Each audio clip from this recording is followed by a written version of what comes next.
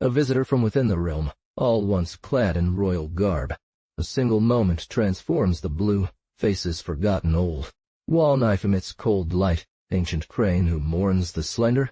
Banyunyou Draw the Phoenix by Banyunyou, produced by Li Wen Lai. Draw the Phoenix, first return, white-bearded fairy court. Snowflakes beat on the drum, yellow guest hangs his sandwhip. A poem says, silent green window empty, garden birds fade atty. Noon. Willing to be a beast, art must come first. Talent revives faltering waves, wash away the dust of cosmos. Long wail with smiling face, don't crease your brows. Return wine and the tattered scroll, sing songs of eyebrows life. Coral knotted jade box placed on the right in the corner. Though the brushstrokes are passed down, historical records lack falsehoods. The tale is told of Song Dynasty's dwining years. In Shandong, Quanzhou Prefecture, Luanan County, there lived one named Bai, surname Zhang, given name Yuan, called Jidong. Descendant of Tang poet Bai Jui, 14 generations later, past 50 years old, he held the position of Inspector General, serving in court, Dotterel. They had only one son, named Yu, character Yunju, pseudonym Myson. He lived in the county town, West Street, his wife Lady Longson, a descendant of Without Jealousy. At age 15 he possessed grace, rivaling the Wang and Shi families. His talents surpassed Xiao Gan. On that day, several poetic friends gathered, but due to nature's reclusiveness, he didn't care for fame or office. Idle days found him pursuing flowers, questioning the moon, and writing poems. One surnamed Feng, named Quan, pseudonym Endu, and one surnamed Yuan, named Hong, pseudonym Gradual Land, all about 2 years younger than Myson, also from Luanan County. The rest I do not fully recount. Only these two, with youthful talent, found greater understanding. One day, Myson told his wife, the home is filled with dust and noise, the South Village Huangni Fort Villa, where my father would retreat. Isn't that a beautiful thing? Housework falls to mother. I wish to go to the fort to study, borrowing nature's colors and mountain light, river breezes and moonlit nights to stimulate creative thought. The wife agreed. She instructed Warner, a servant, to pack their belongings. They prepared everything and entered the room to say farewell to the mother. The mother said, my son, on your journey, focus on your studies, don't be dissolute. Take care of yourself in cold and heat, regulate your diet. I will have someone deliver all your expenses. If you stay there for some time, you can return home for a visit. Don't make me anxiously await news at the gate. After receiving her instructions, Myson bowed again to accept his duty, left on a horse carriage. 4 family members were sent along to escort him. Warner also followed in another carriage, slowly leaving the city. At this time it was early winter, and the north wind blows sharply. Dying willow leaves fall like golden coins. Grass withers sadly, a lone stalk of white hair drifts by. Geese fly in formation, carrying an eerie aura, bowing their bows, gazing at monkeys. A mournful sound echoes across the land, driving away fat horses. Flying dust crosses over the Jade Gate Pass. The Nars bray. News of war drums spread through the pass. Flames threaten to burn fields. Weasels hide. Hunters prepare with eagles and dogs. Rabbits and foxes rush past. Just as the first red leaves fall on a day in early winter, the forests grow gaunt. Myson watched his surroundings along the way, unconsciously expressing joy. A family member said, Sir, that small forest ahead is the fort. When Myson looked up, he saw bamboo towering high, a stream meandering below, 2 gates, half open and half closed. A black dog barked loudly, greeting the old caretaker who knew of the master's arrival. Then they greeted each other and the car stopped. Myson stepped out, entered the gate, and walked down a small street, laid with eggshell stones. On either side, sleek stones from Lake Tai seem to have been shaped naturally. In the middle is a small grass hut, all windows and clean tables. Beside it, 2 courtyards filled with books on every wall. In the garden there is a large, smooth stone, as clean and bright as jade, where several people can sit around. Nearby are 4 blue stone drums, carved with swirling clouds and cranes, and connected by intricate patterns. On White Lord's days of rest, he would invite friends to share a drink and sit on this stone. Behind the hall is a series of tall buildings for observing distant landscapes.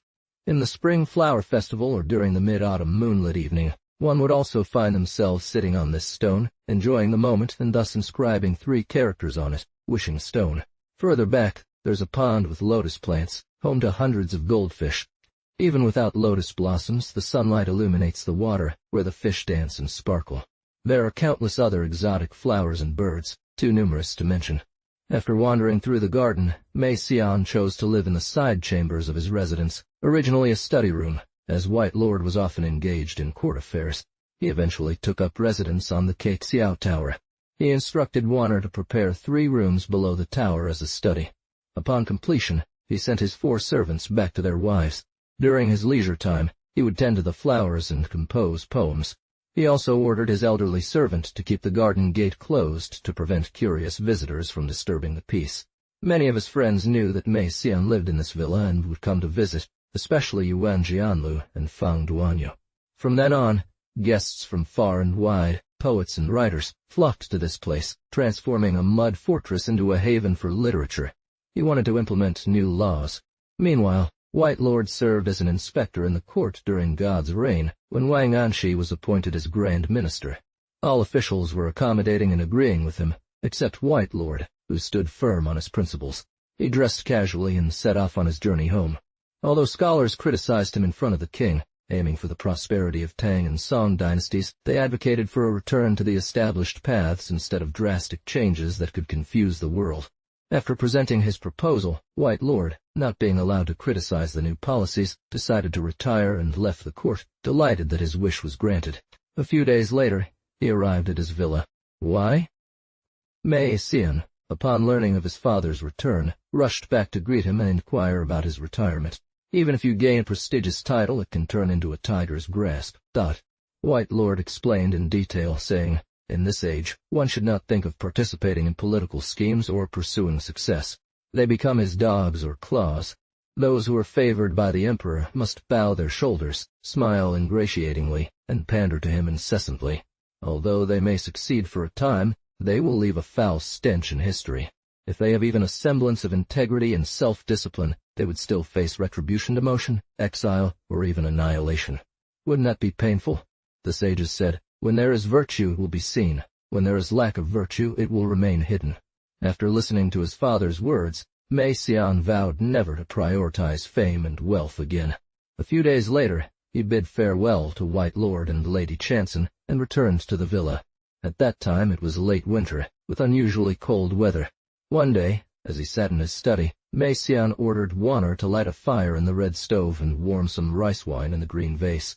Just as he was enjoying his drink, dark clouds gathered, light snow began to fall, and flowers scattered everywhere. Mei Xian, with a strong drinking fervor, wrote a 7-word poem in a single breath. Dark clouds cover the sky, spring's blossoms adorn the gap. Frost cuts through the galaxy waters, wind levels flying dust. Seeking peaches by the river, who to accompany? Wine in hand, who to share these moments? Only the night's calmness on the Huai River brings fame. New Dawn's enthusiasm for Dragon's Rise is true. A bridge-aside donkey carries poetry as a painting. A golden tent welcomes guests with wine in their lips. Closing the door, I fall into a deep slumber, my reputation far and wide. Reading swiftly, my heart burns with sincerity. 10,000 willows hide golden threads. 4 directions lie desolate under green grass. Looking at geese, I still hold a memory of an envoy, cage of ducks recalling a scriptural scholar. The orange floats in the clear, its value beyond compare. Cold presses the spirit's court, uniquely divine. With thin talent, I dare compose an I-scored verse. An empty bag cannot buy a new branch. Singing of cold to celebrate the year's bounty, preparing to circle the army and offer sacrifice. After finishing, I didn't realize a long howl resounded, and again I picked up my pen to write, only hearing the yard dog bark, sending Wanner to open the door. It was then that fan-like, Yuan and Lu each rode in on their donkeys, heads covered with felt hats, bodies cloaked in fox furs, slowly arriving at the front door. 2 brothers resemble Meng Haoran, smiled the spirit of eyebrows. Meng Haoran has 2? This is strange, said Yuan. If we count today's Meng as his former self, there are 3 now, laughed Lu. They couldn't stop laughing. After exchanging courtesies and sitting down, the spirit of eyebrows said, just saw the dragon of jade defeated, scales scattered about. I'll pour a cup of wine to commiserate. Unexpectedly both of you arrived, perfect for sharing this moment. I heard your honor returned home, and haven't seen him yet. I also heard that you visited the house just yesterday, said Fanlike. The spirit of eyebrows ordered them move to the hall, inviting them to sit with Red Brazier by their side. dishes piled high, cups and chopsticks crossed. In the surroundings were several plum blossom trees, blossoming with brilliant white flowers against the cold. Looking at the courtyard, snow had accumulated to a depth of over 1 foot. On the desirable stone, snow also reached 1 foot, towering and jagged, resembling a mountain. Beside them, stone drums covered in snow, already frozen solid, leaking out a liquid like ice veins. "Today's discussion," said the Spirit of Eyebrows, "is not enough to satisfy our longing for great affairs." The snow glowed brilliantly under the firelight, like crystal. Just as Warner lit candles, she brought a snowdrum placed on the hull, filling it with wine and floating a rush lamp, lighting from a gap nearby. Seeing this, both friends were astounded and laughed. "White light is indeed extraordinary. If only we don't fail in appreciating the snow." The three of them raised hands, playing guessing games, and drank to their heart's content. When the candles on the snowdrum burned out, they were all drunk. The next day, the three men rode south towards the fortress, admiring the plum blossoms along the way. They saw endless snow stretching for miles, like a million pieces of crystal. Deep within, there were also several red plums, bright as a sunrise. Deep in the forest, there were several hundred plum trees, their fragrance filling the air and mingling with the purity of the snow. Suddenly, an old man appeared, his head covered with a black cloth, wearing a white fur coat, belted with deer hide tied with a rope, and grass shoes on his feet. He was mounted on a yellow cattle, its horns adorned with a coral whip.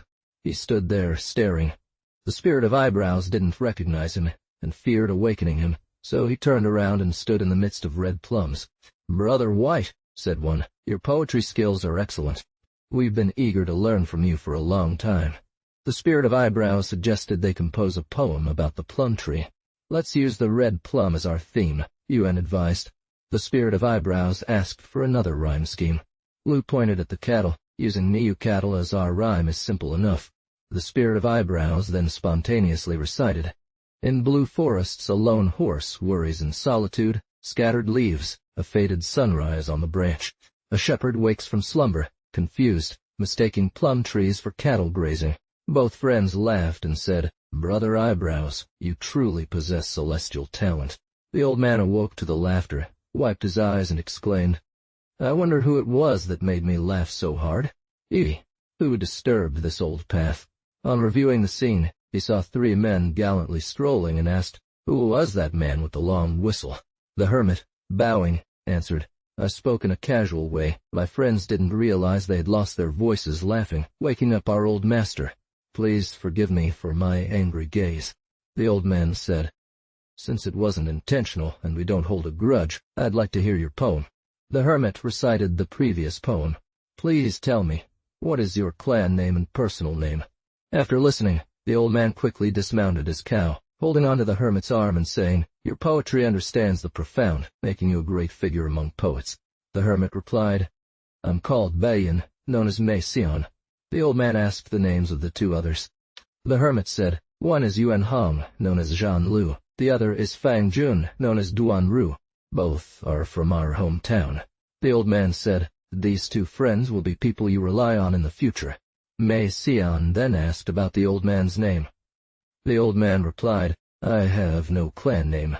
The three laughed and said, "How could there be a reason for not having a clan name?" The old man said, "I remember serving as an advisor during the previous dynasty, from the era of Emperor Taizong in Xianggu. A hermit from Sihua Mountain came to court, given a carriage with red flags, known as Mr. Shi Datse. He was then sent back to the mountains.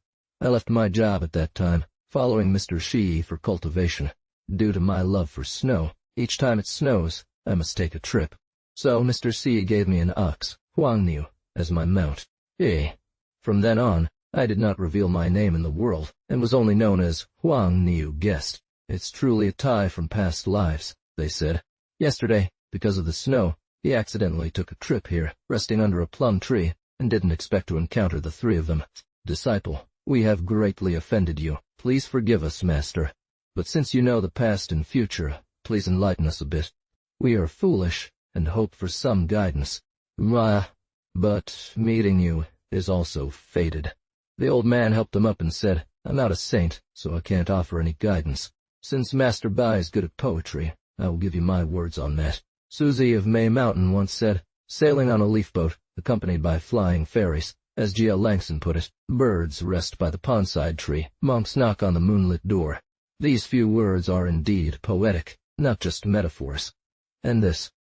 Recalling playing the bamboo flute on Phoenix Terrace, tears fell from Yangtze's monument. You should cherish them your whole life, and they will have a significance later. The old man gave Mei Xian a coral whip, saying, I have one? I'll give it to you. It will come in handy later. We part ways now. I'm leaving. The three men were shocked and left the plum grove, sad and depressed. The two friends went back separately. So, Mei Xian left with Warner. Mei Xian returned to his villa, where a messenger from Master Bai arrived, inviting him to spend the spring festival with the family. No one knows what happened next. Let's wait for the next chapter. Poem. Bai stream flows rich in green coins, peasants whisper worriedly in the cold. A guest sits silently on your left, curtains drawn as mountain clouds roll by west. Bamboo door deep within. Sunlight slants, flowers moved, tired birds stop their cries. White, clouded eyes gaze out window, ink splashed, flying characters appear in the sky. The old gateposts are replaced, the countryside is cleaned, and on New Year's morning the wine jars are filled. A feast is spread out, firecrackers explode in the sky, and drums shake the ground. Relatives and friends all come to congratulate. Just as the holiday ends, the lantern festival begins. On the New Year, there are also those female pilgrims and children throwing fruit, all dressed up and ready for a good time. In front of the county, a huge hill is built with hundreds of colored lanterns hanging from it. The streets on both sides of the county are decorated with garlands and suspended balls, with lights set up. The emperor on high arches on the cloud, humans play and frolic across land and sea. The Maxian, a mythical being seeing such commotion, informs Lord Bai, who also builds a small hill at home, as they say. Purple forbidden smoke 1,000 weights, hill of the court hidden in the clear sky. The stars spin around, the dragon returns to its lair. 5 lords in their pools, drunk on spring winds. Now, with 3,000 feet of white hair, I sit by a cold lamp, counting red dots. At this time, the Bai family builds a hill in front of their house, making West Street even more lively.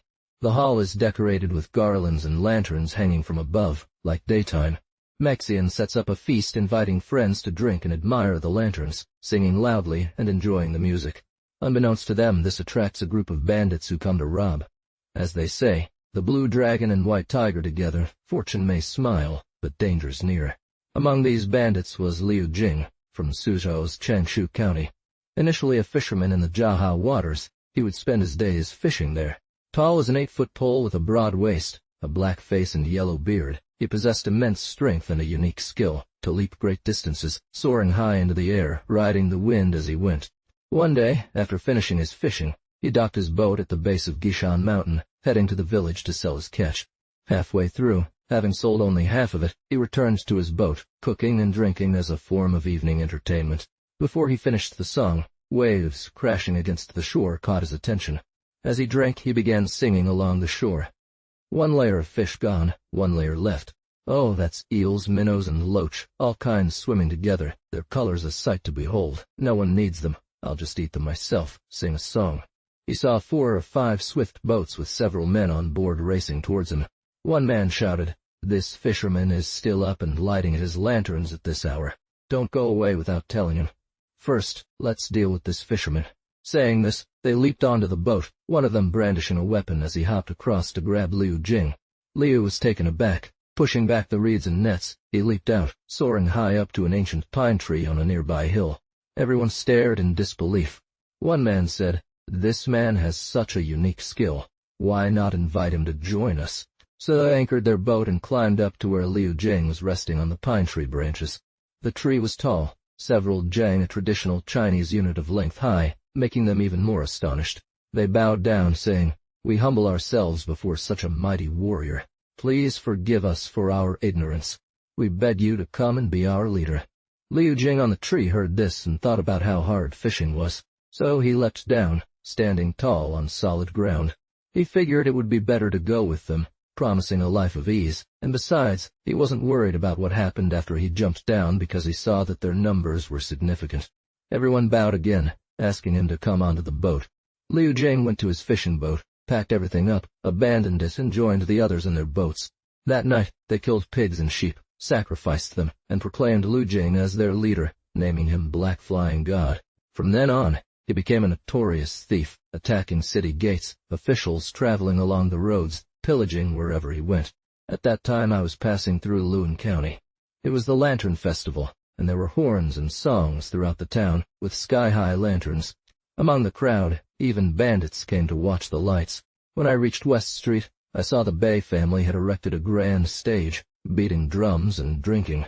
I also heard that Mr. Bai, who had been in Beijing over the winter, had returned and was looking for a good business opportunity. Miasen heard a commotion outside, and Mr. Bai hurriedly called his family. When they came out, they saw a man with a black face and a beard holding a sharp blade as he charged into the hall. The family members rang gongs and shouted, and neighbors who were still up watching the lanterns came to help. Seeing more people, the bandits panicked and fled. Liu Jing, however, had not left in time after entering the back hall and ended up running towards the courtyard. They pushed and shoved until they brought him up to the hall. Those around grabbed his clothes and twisted his arms, shouting, "Grab hold of this one!" Unbeknownst to him, there were people on the roof who saw someone flying and swung their sticks at Liu Jing, knocking him down into the middle of the courtyard. Mr. Bai sat in the center of the hall and asked with a drink in hand, "You dared to rob and plunder. Heaven will not tolerate it. I used to fish on Lake Tai for a living. Today you are caught. What explanation do you have?" Liu Jing replied, "I am not a thief. People saw my flying skills and forced me to join them. Plunder was never my intention. Please forgive me once, Lord Bai. I promise not to walk down this wicked path again." Mr. Bai thought for a moment and said, "Since you are a good citizen forced into this situation, I will let you off. But don't ever rejoin the thief group again. If you don't change your ways, you'll face punishment. I'm giving you 10 silver coins and 2 rolls of silk as a gift." Liu Jing bowed his head and thanked. "If I leave here, I will definitely report to Lord Bai where my skills can be useful." I cried while holding the gold and silk and left. The next day, Mr. Bai invited all his neighbors over with wine to thank them for their help. "They are all my fault," he told Miasen. "I may have resigned from office as an official due to not following my ruler's advice, but thieves suspected me of having money, causing fear throughout our family and neighborhood. In years of famine, don't dwell in the city." Miasen replied, "As the saying goes, in times of chaos, live within the city walls. Since I am choosing to retire, I shouldn't stay in a prominent location in the city or live in a mansion outside. It's better for me to move with my family and divide our old home among our neighbors as a way to repay them. My son lives outside, causing him to be split between 2 homes. If father has decided on this, we can explain it to our neighbors and then move." Mr. Bai then made his plans clear to all the neighbors. Mr. Bai also bid farewell to his neighbors before leaving the city. He ordered his family to pack their belongings and, after choosing an auspicious day, they loaded into a carriage along with Miasen, Mrs. Chanson, and several maids. He had been friends with Mr. Bai since they were of the same year. Meanwhile, the county magistrate of Luan County, named Bao Long, also known as Li Fei, was from Kaifeng. Bao asked his surroundings, "Why are these people holding incense and running?" No one knew, so he stopped his carriage and called for someone to ask locally. That day, upon returning from a visit, he passed through West Street and saw people holding incense in their hands, along with old people and children, all leaving the city in a rush. The local official replied, "Our county leader, Mr. Bai, has retired to Huangnedong today and is dividing his house among the neighbors." Bao heard this and scolded the local official, thinking, "Mr. Bai is an old friend of mine, now he's moving. Everyone sends him off, I should send him too, right?" He ordered his carriage to head towards Huangnedong. When Mr. Bai arrived at his villa, a crowd of people had gathered for the escort. After expressing gratitude and offering them food and drink, each went their way. Suddenly, a messenger from the street reported, "The county leader has arrived." Bai Gong, upon hearing the news, immediately came out to greet. Bao Gong descended from his carriage and bowed respectfully all the way to the hall to pay his respects. "Ew." Bao Gong said, "I heard of your joy at your new residence, so I came to offer my congratulations." Bai Gong replied, "My brother has left home and fled. How can I speak of relocating? I was not expecting our elderly parents to come in person, adding splendor to my humble abode." Rah! They exchanged pleasantries, after which Wanner offered tea. Bai Gong ordered a feast prepared while he and Bao Gong strolled in the garden. Soon the table was set, and Bai Gong invited Bao Gong to join him. A table facing south was laid out for the guests, while a table by the side was for the host. Bao Gong said, Given our long-standing friendship, why adhere to these formalities? Please join me at this table so we can share tea and catch up over old times. Bai Rang then had the tables moved closer together, with guests and hosts seated separately. The servants were accommodated in a side room. Instead, you choose to abandon your duties and leave the awakening of the people to others. Is this not extreme? Bai Rang responded, not quite. Those who seek wealth, honor, and success are only catering to their eyes and ears. At the table, Bai Rang said, in this age of prosperity everyone looks up to the scholars and officials, but since you are still young and robust, why not step forward to straighten the threads of government, clarify the people's affairs, and let your deeds shine brightly so that your name and virtue endure through generations? My brother has passed the age of understanding. He does not indulge in pleasure, and so he hides among the commoners. Bai Rang, nodding repeatedly, said, I have finally woken up from my dream upon hearing your words. If I can just provide for myself, singing songs about Shun's days and Yao's rule would be enough for me. As for the duty of awakening the people, I am certainly no fit person to do so. Bai Rang added earnestly, if it were up to us younger generations, we would bend our backs over a mere 5 bushels of grain and bow our heads beneath a simple crown. How could we compare to you? Let me return to the office and have a monument erected in your honor along this official road, as a token of our appreciation for your seclusion. No. Bai Rang insisted on declining multiple times. Bai Rang pretended to agree, expressed his gratitude, and left. Upon returning to the county, he immediately submitted a report to the provincial administration. All officials agreed to carry out the request. A pavilion was built in the south of Bai Rang's villa, with a tablet inscribed. Bai Rang wrote on it, Indeed, human life is fleeting, subject to cycles of rise and fall. Although we may perceive them as different paths, if we look at people who have achieved something from this perspective, they are no more real than a dream or mirage. Pursuing one's true aspirations is neither a source of pride nor shame. It is merely the nature of a gentleman. Human accomplishments, whether great or small, are ultimately attributed to fate. Even sages and scholars can only attribute their achievements to being fortunate. I have always admired Bai Rang's high intellect, resolute character, unyielding principles, deep learning from his family, unwavering pursuit of righteousness, and brilliant writing. When he was still unknown, the learned saw his potential and knew that he could serve the country well. When he took office, he stood up against injustice fearlessly, even if it meant wearing down his crown in the process. He left no doubt about his convictions, expressed himself fully, and did not mince words. However, those who are jealous of his fame try to find fault with him, thinking it is a sign of discontent. They look for flaws, criticizing even the smallest details. Unfortunately, their malicious intent often backfires in mere moments. We can only hope that his virtues will be remembered and spread far and wide. In the spring of the 3rd lunar month, on a propitious day, we have erected this monument to honor his seclusion.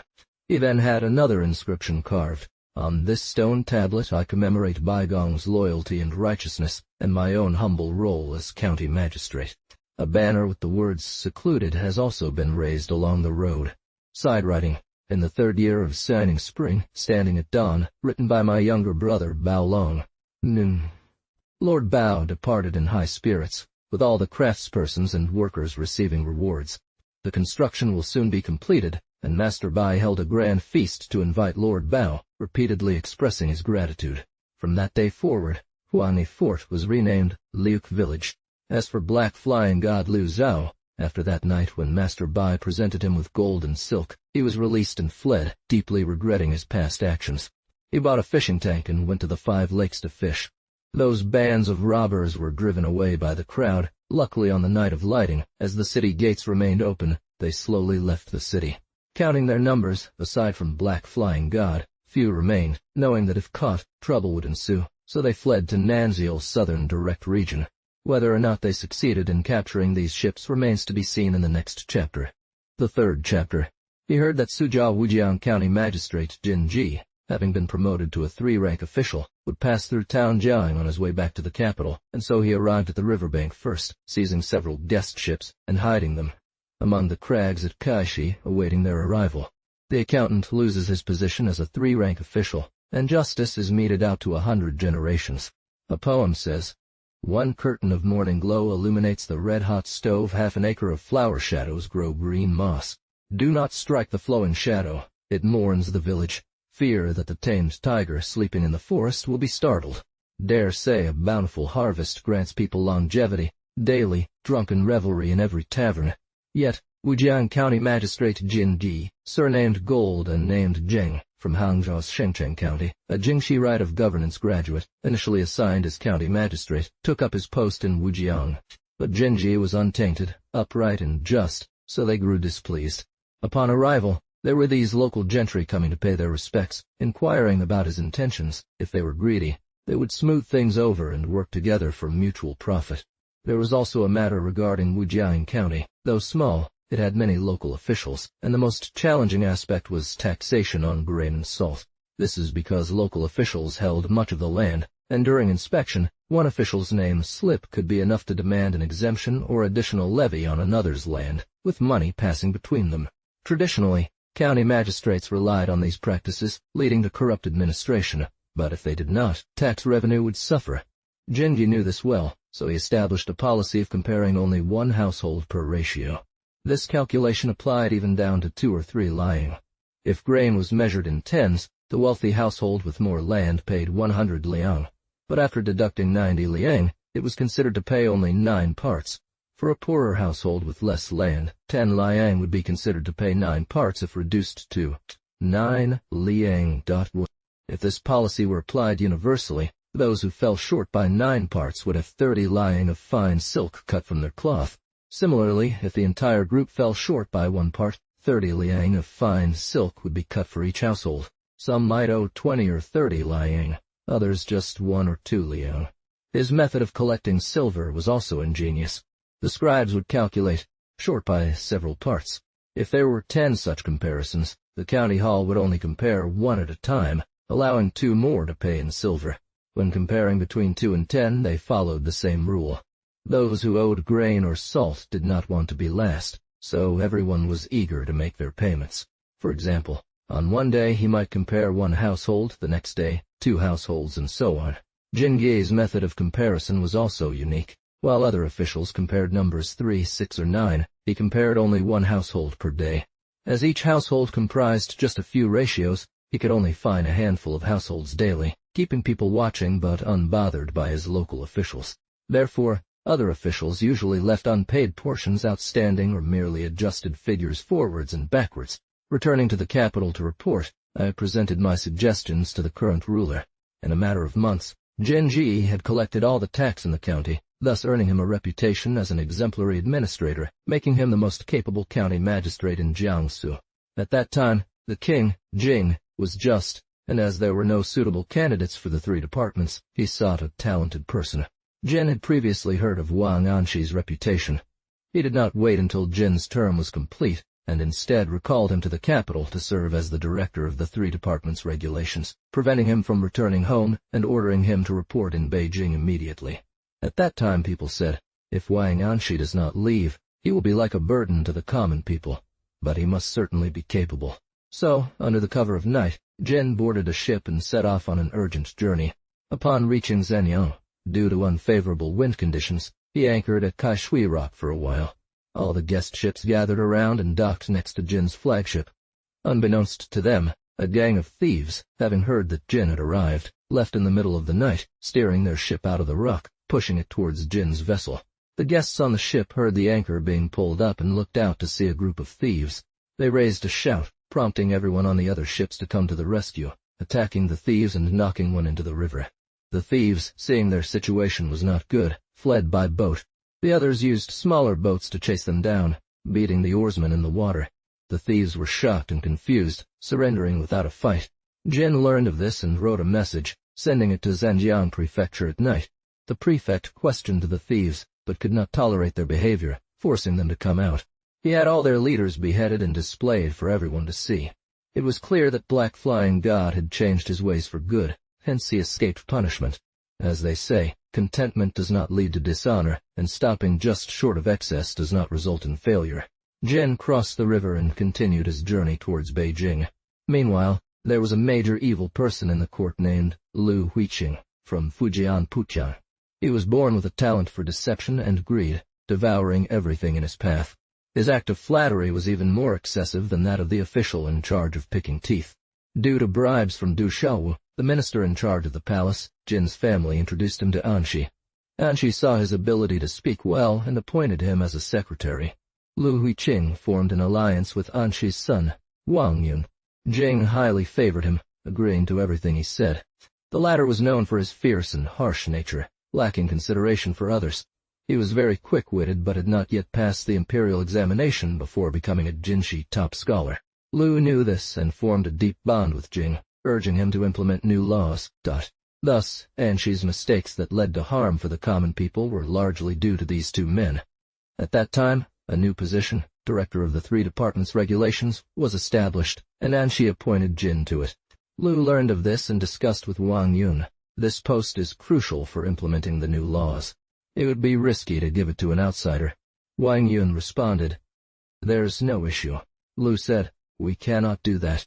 I'll speak to my father about it, and we'll make arrangements for my brother-in-law to take over. Now that Jin is on his way, if I am appointed, he might resent me for taking his position. Instead, let's choose Han Zhuo. Moreover, Jin won't hold a grudge against either of us. This person respects your laws and he is under my control, so there will be no objection. I'll speak to my father and get you an appointment as one of the near servants." Wang Yun praised his elder brother's insight, but suggested, "My brother-in-law is such a brilliant person. He should not be handling records, money, or grain." Lu got down on his knees and said, "If your grace shows such kindness, it will be hard for me to repay your generosity." The next day, Lu was indeed appointed as the director of the imperial censors, Kongjin, and became a lecturer at the Hanlin Academy. He also had Han Zhuo appointed as the minister of Three Departments, Sanju Fang, replacing Jin, who became the deputy minister of finance, Shuaizi Shangshu.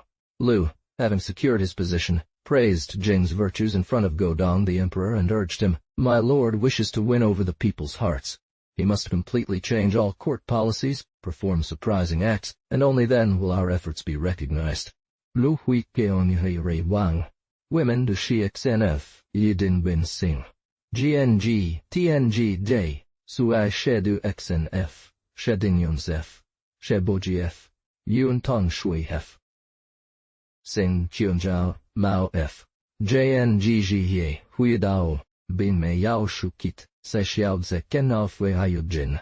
Ziwe Kiswai Pors. Yu Yo Kiev Duyu, Tian Lan, BNGH, Esquire FN, Tong Quan Shi.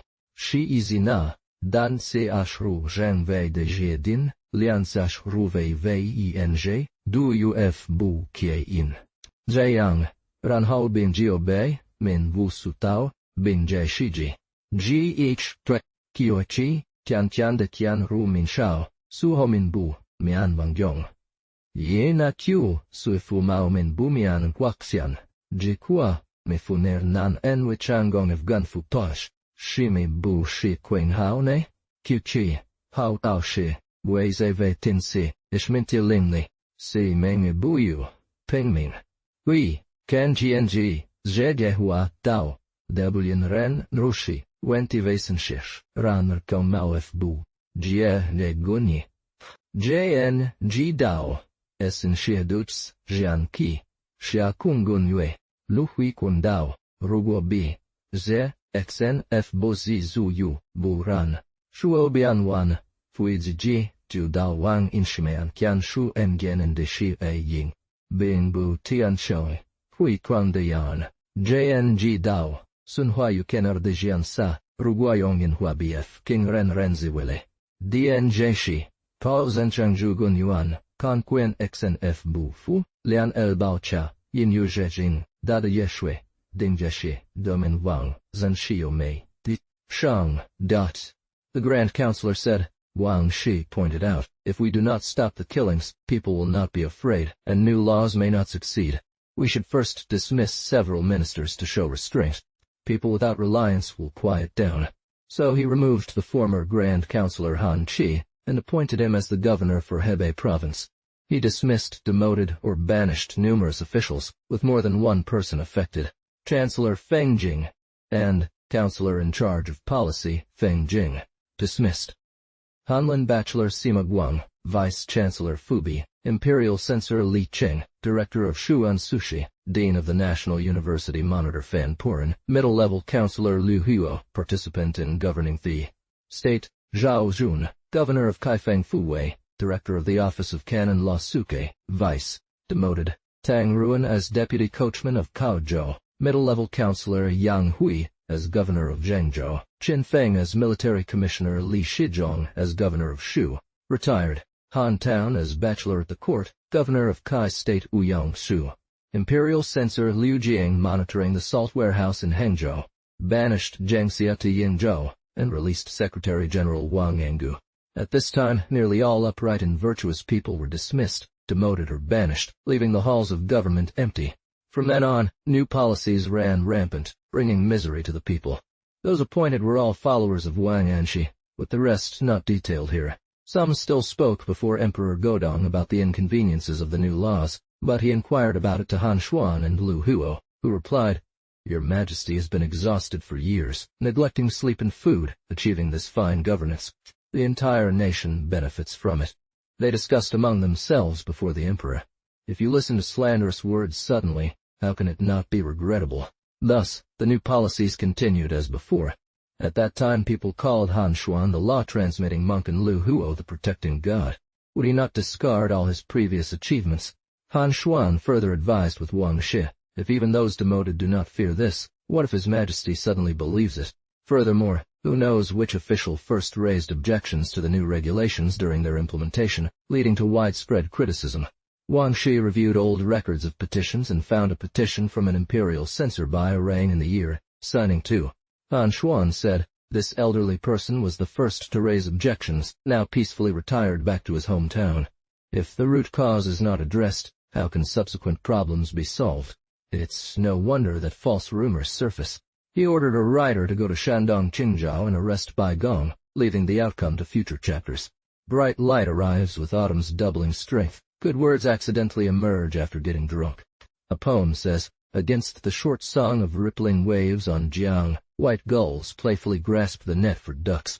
Only a lonely cicada laments the rain-soaked chrysanthemum, and a late butterfly flutters beside smoking bamboo. I seek a similar fishing boat to hide in, under the bright moon, resting among green reeds. Bao Gong, upon seeing the document, became so startled that his face turned pale as if made of earth. However, they said a rider was sent to arrest Bai Gong, reaching Qingzhou Prefecture, after which the governor of Lian County received an order and requested the county magistrate to arrange for his delivery. He couldn't move for a while. He only entertained the rider in his official residence without hiring a carriage. Accompanying him were just 2 servants. He walked to the village of Luyan by himself. His family informed Bai Gong, who hurried out to meet Bao Gong. He saw that Bao Gong wore simple robes with loose sash and held a yellow scroll nervously as he advanced. As a guilty man without justice, I come to report. Arriving at the hall, Bao Gong bowed and prostrated himself on the ground. Heaven does not favor me. I have brought this upon myself. Bai Gong returned his greetings and helped him up, saying, as for your parents, there is nothing forbidden that you cannot speak of directly. A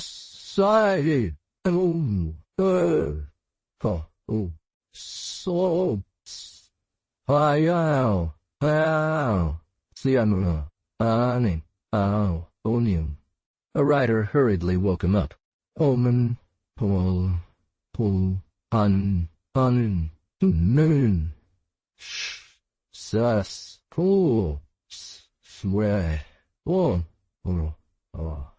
The crowd still clung to the horse, sending him straight out of the city. White Lord comforted them 3 times, and only then did the people return, but their tears could not be stopped.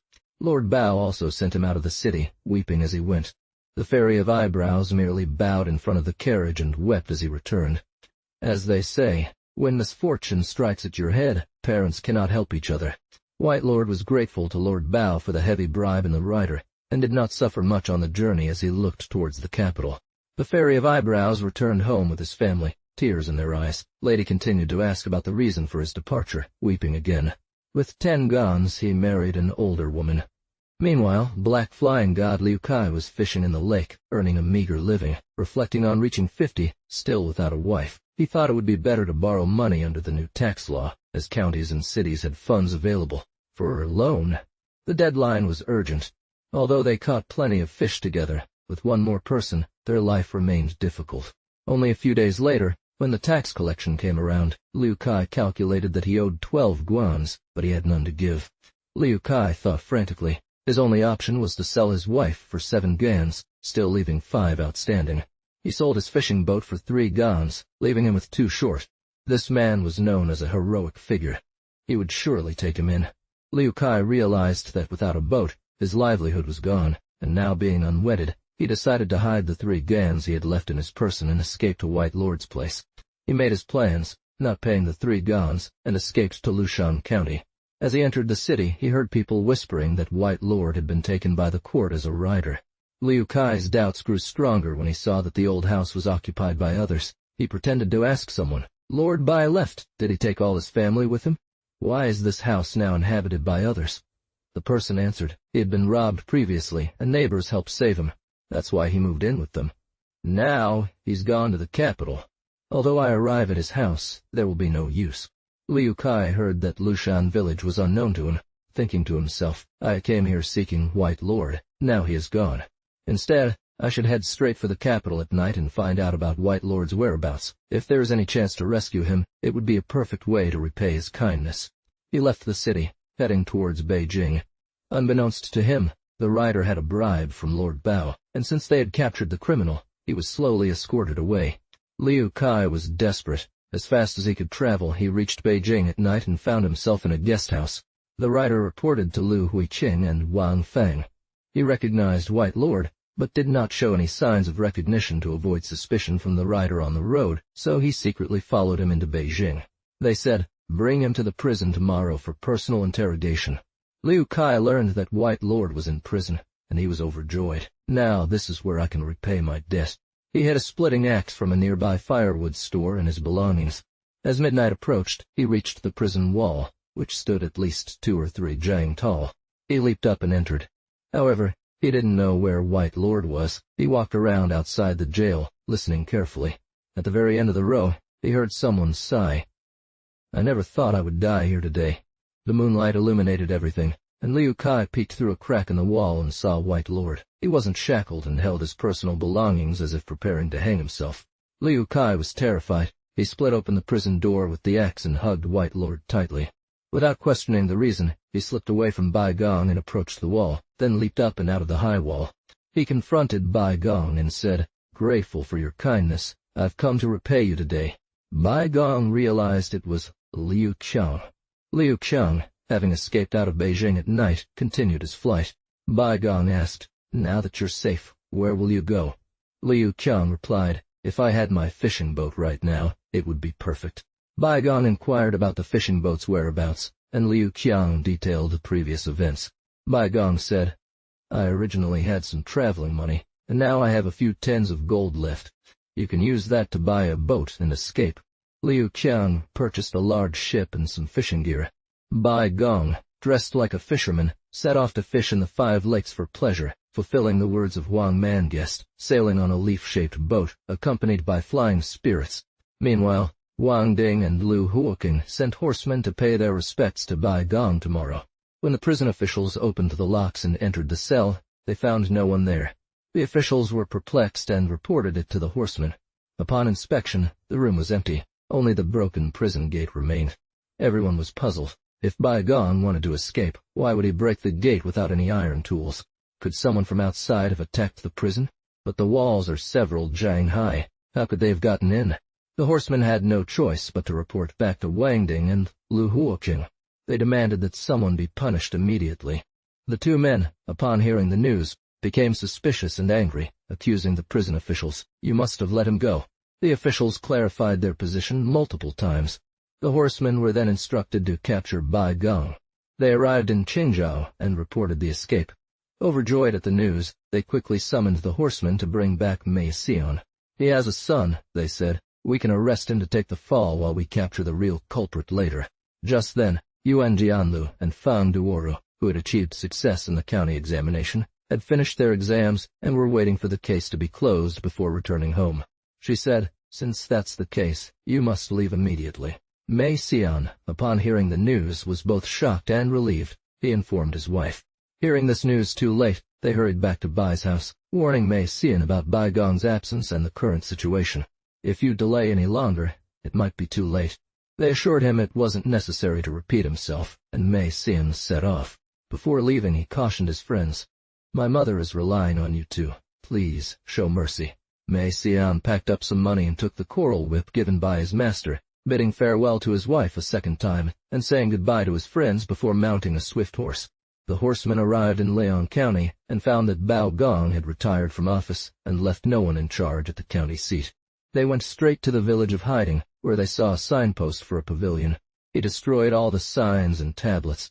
The horsemen exclaimed, "It seems Bao County was part of this group, a criminal who escaped his punishment, promoting this grand gesture while leaving office and fleeing from potential consequences." Arriving at Bai's house, he found no one inside. He went to the rear hall where he saw Mrs. Bai seated calmly. She scolded him. "Who are you?" intruding into a private room. She called for the family to capture this thief. A rider replied instantly, "We have been sent by the court to apprehend Lord Small." The lady said, "Since ancient times it has been said, the guilt of a criminal is not inherited. Since Master has left, Lord Small is innocent." "How can we arrest him?" The rider explained, "Master is imprisoned and during the night he escaped. That's why the court sent us to apprehend Lord Small." The lady retorted, "Lord Small accompanied Master when he went to the capital, so naturally I also went.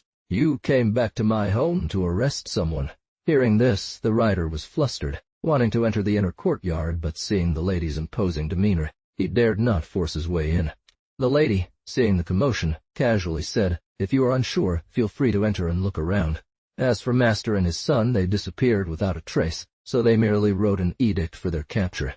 The rider entered, searching everywhere, only to find Lord Small missing. He had to return to the capital empty-handed, reporting the incident of toppling the tablets along with other matters.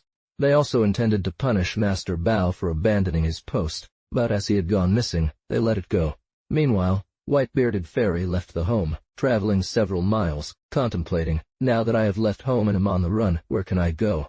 I remember when my master, the fairy teacher, gave me this coral whip. He said it would come in handy later. Now that I'm escaping, I'm glad to have it with Mei can use it to urge my horse forward and let him run wherever he wants." Indeed, as soon as he whipped the horse, it galloped as if flying. White-Bearded Fairy, sitting atop his horse, was lost in thought about why his father had disappeared and worried about his wife at home. The next day, he continued on his journey. He pondered left and right, glancing at the setting sun. Finally, he decided to spend the night at a guest house. Soon, he reached a small city, far different from any place he'd passed before. On the official road, there was a chaos of carts and carriages, merchants jammed together. It was a stark contrast to his previous travels. White-Bearded Fairy tried to turn the horse around, but it neighed angrily, so he had no choice but to let it go. White-Bearded Fairy, staring at the city, continued on his way, but his horse suddenly turned around and headed back towards the city walls from behind them, taking a narrow path. As the sun set, he saw no guest houses ahead. His heart sank with worry. Just as he was about to continue on, the horse suddenly stopped. Next to the temple was a pond illuminated by the full moon. There was an inscribed plaque above the gate that read, "Muchun Temple."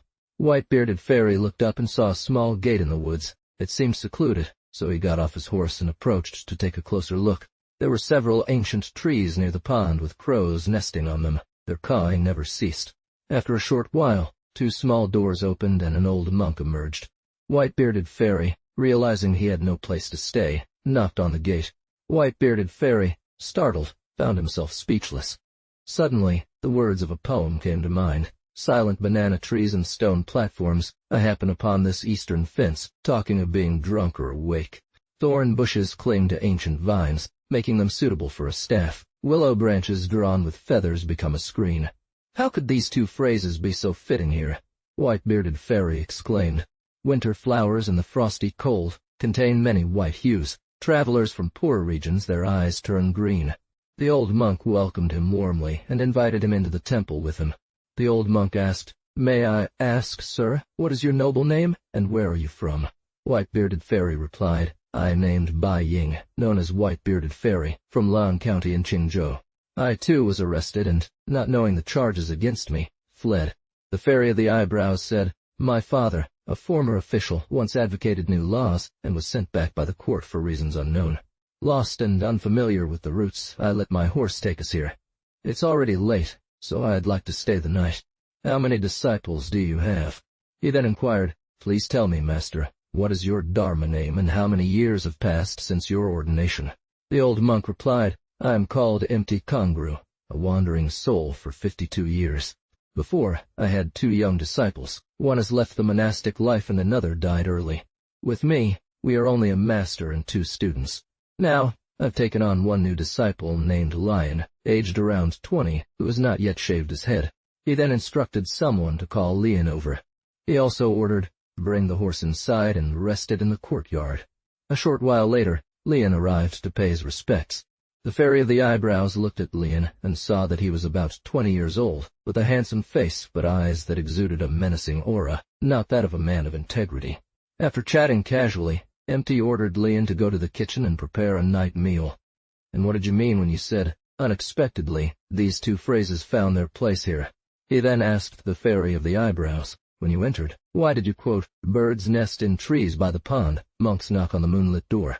The Fairy of the Eyebrows replied, "Last year, because of a chance encounter with snow, I went to see plum blossoms with a friend. Unexpectedly, in the middle of the plum grove, I met an old man on a single cow, who introduced himself as Huang Tu Guest. He was a hermit from Chenbo who had come into the mountains for cultivation. I asked him for guidance, and he said that I wasn't a immortal, but simply gave me a few poems and presented this coral whip, saying it would be useful in the future."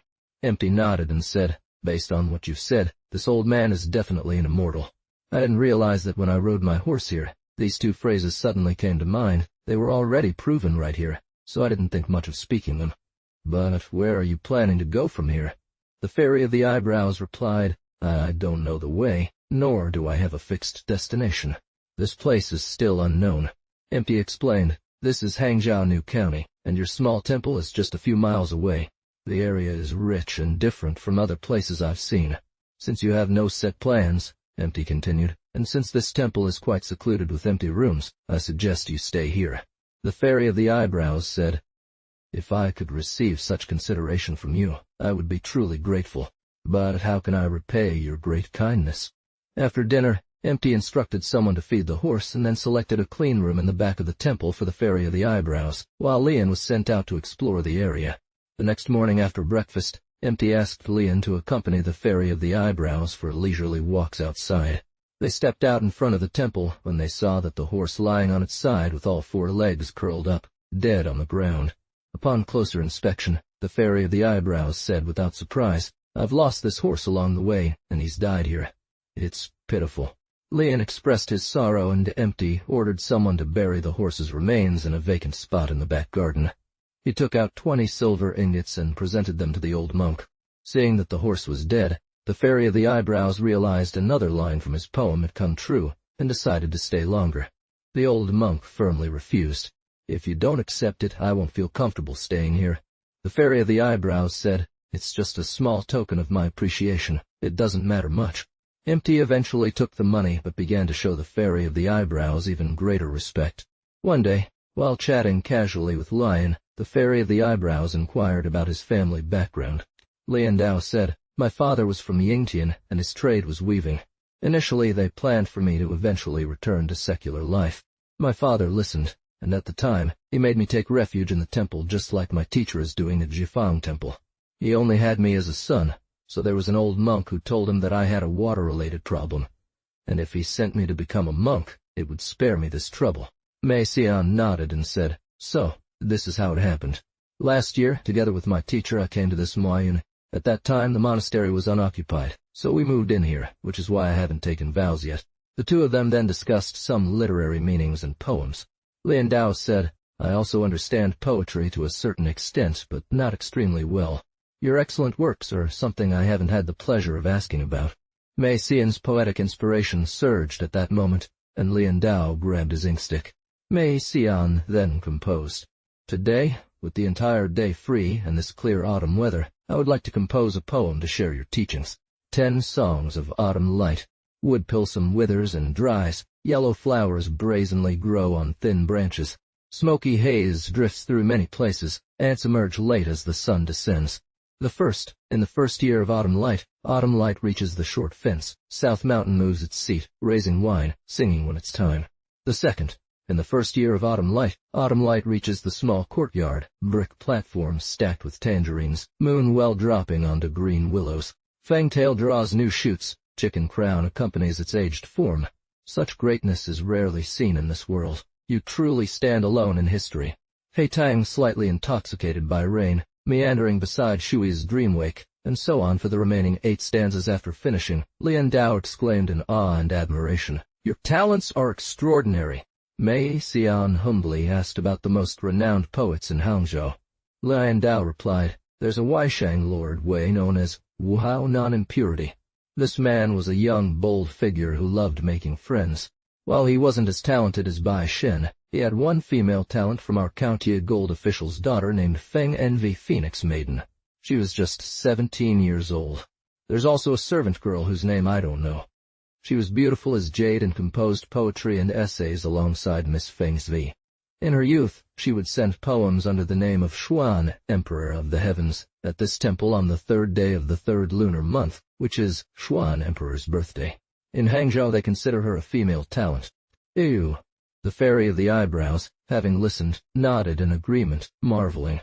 And so it is told that Jin Fengnang, the eldest daughter of General Jin Yangvu, was stationed in Jian State after her father's removal from office.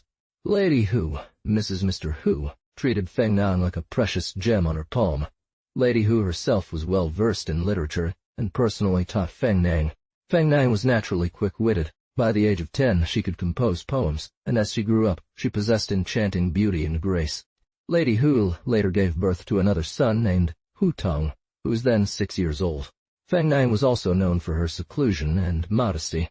All her actions required Lady Hu's consent. A maid named Xia Xiao, who had been with Fengnang since she was 1 year old, was equally adept at poetry and calligraphy, exuding a radiant, alluring charm that made her like a sister to Fengnang. Fengnang informed Lady Hu, and they both went to the garden together. One day, Xia Xiao said to Fengnang, "Miss, the lotus flowers in the back garden are in full bloom. Let's go take a stroll." Holding a silk fan, Xia Xiao arrived at the pond side. Fengnang said to her, "Look at these lotus flowers in the pond. The red ones are as vibrant as dawn, while the white ones resemble freshly fallen snow." They also saw pairs of pigeons nestled together on stones in the middle of the pond. It was early May. Though not unbearably hot, the air felt warm. Xia Xiao remarked, "Miss, just as these mating pigeons resemble you and messing or standing side by side, there are differences even within their intimate moments."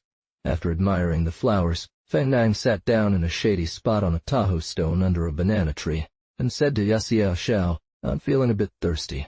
Xia Xiao left, dotty. As Fengnang sat on the stone, feeling a sense of weariness, she yawned. Suddenly, an old man rode past on a yellow mule, followed by a handsome young man wielding a coral whip. As they drew closer, one could see the young man's 2 white eyebrows.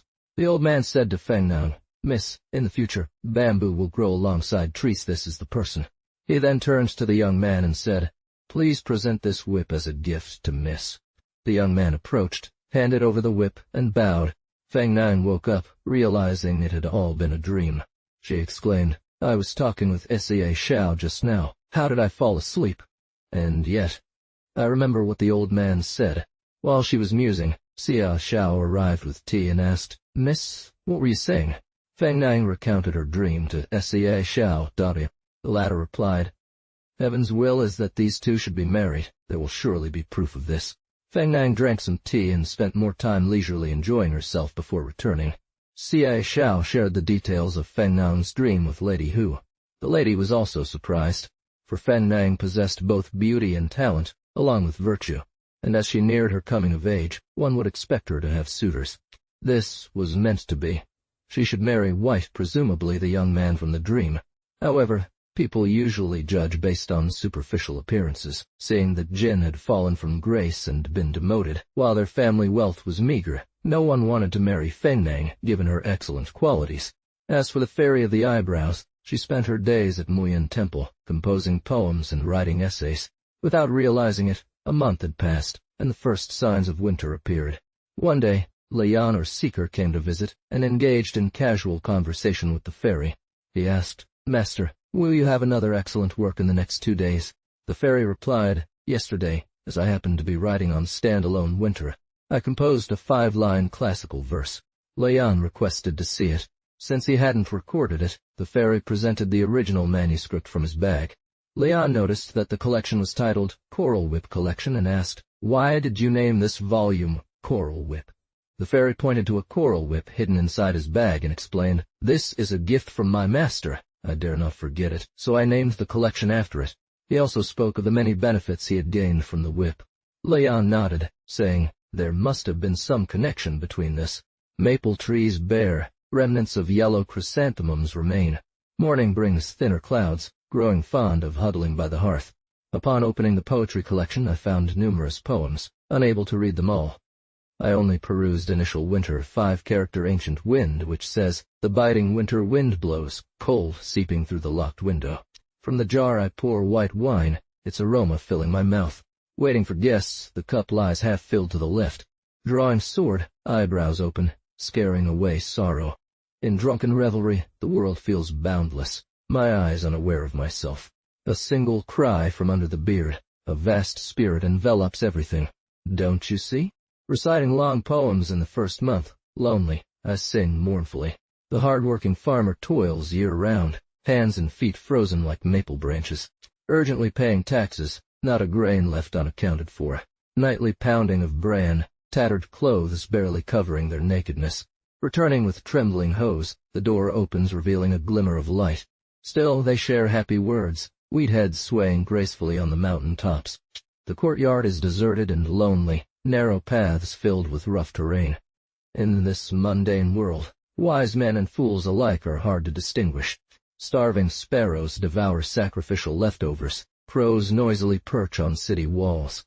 My path produces a single ray of sunshine, stirring up dust as it moves forward.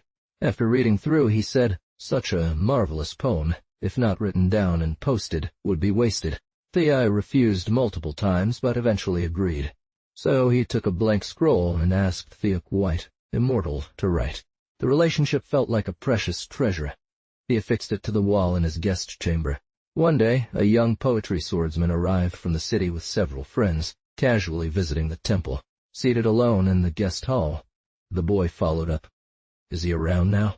After offering tea, the boy noticed the poem on the wall, stood up, and studied it again, asking Sep vacuum-like, "Is this poem by a guest?" Yuke replied, "Indeed, it is by a guest." The boy didn't return to his questions, but instead focused on the poem. Suddenly, the Bai White Immortal arrived. Announced, "Master Bai has come." Seeing that the poem was signed with the name of the D. White Immortal, the boy understood it was him, quickly paying his respects. The Yom reciprocated the gesture, not knowing who this young man was. Let's continue in the next chapter. 6th chapter. In the west, a guest trades a cow for a horse. In the north window, a dream brings rain and clouds ascending like a tiger. Pool water reflects the green surrounding hills. Mountains send cloudy light into my blue-seated chamber. The poem continues. The wind at Lingwan blows, awakening the wine with ease. Long days spent sitting idly, leaning against the screen. Singing birds nest in verdant trees. Students study, absorbing quiet teachings. Poetry brings surprises beyond compare, as if 2 stars teaching me from afar. The Yom White Immortal greeted each friend by their surname, and then asked why they were there. The Yom recounted his escape from the white-bearded master, who was pursued, leaving behind his horse. Non-idle, he further explained to Wei Yuji non-haste, how his master's teachings aligned with this temple. Impressed, Wei Yuji invited him to stay, and after bidding farewell to his companions, the UP left for another journey. "I bid you farewell today."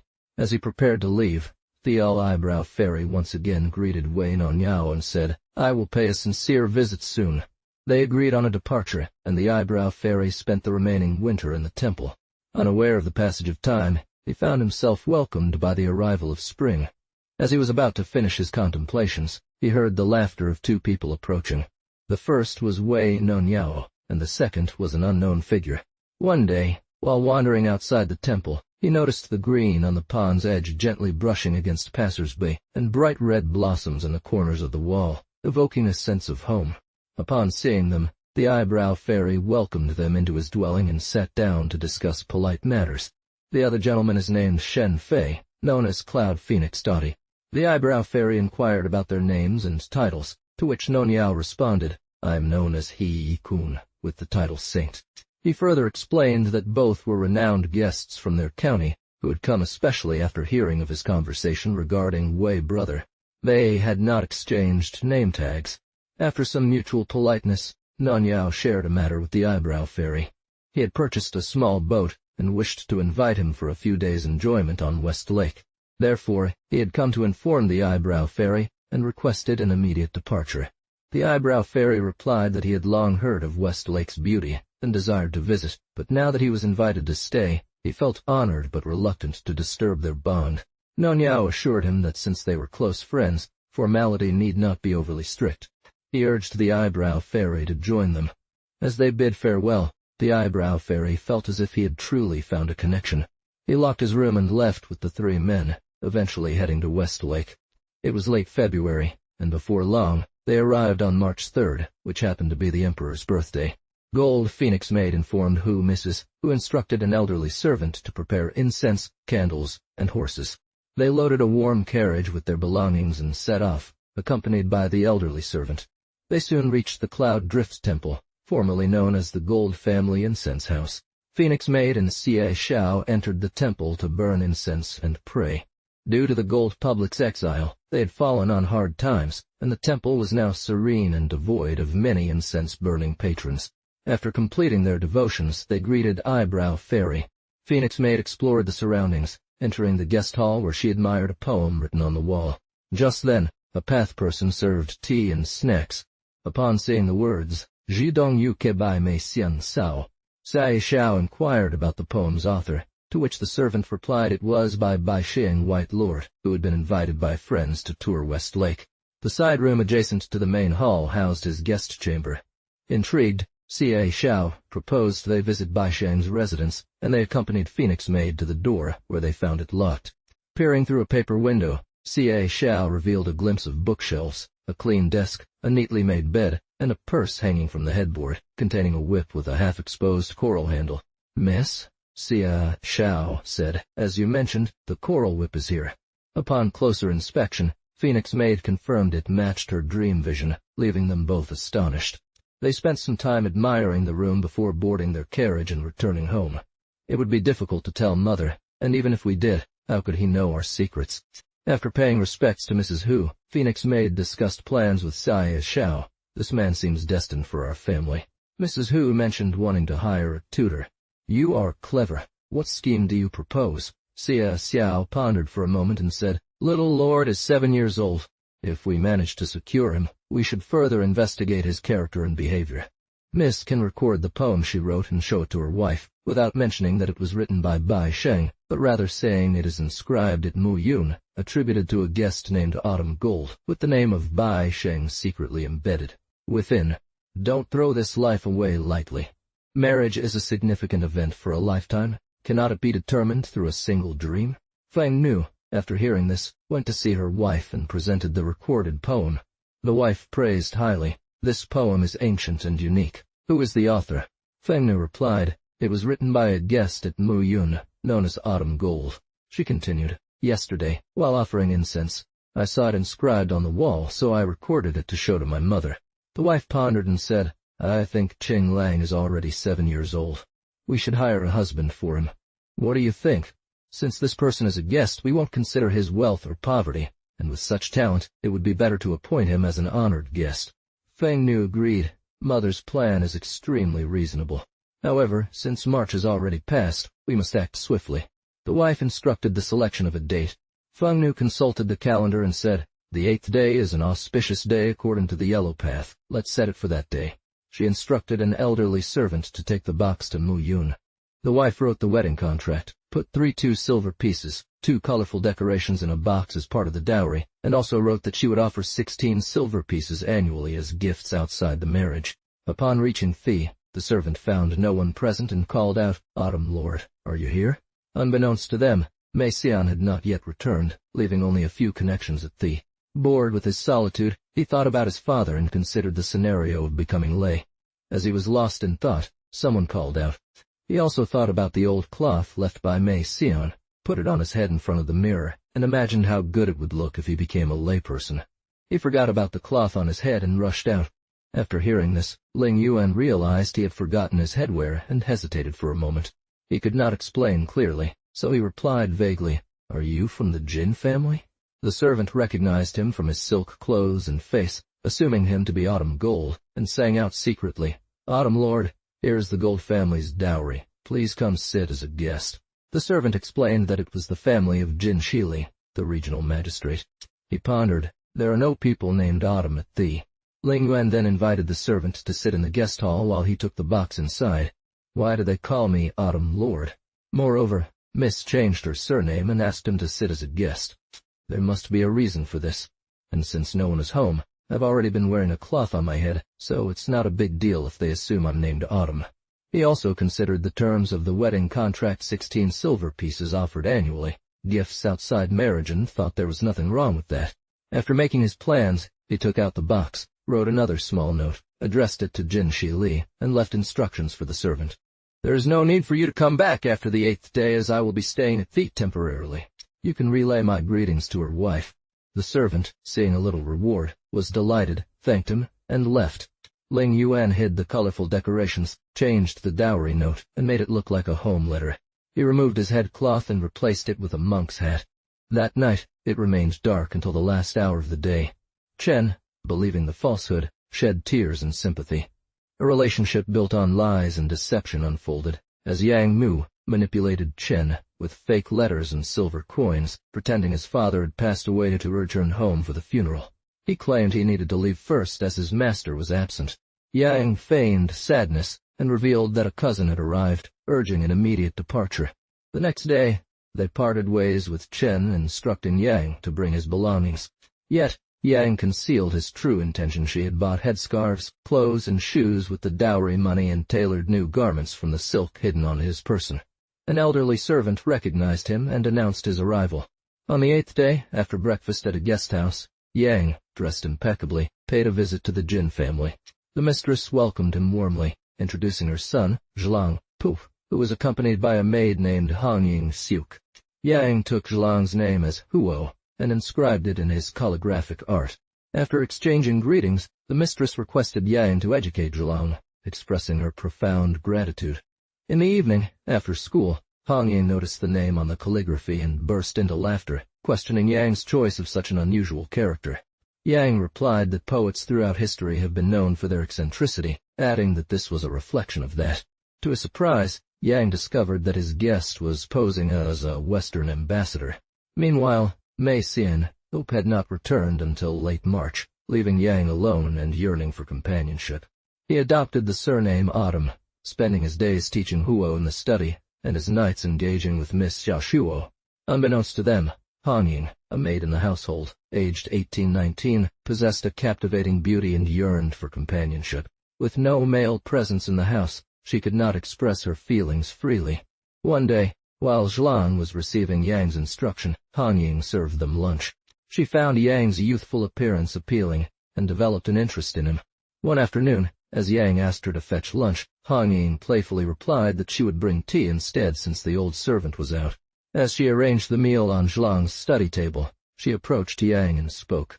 Yang, noticing her curiosity, joked about her name, suggesting a change from Hangying to Naung for a more romantic touch. Hangying laughed and said she would send tea since no one was available to fetch lunch. As Yang retorted that Naung would be even better, Hangying's eyes narrowed in thought as she guided Huo into the study.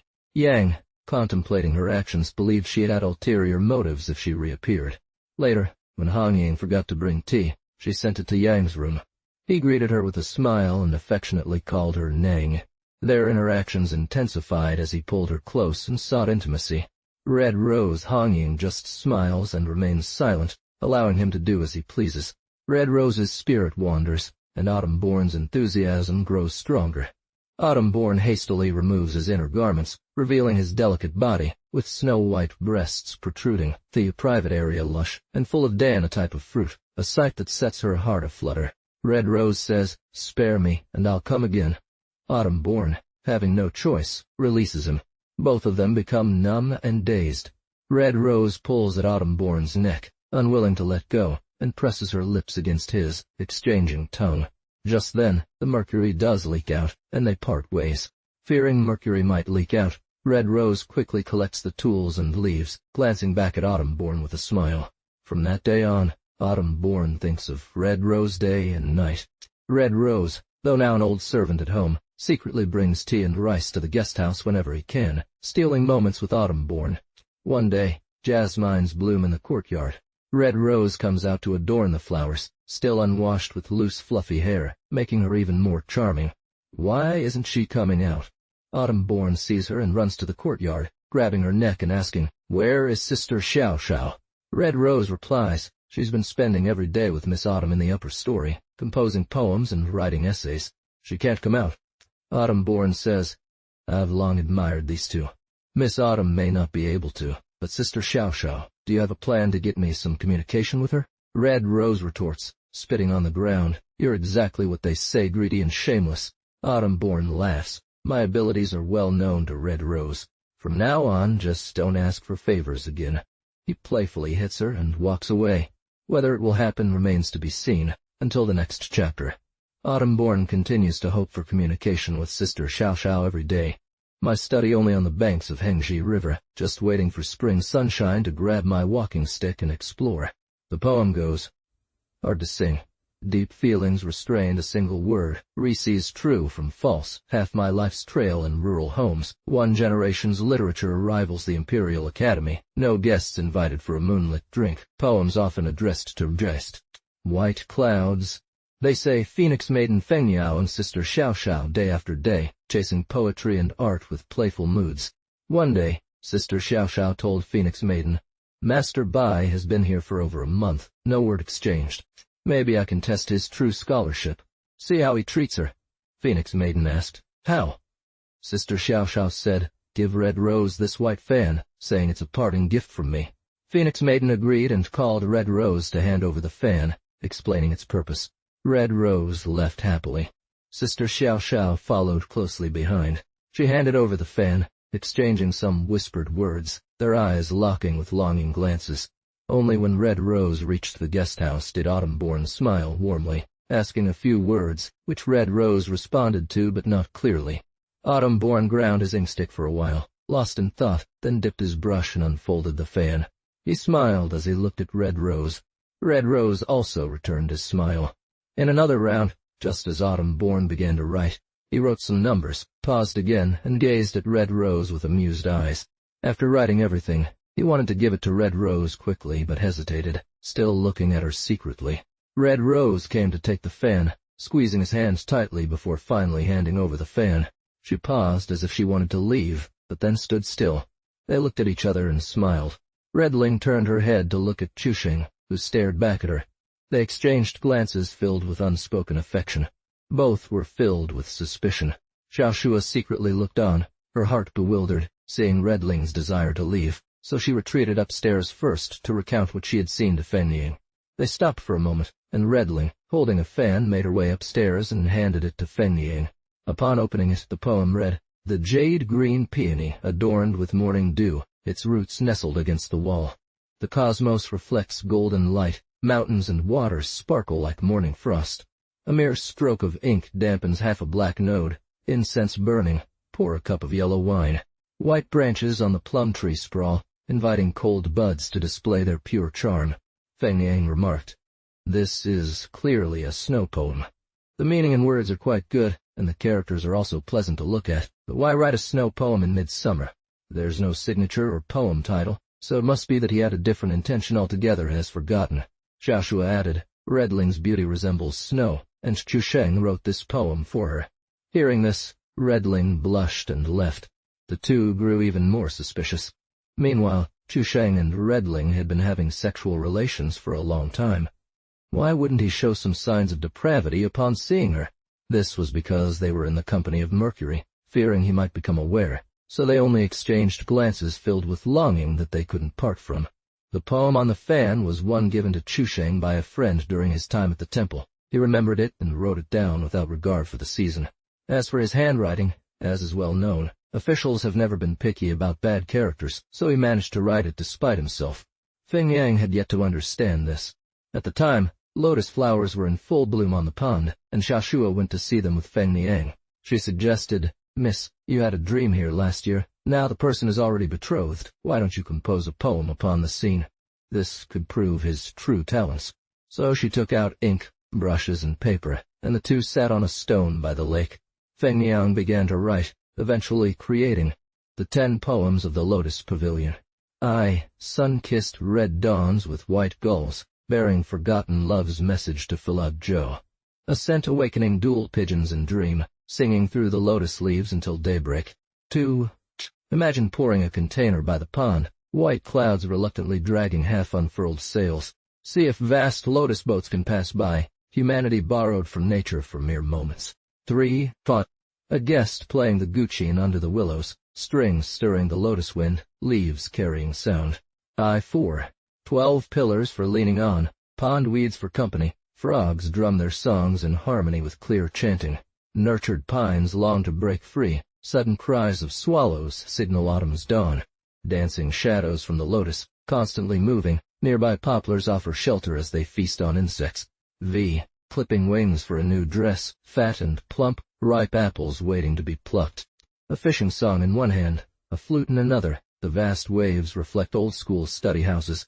The sound of cicadas wakes the lotus boats, a beautiful scene from a distant Time-West Lake's memory. What was once a palace, now only an empty space, where a few clouds linger above. 7.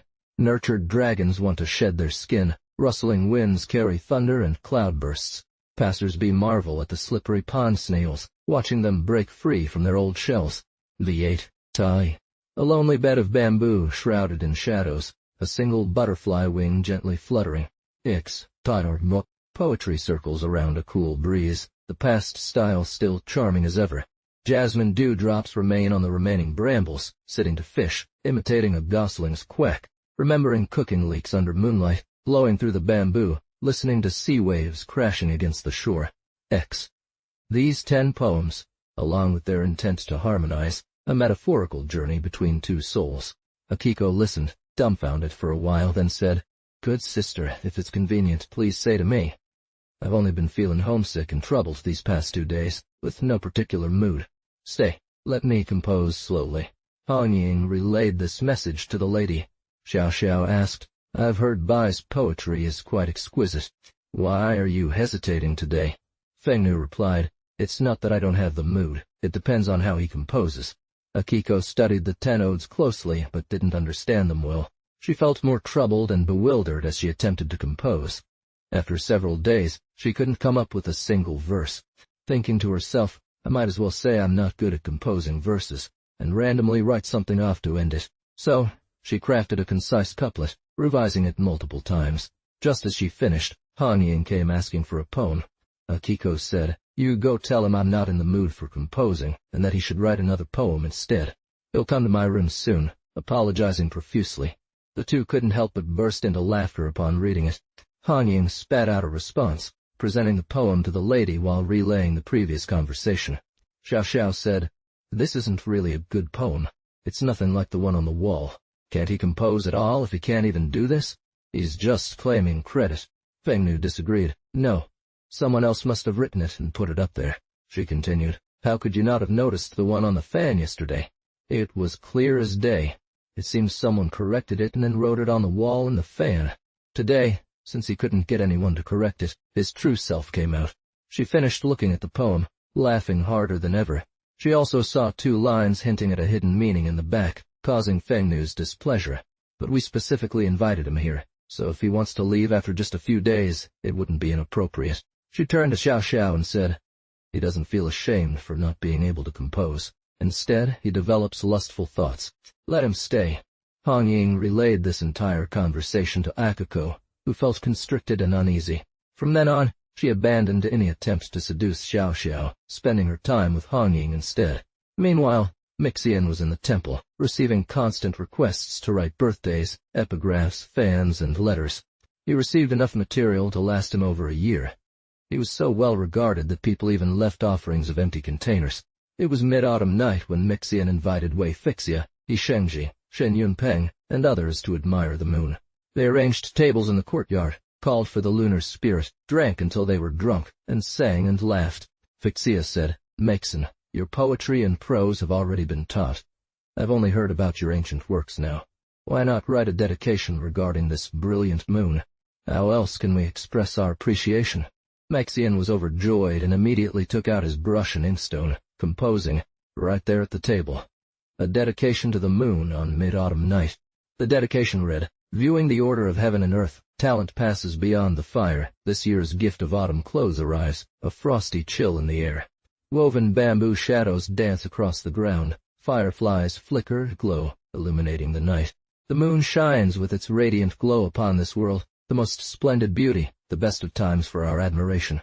A few fallen leaves from the oaks scatter near the well, used to wash tea, judge the quality of quills, discuss sparrows' tongues, to pluck the silk thread from a moth while sorting through the ashes. Unbeknownst to us, moss grows on the courtyard tiles. The moon rabbit wanders among them for an extended period. Gradually it enters the painted fence in the east and climbs up. He has no place here. He cannot stay.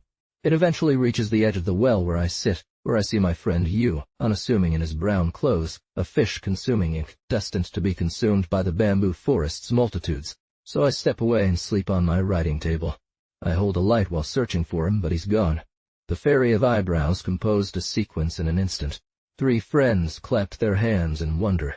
But seeing the dew-moistened osmanthus, a few scattered stars, flickering in the river's depths, it must be that I take to the sky on a raft and ask Chang'e for this cunning rabbit, avoiding human speculation about its fullness or emptiness.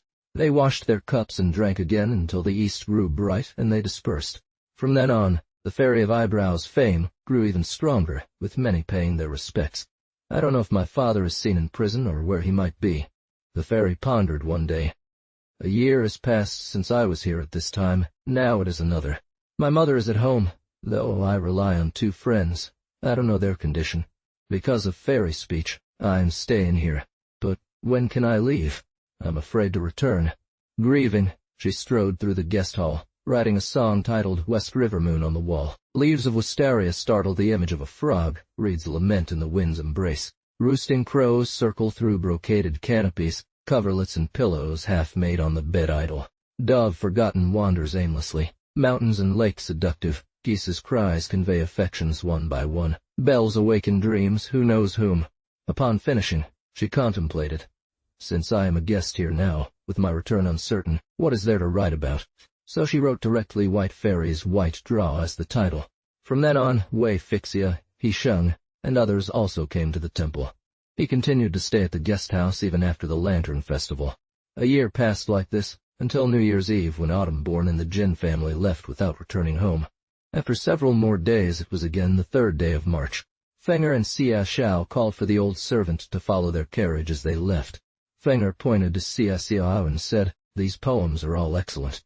They arrived at Mu Yun Temple, performed their incense offerings, and recalled White's poem about lotus flowers. They went to the guest hall and read the poems on the wall from last year. Only then did she notice a few lines written on the wall, which, upon closer inspection, turned out to be another West River Moon poem, with White Fairy's White Draw as the signature. Why is this poem written on the wall? Fenger was shocked, exclaiming, "White is in my house, and he never came here. This is suspicious." They walked there, seeing that the door was open. Xia Xiao suggested, "Let's go see the old guest room." In the room sat a young man riding on a fan. Fenger stood back to observe. His face and the bed with a bag of coral whipcord were exactly as she had dreamt. "But who is staying in our guest house?" The 2 were shocked, but also feared the young man might wake up, so they quickly left. Fenger asked, "With the coral whip here, there can be no doubt that it is truly white." While they were still uncertain, a visitor brought lunch for the Fairy of Eyebrows to eat. Xia Xiao inquired, "Whom does this lunch belong to?" The visitor thought for a moment and then said, "No." The visitor replied, "It's for Master Bai."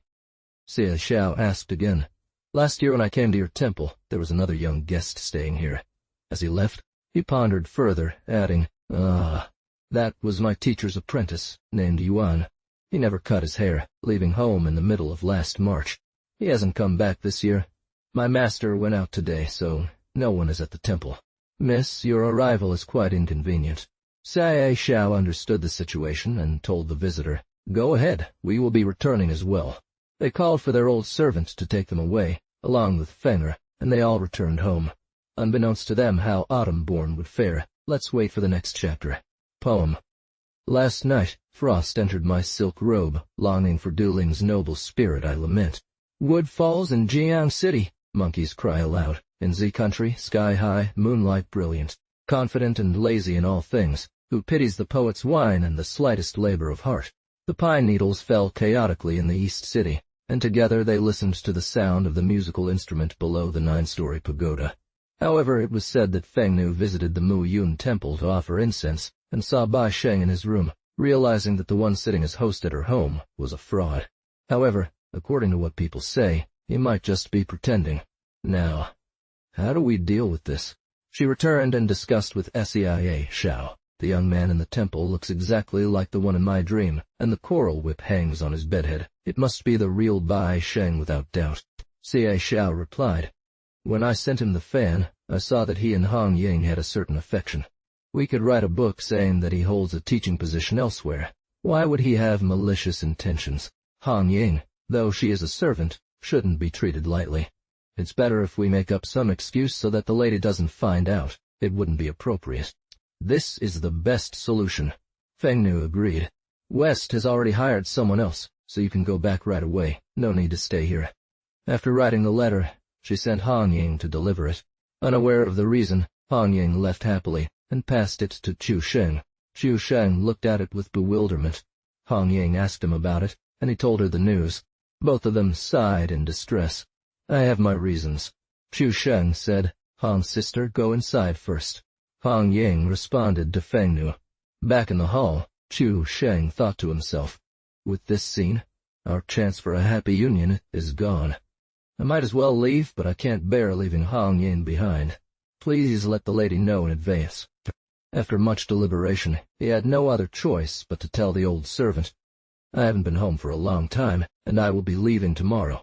The old servant went inside to inform Lady Hu Bato. She ordered wine to be prepared in the hall and asked Jin Meng to accompany Chu Sheng. Chu Sheng said, Please tell my mistress for me that I might not return, so Mr. West can hire someone else. He also asked the old servant to invite Lady Hu out to bid him farewell. Lady Hu stepped out of the hall. Chu Sheng made a bow, expressing his deepest gratitude. Lady Hu had originally prepared gifts for him, and she instructed Jin Meng to see off Mr. Chu. Hong Ying, who was following Lady Hu, secretly wiped away tears. Chu Sheng saw Hong Ying, knowing that it would cause a scene among the people. He reluctantly drank his tears as he left. Unable to return to the temple due to embarrassment, he went home and hoped for a successful journey. As they say, excited on arrival, disheartened on departure. Chu Sheng traveled along the way, eating and drinking without rest, and arrived in Jiangjiang after several days. He hired a boat. Little did he know that as soon as they reached mid-river, a sudden black storm rose, tilting the boat. Chu Sheng, who was sitting by the side, fell into the river. The old monk's words about water dangers proved true. The strong wind and rushing water made it impossible for anyone to rescue him, so he was lost to the fish of the river. If he had left home, this might have been avoided. From then on, there was no further mention of them.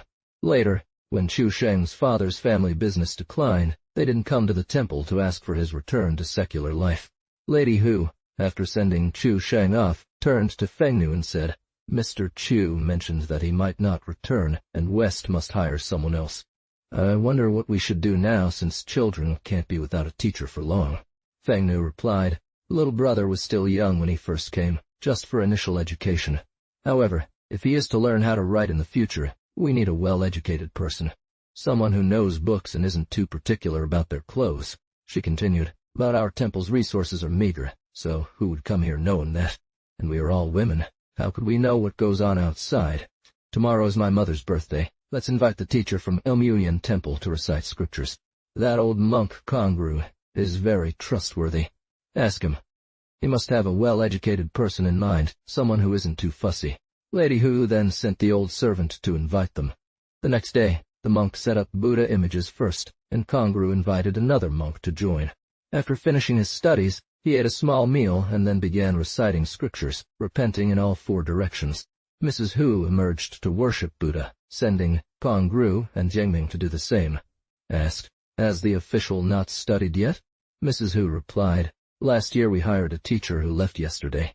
We are now asking for another. He is well versed but lacks deep learning. His father was once an inspector and lived in Qingzhou. Said, I have a white scholar in my temple, truly learned Mr. Wei Fixia of this county who also comes to learn from him. He has been staying at my temple for 2 years. His accent is just like that of Hangzhou. He added that the scholar had told him he was looking for a residence. If Mrs. Hu's home is suitable, he would be delighted to stay. Mrs. Hu, after some consideration, instructed Belle Fengniang to tell him in detail. She instructed him to follow up and ask for a response. The next morning, as Xu was leaving, he thanked the scholar repeatedly. Later that day, Mrs. Hu had an old servant bring Maixian. Advised, if there is mutual interest between Mr. Wei and your family, have your mother speak with him directly. Then Suk can formally invite him. Mrs. Hu, upon learning this, was overjoyed and prepared a letter of invitation for Ioth to deliver after he finished reciting scriptures. To their surprise, arrived with Teo. Mrs. Hu greeted Yup first, then instructed Dao Te to pay respect to Mr. Wei. She asked Sao to have a vegetarian meal before leaving. Entered the residence and inquired about the name he had chosen. Showed him an old book inscribed with the character Mercury. Laughed. Although the surname is Mercury, why did you choose this particular character? Arranged his ancient artifacts and decorated the study room. He kept the bedroom in the north side as before and hung a coral whip on the headboard. He then suggested changing it to voice. Knew him immediately and exclaimed, Indeed, Mr. Wei's origins are different. Simply choosing a person's name reveals much about them. He made himself quite at home without further introduction. Meanwhile, Mr. Wei Nanyin visited the temple to see, having heard that he was staying with the Jin family. There were also numerous requests for Tiu to write fans and compose poems. Soon after, Hatueng, Ishengxi, Shen Yunpeng, and many others came to pay their respects. After the Jin family fell from power, its door remained silent and desolate until Xiao was a guest.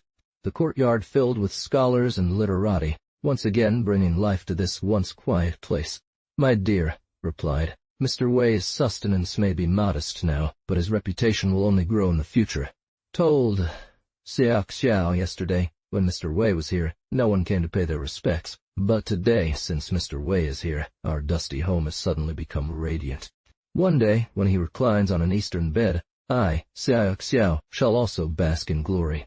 Nonsense, laughed, but it is a sincere statement. Just look at how Mr. Wei chose a new Namut reveals his intellect. Plus, he's young and handsome. Omens align perfectly.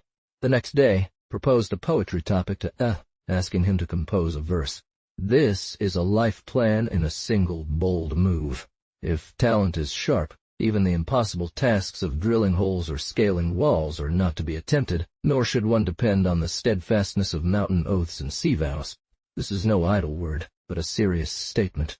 Fengnu, upon hearing this, secretly agreed, intending to use it as a poem topic. Suspending silk magnolia, Feng wind rhyme, West Garden magnolia.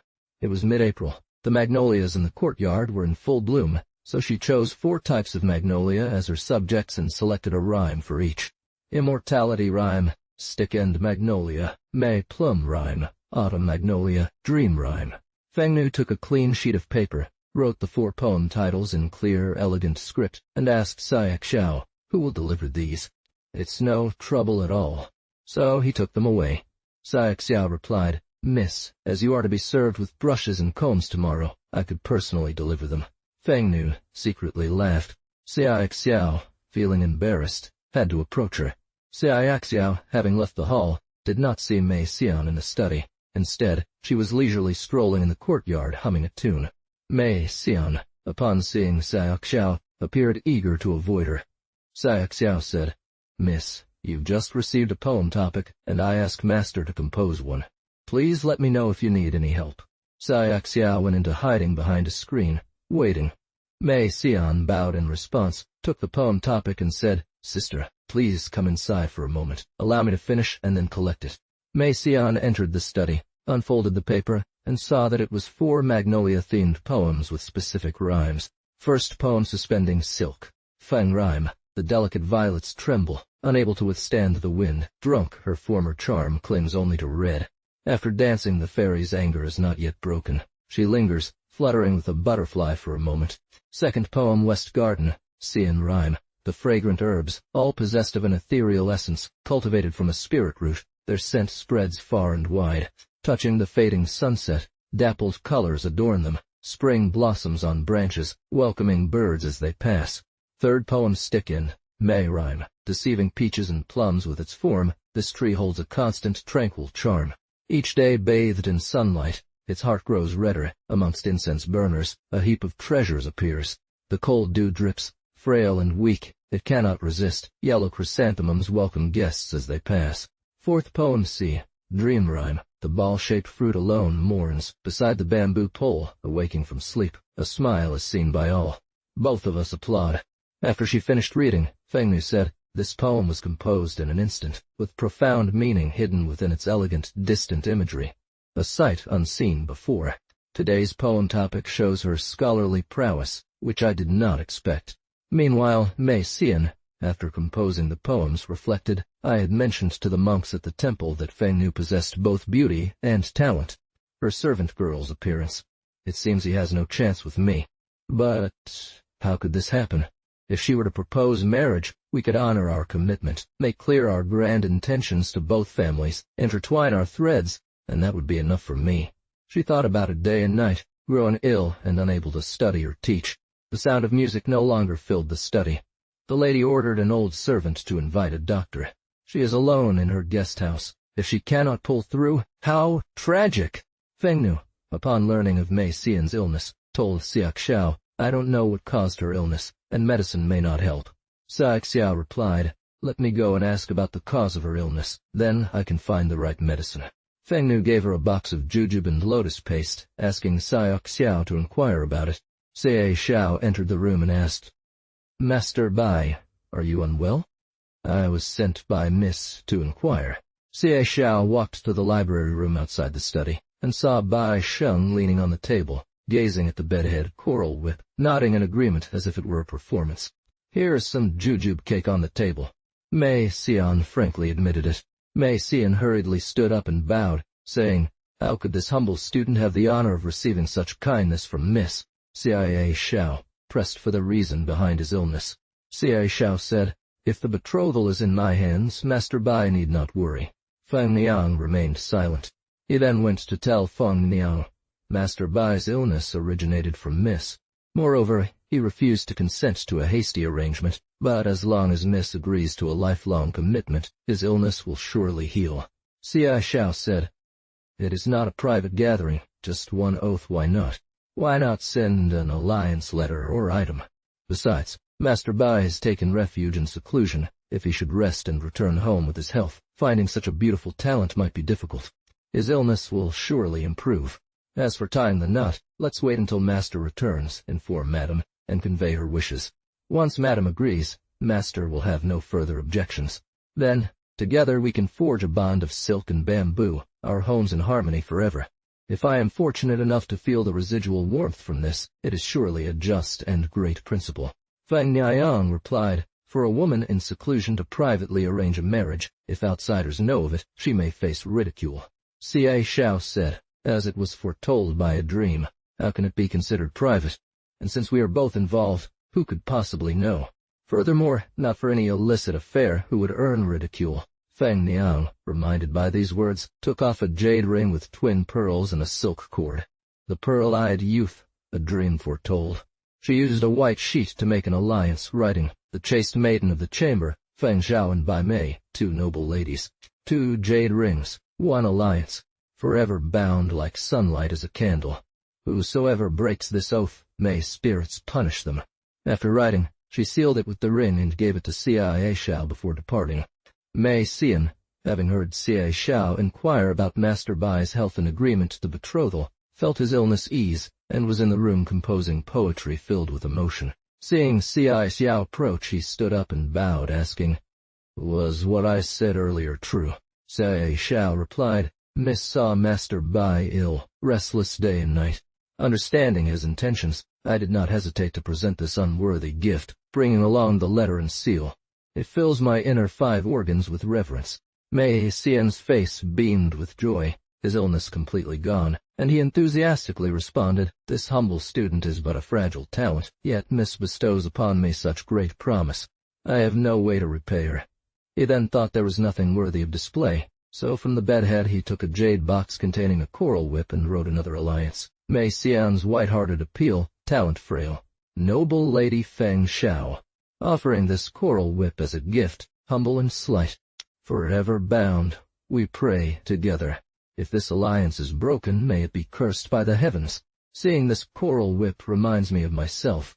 Upon finishing, he gave it to Cia Xiao with the jade ring, saying, "This is the gift from our master, never leaving my side, and now I will keep it precious in my care."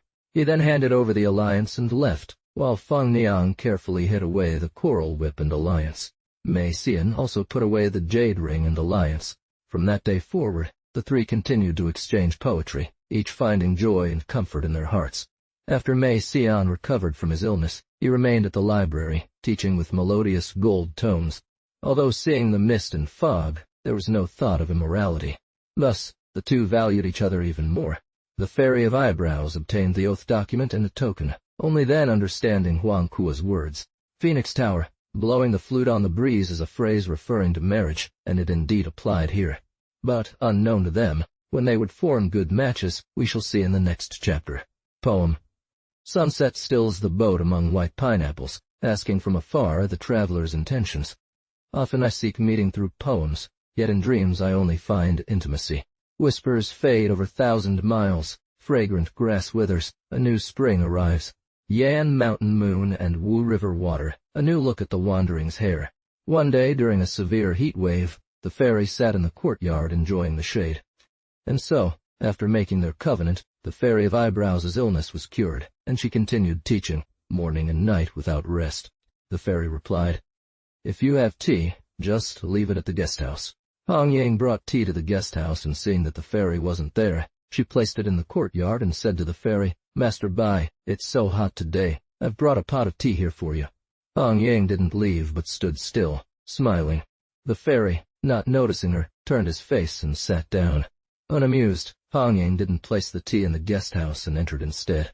It turns out Hong Ying secretly hoped that the Fairy of Eyebrows would be like Autumn's scholar, wanting to share an intimate connection with him. Unexpectedly, the fairy rejected her. I didn't acknowledge him and ran in. Hong Ying then went to Mrs.'s presence whispering, "I brought tea out earlier, and when I intended to place it on the table, Master Bai reached out, took my hand, furrowed his brow, and smiled." Mrs. was furious. A teacher of letters showing such impure thoughts is highly disrespectful. She went to Feng Envy's room to discuss the matter. Feng Envy said, "Master Bai, a scholar of literature, cannot have such perverse thoughts. Let's investigate first, before talking about him."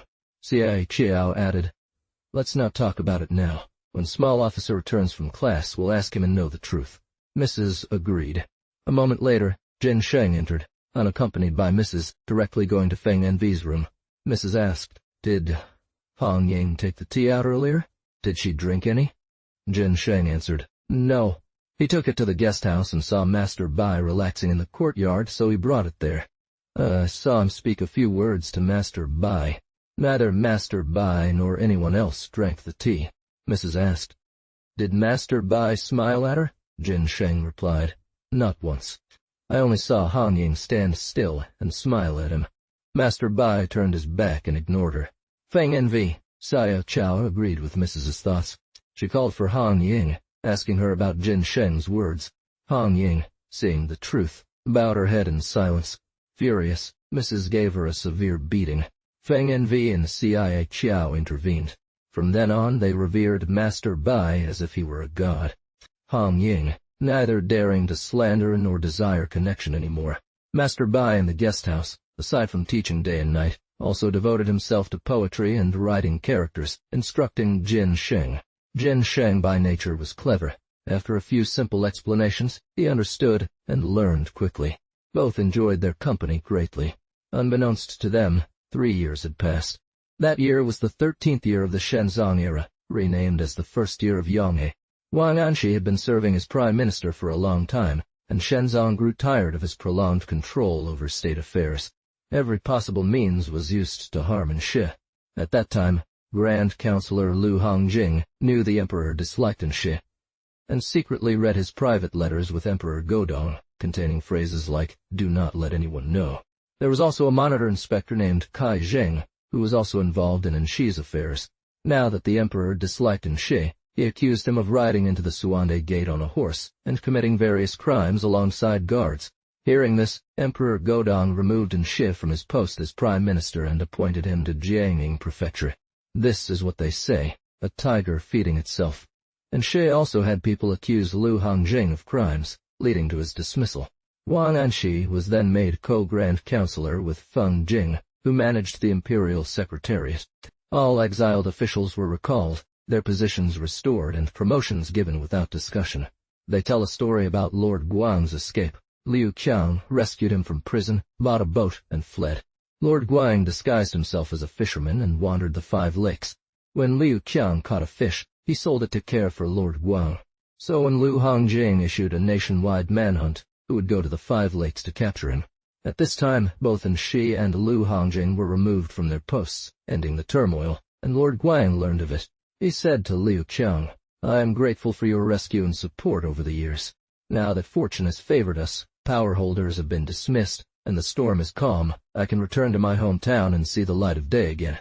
Liu Qiang happily agreed and sold his fishing boat. "You don't need to fish anymore. Come with me, choose a wife, fulfill our destiny, and as a reward for your labor." They gathered funds and traveled from Qingzhou, enduring much hardship along the way. Upon reaching Liang County, Lord Guang and Liu Qiang entered the city. Lord Guang, filled with sorrow, arrived at a secluded village. The scene was very different from before. The city walls still stood, but the people had changed. He saw a temple in disrepair, boards torn down, unsure of why. As he touched objects and felt his emotions well up, tears fell. After a short while, they arrived home. Only then did he see that the path was still there, but deserted. Water was sweeping on the doorstep. Lord Guang called out, "Water, I'm back." Water looked up and recognized her former master, but couldn't respond in time. She left her broom and went inside to tell Lady of the household. Lady, half believed, hurried outside, and saw Lord Guang entering the hall. They embraced each other, both in tears. "I never imagined we would see him again today." "Madam," Lady asked, "I heard that father was not seen in prison, his fate uncertain, keeping us all worried day and night." Water called for a maid. Liu Qiang also paid his respects to Lady. Lady wondered, "Who is this person? How do you know my husband so well as to save him?" "He was forced into a robbery due to pressure from thieves. He comes from a fishing family but gained the ability to fly great distances." Lord Guang answered, "His name is Liu Qiang, nicknamed Black Flying God. Later, he went back to fishing but needed money to marry a wife. He followed me when I traveled to the capital. As he couldn't repay the government, he sold his wife and boat for less than their worth, leading him here to me.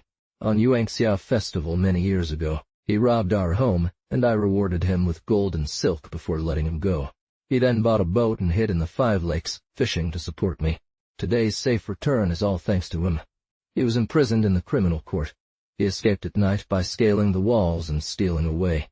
Lady praised him profusely, ordering the old woman who took care of Lord Guang previously to prepare wine and food for Liu Qiang. Lord Guang asked, "Where are my children?" "Madam," Lady tearfully replied, "since father was not seen in prison, the court sent a rider to take our children away. Because of Yuan and Fang's 2 friends' knowledge, they advised him to flee, hence he was not caught.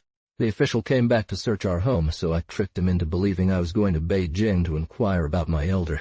That is why the official had just left when he saw the tablet pavilion, for some reason, and demolished it all. Even now, I still remember it as it was." White said, "This was built for me by Bao County, so that's why I destroyed it." "How is Bao now?" White exclaimed, "Wonderful, wonderful." The wife answered, "Since your arrest, he has resigned from his post and disappeared." He then asked, "Where did the child go after fleeing?" The wife said, "He left in a rush without saying where he was going. We still don't know his whereabouts." White, with tears in his eyes, said, "Now that my misfortunes are over and I am returning, when will the child be home? Without knowing the way or where to go, fate is uncertain. Father south, daughter north, how could this not break my heart?" The 2 friends wept bitterly. White asked, "Where did the rest of the family go?" The wife answered, "Since the child fled, all the servants saw our home in decline and left for other families. Only Warner, along with the old servant couple from the past, lived here, taking care of daily chores. It has come to this. White, after listening, nodded and sighed, saying, I had no idea the world was so cold. As they say, golden head empty, servants betray their masters. The wife served wine and told White about the hardships they had endured since their separation. Warner entered and reported Sir Yuan. Sir Fang, a servant from home, is bringing a basket of rice and some dried fish outside. White asked, Are Yuan Jianlu and Fang Duanyi still around? They are true knights in this world. The wife said, Since the child left, these two have been coming to comfort us regularly, sending rice baskets and firewood. They've helped with everything. He praised them and told them to take the gifts. White said, These people are truly friends who live and die together. White then went out of the hall and told the boy, You have to deliver these again. Please tell the two sirs that I've returned, and I won't need any more deliveries from now on. I'll visit them personally tomorrow. He left after feeding the boy. The boy returned home and told the two friends about White's return. They were overjoyed and came to greet White. We are delighted, but feel we failed in our hospitality. White greeted them in the hall, and they bowed profusely, saying, Our uncle suffered an unjust arrest, wandering for years, but now he is back safely. White thanked them repeatedly. Duanyi said, When I saw him, his hair was still thick and white, but upon his return, both his cheeks are covered with frost. It's heart-wrenching. Jianlu added, We didn't know how he disappeared when he was in prison, where he had fled, or where he had taken refuge. The child's escape has left our family relying heavily on the kindness of Yuan and Fang. We cannot repay them enough for their great virtue. The two friends asked, Don't you know if Mei Xian will be back with the news? White said, You can tell us where he went? The two men said, We didn't have a chance to ask when we left that day. It was us two who encouraged him to go, and today it's us two who are looking for his return. White Lord said, After providing support at home, there haven't been many reports. Should I really trouble you to travel so far? I'll write a letter and spread the news throughout the world. If he knows I'm returning, he will certainly come back. We're both at home anyway. The two men responded, The world is vast. How can we notify people in many places? Since ancient times, a complete journey must have a complete ending. How can we use distant travel as an excuse? Which way should we search for him? But I wonder, White Brother, where are you going? Indu suggested. I have a plan. No matter where White Brother goes, he won't be traveling beyond the sky and earth. Let's divide and go south and north. He'll visit every corner of the world, and surely he'll find him. But how to decide? Gradually, they drew lots by spinning a paper with south and north written on it. The one who drew the lot went in that direction. When they finished drawing, Indu got south and gradually got north. At that moment, Warner was nearby, listening to their conversation about leaving to find her master. She stepped forward and said, Since both of you gentlemen are going to look for my home lord, I'd like to go with you. The two men asked, We're dividing into south and north routes. Which way would you like to go? They were still discussing when Liu Qing appeared from outside. White Lord exclaimed, This is the noble black flying god. The two friends looked at him, and he was indeed a remarkable figure. White Lord turned to Liu Qing and said, Please pay your respects to Lords Yuan and Fang. Liu Qing bowed to both, then asked, Lords, what are you discussing here? Indu explained, We're planning to go look for Lord White. We decided to divide into south and north routes, and Warner wants to come along too. We can't decide which way she should go. Liu Qing said, If that's the case, I'll go since I'm here. It's not difficult for a single person to find him. Indu said, Indeed, you are a true knight. The little master won't be lost. Even if I go, it doesn't matter. But which way will you go? Gradually suggested using the same method as their earlier drawing lots. They all agreed. Warner drew south, and Liu Qing drew north. They decided to part ways. All of this is my fault. Don't you think it's better if the little master can find his way back on his own? The two men replied, It's not as if we're asking for a favor. Why would you worry about us? White Lord, seeing that his two friends were determined to leave and Warner and Liu Qing were happy to accompany them, offered a farewell feast and said, I caused this little master to run away by my own doing, and now I'm asking you both to cross. Mountains and rivers, facing hardships.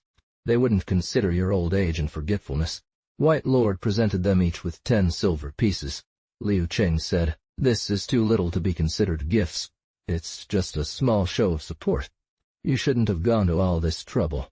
White Lord said, A few coins are not considered gifts. I'm just offering a helping hand. You must accept it. Even if you don't take the money, how can I go with both of you?" They reluctantly took the gifts. Wanner and Liu Ching started packing their bags, and White Lord also gave each of them 5 silver pieces to keep in their pockets. As they were leaving, the 2 friends said to White Lord, "If we can meet your brother on our way back, that would be ideal. If not, let's wait for you at home. Please don't worry." The 2 friends bid each other farewell, and White Public also wept as he sent them out the door. The 2 friends then traveled with Liu Qiang, Wanner, each returning home to pack their belongings and make arrangements. Whether they would meet is unknown, so let's wait for the next chapter. 4 of them parted ways, each heading north or south in search of Mei Xian. West Lake, a divine cruise. Southern geese return to their kin, a tale of friendship to be told. A verse says, "The road shrouded in mist, a faint path, deep mountains where few humans tread. Wind whispers through tree branches, monkeys cry, rain passes, birds take flight above the stream. Moss grows on leather shoes, waxed boots stick to dew, seeking the secluded." I didn't realize it was late. Several times, crows disturbed the evening glow. And Light told Wanner to travel south, searching for Mei Xian. At every tea-house, inn, temple, and monastery, he inquired, but found no trace. After visiting one place without success, he moved on to another, having traveled through several provinces and countless counties over several months. "Wanner," N said, "we've traveled east and west without a clue. This area is now known as Ma City in Hubei Province. Let's go into town and see if there are any good fortune-tellers. Ask them to cast a palm for us and guide us on our search." The 2 friends made their plans, entered the city, and found themselves amidst a bustling sea of carts and carriages, merchants and trade goods, a prosperous locale. They strolled leisurely, observing numerous fortune-tellers, many of whom sat idle. "Those who sit alone," End remarked, "likely use common techniques. Don't bother asking them." They wandered east and west, inquiring about Mei Xian. As evening approached, they had no choice but to stay at an inn. "There are many," the host replied, "including 10 or so nearby." And asked the host, "Are there any skilled fortune-tellers here? They all offer false readings for a few coins, sending you on your way. There's no real prediction here." End listened with joy. If you follow the dream, it will certainly come true. The West Street land is renowned for its spiritual powers. If you sleep in their temple, the land will reveal itself to you in a dream. The next morning, after sincere prayer and bathing, he prepared ritual offerings and visited the temple. He lit incense, prayed, and expressed his thoughts openly. After finishing his prayers, he returned to the inn for dinner and asked Wanner to stay there while he took a blanket and slept near the temple's altar. He pondered Mei Xian's whereabouts and wondered about the dream of meeting in heaven.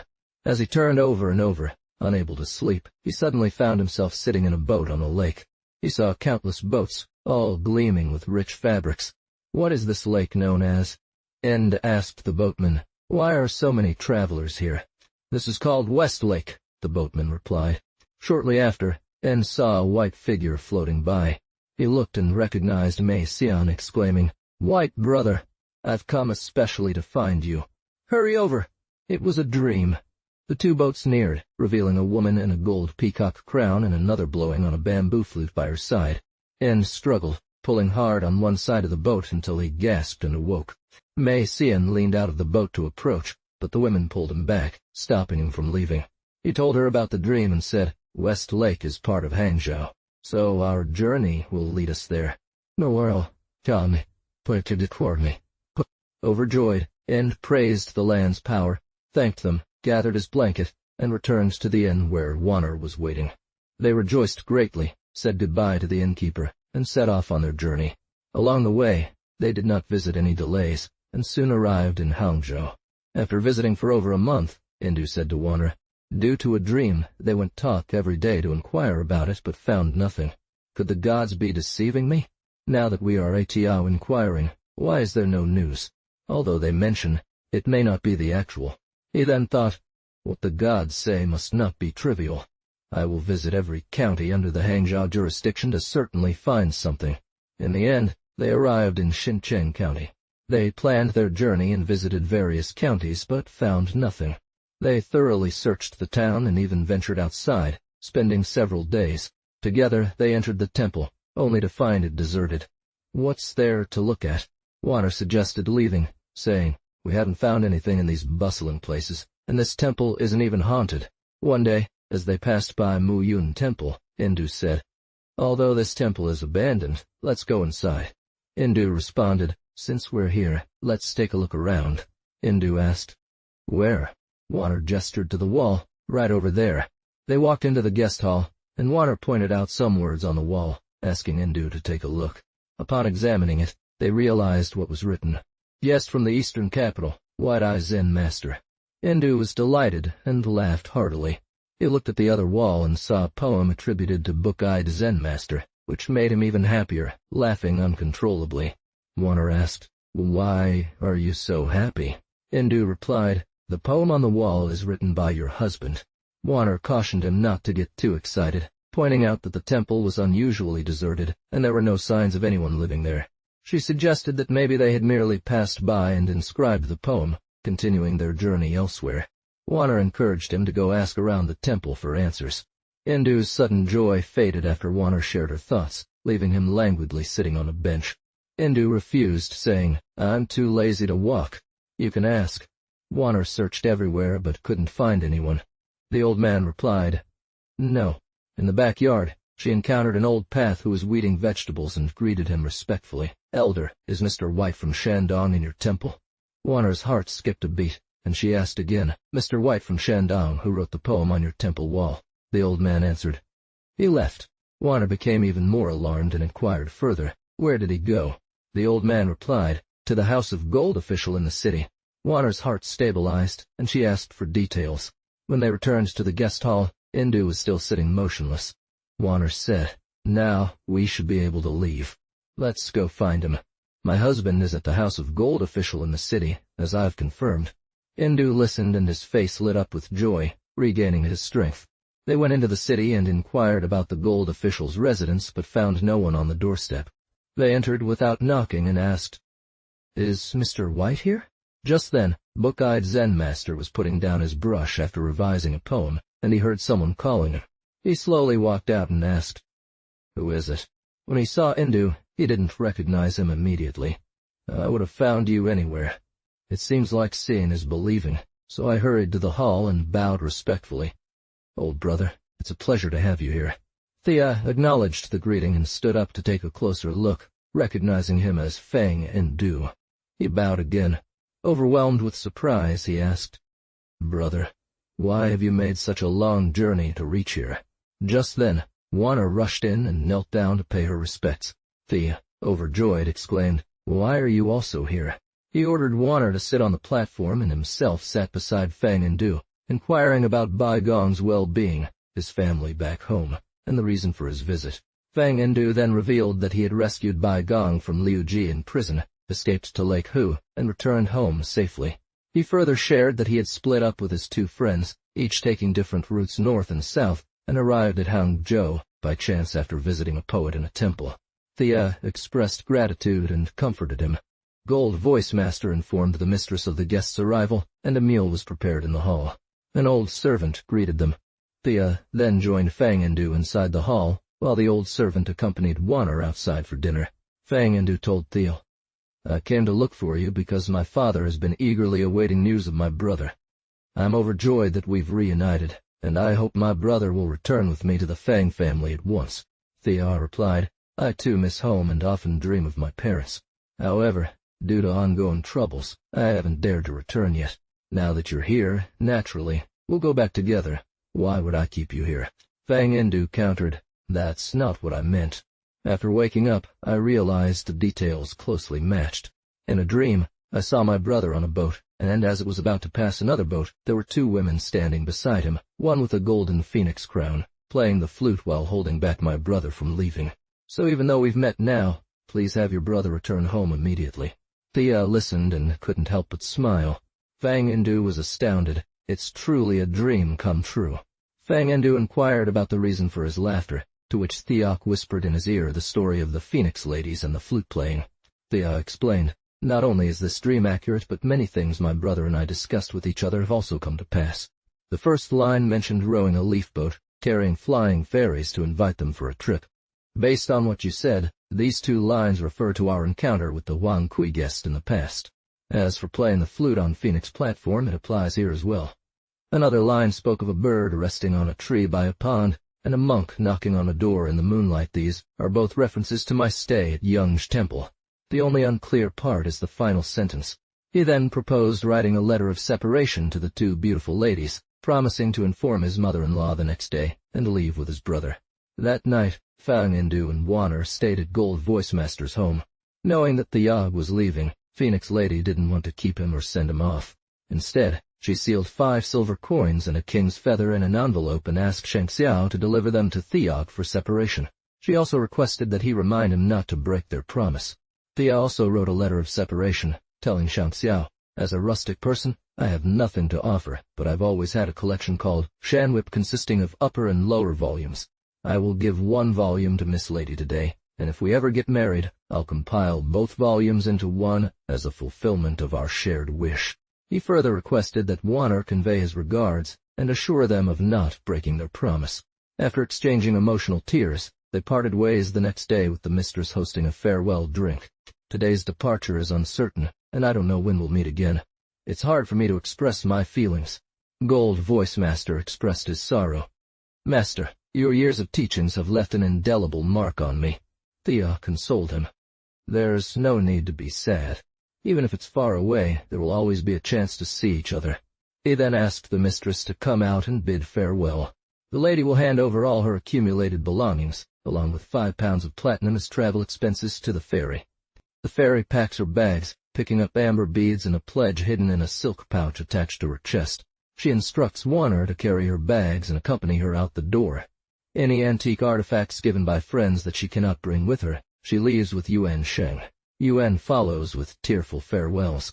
The fairy says she still needs to bid farewell to Wei and others before leaving, so there is no need for them to send anything. She returns home instead. Yuan Sheng tries to stop her from going, but can only end up crying as he watches her leave. They part with tears in their eyes, each wishing the other well. The fairy parts ways with the monks at Mu Yun Temple, gifting them 2 pieces of colored silk, 5 pounds of platinum, and saying her goodbyes.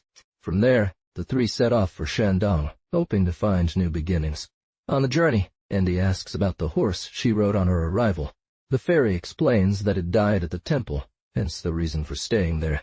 Andy inquires if she brought the coral whip. The fairy confirms she did. Andy then questions why she didn't bring it up before. The fairy confides that she gave a gift to Feng Envy. Andy suggests that since he has already purchased a wife, he should inform his father and proceed with the wedding arrangements upon their return home. The fairy asks about Andy's own marital status after parting, inquiring if he has married and achieved any success in his career.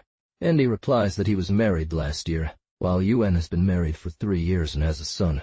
He reveals that they are planning to formally celebrate their wedding soon. They share stories of their journeys, finding the time passing quickly due to their conversations and lack of concerns along the way. Soon enough, they arrive at their destination, where Wanner is waiting to announce their arrival. Master Bai is overjoyed and welcomes them both into the courtyard with his wife. The fairy prostrates himself on the ground, apologizing for being an unfilial son who could not save his father, support his mother in her old age, and fulfilled none of his duties. Master Bai helps him up, and Andy also pays his respects. The fairy recounts his time at a temple, and under the hospitality of the Jin family. They offer repeated apologies and inquire about how long the fairy had been in hiding and where he stayed. Master Bai asks Andy about his journey and how he managed to meet with him. Andy describes visiting the temple, reading poetry on the walls, and receiving farewells from friends, detailing everything that transpired. Andy humbly deflects the praise, but Master Bai is moved by his dedication. Master Bai expresses sadness, saying that while he has always wanted to reconnect with his relatives, he never expected it to happen like this. He offers a drink to the fairy and invites them both to join him at table. During dinner, Andy speaks of how happy he is that their problems have been resolved, and that they can now focus on their families with support from friends. Master Bai tears up, expressing that he has longed for this reunion too. He hopes for a chance to invite the fairy into his family as a son-in-law, considering Andy's dedication to their friendship. Andy shares that there is another matter, revealing a strange coincidence in how they met and describing the details of his relationship with Feng Envy and Xia Chen. Master Bai listens with joy, saying it sounds like a good match. He asks about the distance and wonders who would make the proposal. and he explains that Yuan will be returning soon from the north and suggests sending Wanner to ask on their behalf, as there is no obstacle preventing it. If not, Brother Bai can leave the book with Wei Non-Flaw. I bid you farewell. Bai Gong said, also speaking of Dao as a path. When will you seek out Brother Yu Win? Dao replied, I am returning home now, and will head north immediately. He presented a gold pound or two for travel expenses. Bai Gong remarked, for a friend to forget his home, truly, such people are rare in this era. Mei Xian also gave a gold pound 20 pieces, and the silk ribbon gift from Non-Flaw, along with it to Dao. Upon accepting, Dao departed while saying goodbye. After 4 rounds of declining, Bai Gong finally gifted a fast horse as his contribution for travel. Mei Xian said, I hope you meet Brother Yuan soon, and return not after a day. I will prepare wine jars to share old stories with the 2 brothers. Dao cautiously promised. Upon returning home, he shared another farewell with his family. He packed up, riding on the horse gifted by Bai Gong, heading north in search of Yuan Jilu, Liu Kuo. Wanner placed these alongside Dao's belongings as he bid goodbye to the family and set off for Hangzhou, hoping to return with good news regarding the proposal. After hearing Dao's proposal, Bai Gong composed a marriage letter, presenting a pair of gold hairpins, a pair of jade hairpins, 4 strands of silk brocade, 52 gold coins, and instructed Wanner to hide them well, taking care of expenses while preparing for the journey. Whether or not the proposal will succeed remains to be seen in future installments. Mei Xian also gifted 3 elegant fans, his own carefully written calligraphy on 3 ancient inkstones, and presented them to Wei Non-Flaw, Yi Shengxi, and Shen Yunpeng, expressing his gratitude and bidding farewell. The 11th chapter. The stove manipulator treacherously sends out a hawk-like dog. The prison warden personally delivers the phoenix fair. A poem reads, Spring's red and purple fills the countryside fragrant, sympathizing with old friends who can barely keep up. Raising wine cups to appreciate flowers, tea blanches the eyes, startling dreams across bamboo. Even though the Chen horse still yearns for thousand-lie ambitions, the magpie in the tree remains alone, longing for a nest. They say Bai Gong sent Wanner to Hangzhou's Jin Yongwu family to propose marriage. We share the serene water's sweetness and thinness. Mountain spirits will not mock us from this day forward. That year, Emperor Godong ascended to the throne upon his passing, taking the name of Yuan First Year, which became Emperor Zhenzong. He called back former scholars and officials from the previous dynasty, such as Sima Guang, Wen Yanbo, and Sushi, to govern the country. All of Anshi's new laws were abolished. The whole nation rejoiced in his rule. At this time, Wang Anshi was already dead. He punished Anshi's party, establishing Lu Huiqing in a state. When Jin Yongwu received the order, he quickly prepared and set off. He recalled Jin Yongwu, knowing him as the administrator of Qingzhou. At the height of his power, Lu Huiqing would demote and banish people who crossed him, but now faced with such a situation himself, he was not willing to leave Beijing. However, forced by imperial decree, he had to pack up all his treasures, finances, and so on, load them onto a cart, take his family along, and travel while he himself followed later. On the way, he sighed in disappointment at every step. One day, the cart driver said, We're almost there, just over 100 li away. Seeing their approach to Qingzhou, Lu Huiqing's anxiety grew. He thought of returning there as entering a well. Just as he was pondering, he saw an empty field with a sound of ringing bells from deep within a tree. Lu, turning his head to ask the driver, only saw about 30 horsemen drawing near. The driver, startled, fled. The men pushed the heavy cart away. They tied him up along with his family. Lu refused to let go, getting off and trying to take it back. They packed everything up and drove the empty cart away, leaving only a single one behind. Lu Huiqing watched in dismay as they took it, feeling much pain but unable to cry out, while the bandits rode off into the distance, leaving him struggling on the ground. A group of highway robbers saw many valuables in the carriage, and, upon reaching a spacious area, they all burst out and seized them. Lord Hui shouted, "Save me." Lord Hui was calling for help repeatedly when he saw a pair of yellow flags with the words Imperial Commission for Appointment written on them, followed by a carriage approaching. "Save me!" A man stepped out and released Lord Hui's bonds, only to hear someone from within say, "Stop the carriage, untie this man." Lord Hu himself went to free his family. The man in the carriage asked, "Are you Lord Lu?" Lord Hu, upon being asked, looked up and recognized him as Jin Yongwu. He was filled with shame and had no choice but to bow. Master Jin inquired further, "Why are you bound here?" Master Jin responded from the carriage asking, "Lord Lu, what brings you here? Is it a call for an old mentor?" Lord Hui bowed his head and answered, "I received a divine banishment. There is nowhere I can escape my guilt." The answer was, "I was just robbed." He bit his lip in hatred. Master Jin said, "Even if your valuables were stolen, being safe is enough for the leader of your group. Now that His Majesty has granted me a position, and I hold a title comparable to the former 3 offices, it could be considered equal. But since Lord Lu was robbed, I imagine resources must be scarce. I borrowed 100 gold from my official treasury for travel expenses. I'll give you 10 as a gift to atone for forcing you onto this path in our recent encounter." Lord Hui listened to Master Jin's words, breaking into a sweat, but he refused. Master Jin suggested, "If you refuse, consider it an additional favor with interest. The money will be returned."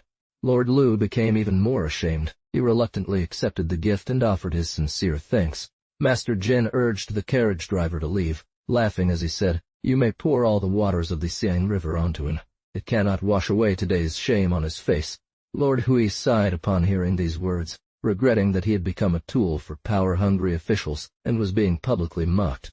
Just then, the carriage driver realized the robbers had scattered, returning to Lord Hui's side, complaining that he had carried too many gifts and lost the carriage, demanding compensation from Lord Hui. Lord Lu arrived in Jianzhou and spent his days filled with guilt until he died. His family dispersed, their fate unknown. It is said, one cannot leave a fragrant name for generations. All one leaves is a stench that lingers forever. Meanwhile, Master Jin returned home after a long journey, having been away for more than 10 years. He prepared to head to his new appointment in Hangzhou. There was already an official report awaiting him at home. At this time, Jin Sheng was 15 years old. Since White Eyebrow's sage's return, he had not hired any teachers. He spent his days discussing literature and philosophy with Feng Niu. When Jin Sheng learned that Master Jin was returning, he went up to greet him. His wife and Feng Niu welcomed him in for a parting gathering. Xia Qiao also came to pay her respects. The lady asked them to have a drink and wash the dust from their journey. Now she is already old enough for betrothal, and he is a grown man. They discussed things they had done since their last meeting, and Master Jin sighed. "When I left as the county magistrate of Wujiang, Feng Niu was still young, and the little one was just born. Both of us are growing old. Truly, time flies. Joys last but a moment." He discussed with his wife. "The child is still young, so let's take our time." The lady agreed. "Feng Niu has reached the age of marriage, and since I am at home now, we can arrange her marriage." They sent someone to discuss Feng Niu's betrothal with her. From then on, suitors began arriving one after another. This was because Feng Niu, though renowned for her beauty and talent, had no suitors due to Master Jin's past misfortunes. Now that he had been promoted and returned home, anyone who heard about his new position wanted to court her. Feng Niu understood that many were proposing each day, but she did not want to inform her parents. The situation was complicated. "If we cannot achieve our ambitions, I only ask you to excuse my behavior towards Whiteborn. If you can fulfill the promise with Whiteborn in the future, you can convey my intentions, even if I die without regret." Xiaoqiao said, "Miss, why such haste? This matter is very simple. I will go inform Mrs. about Mrs.'s lifelong dream. Since Mr. Whiteborn's name matches the dream, and the coral whip is here, who else could be lying on the eastern bed but this person? Although Miss has no personal intentions, she once promised to marry him forever. If Master wants to propose to someone else now, Miss will swear to die. Mrs., who has always loved Miss, will surely understand when I convey these words." Feng Niu was overjoyed, took out the coral whip and gave it to Xiaoqiao's sleeve. Xiaoqiao entered and they all bowed respectfully.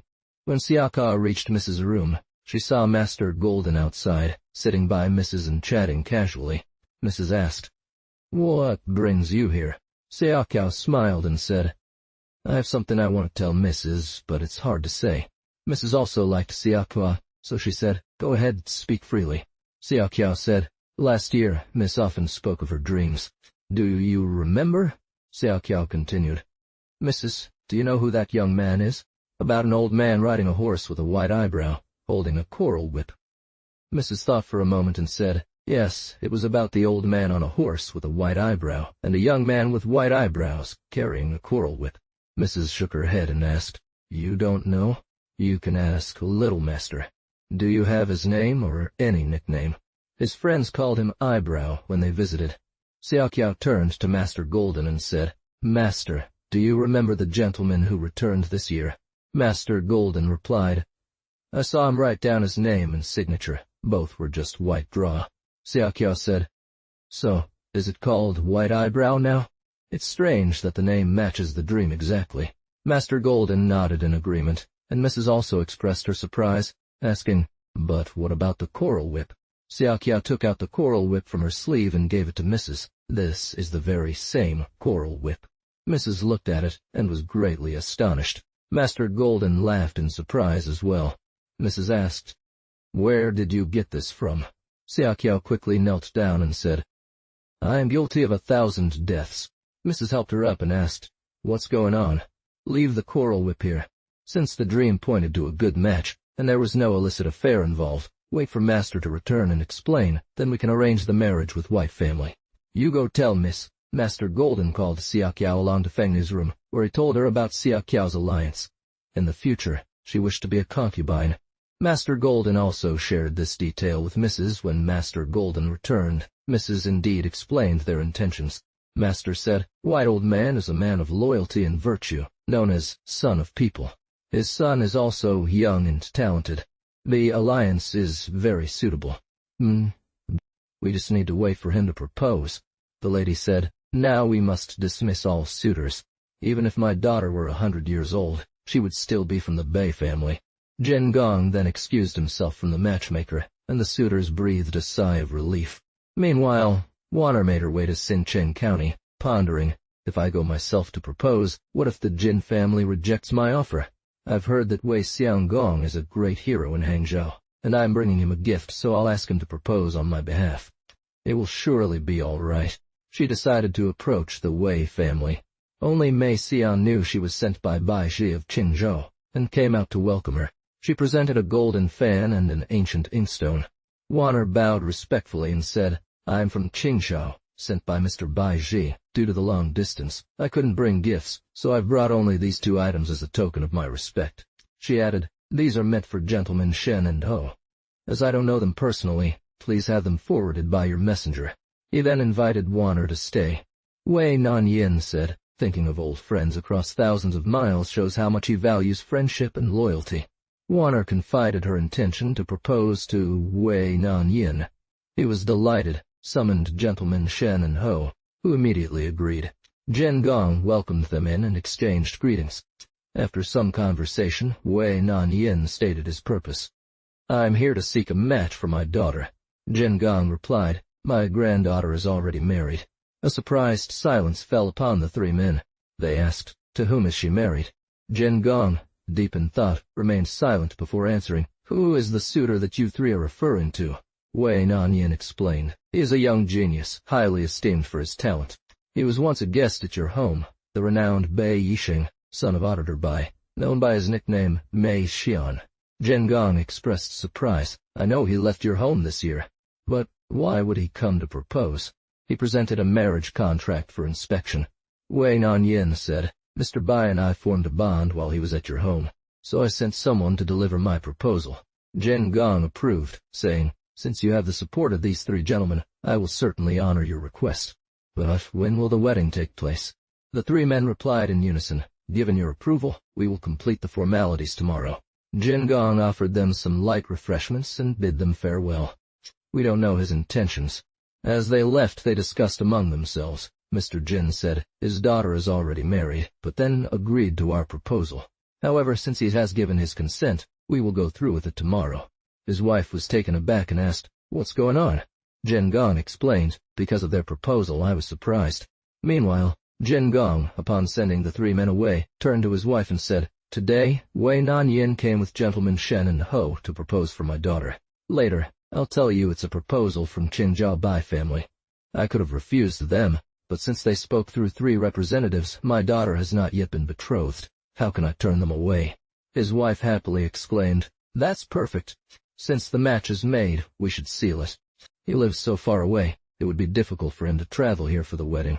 Now that I'm going to Hangzhou on assignment, why not send my daughter to his home to get married? Tomorrow, Wei Fixia will prepare the wedding gifts and have Warner collect them.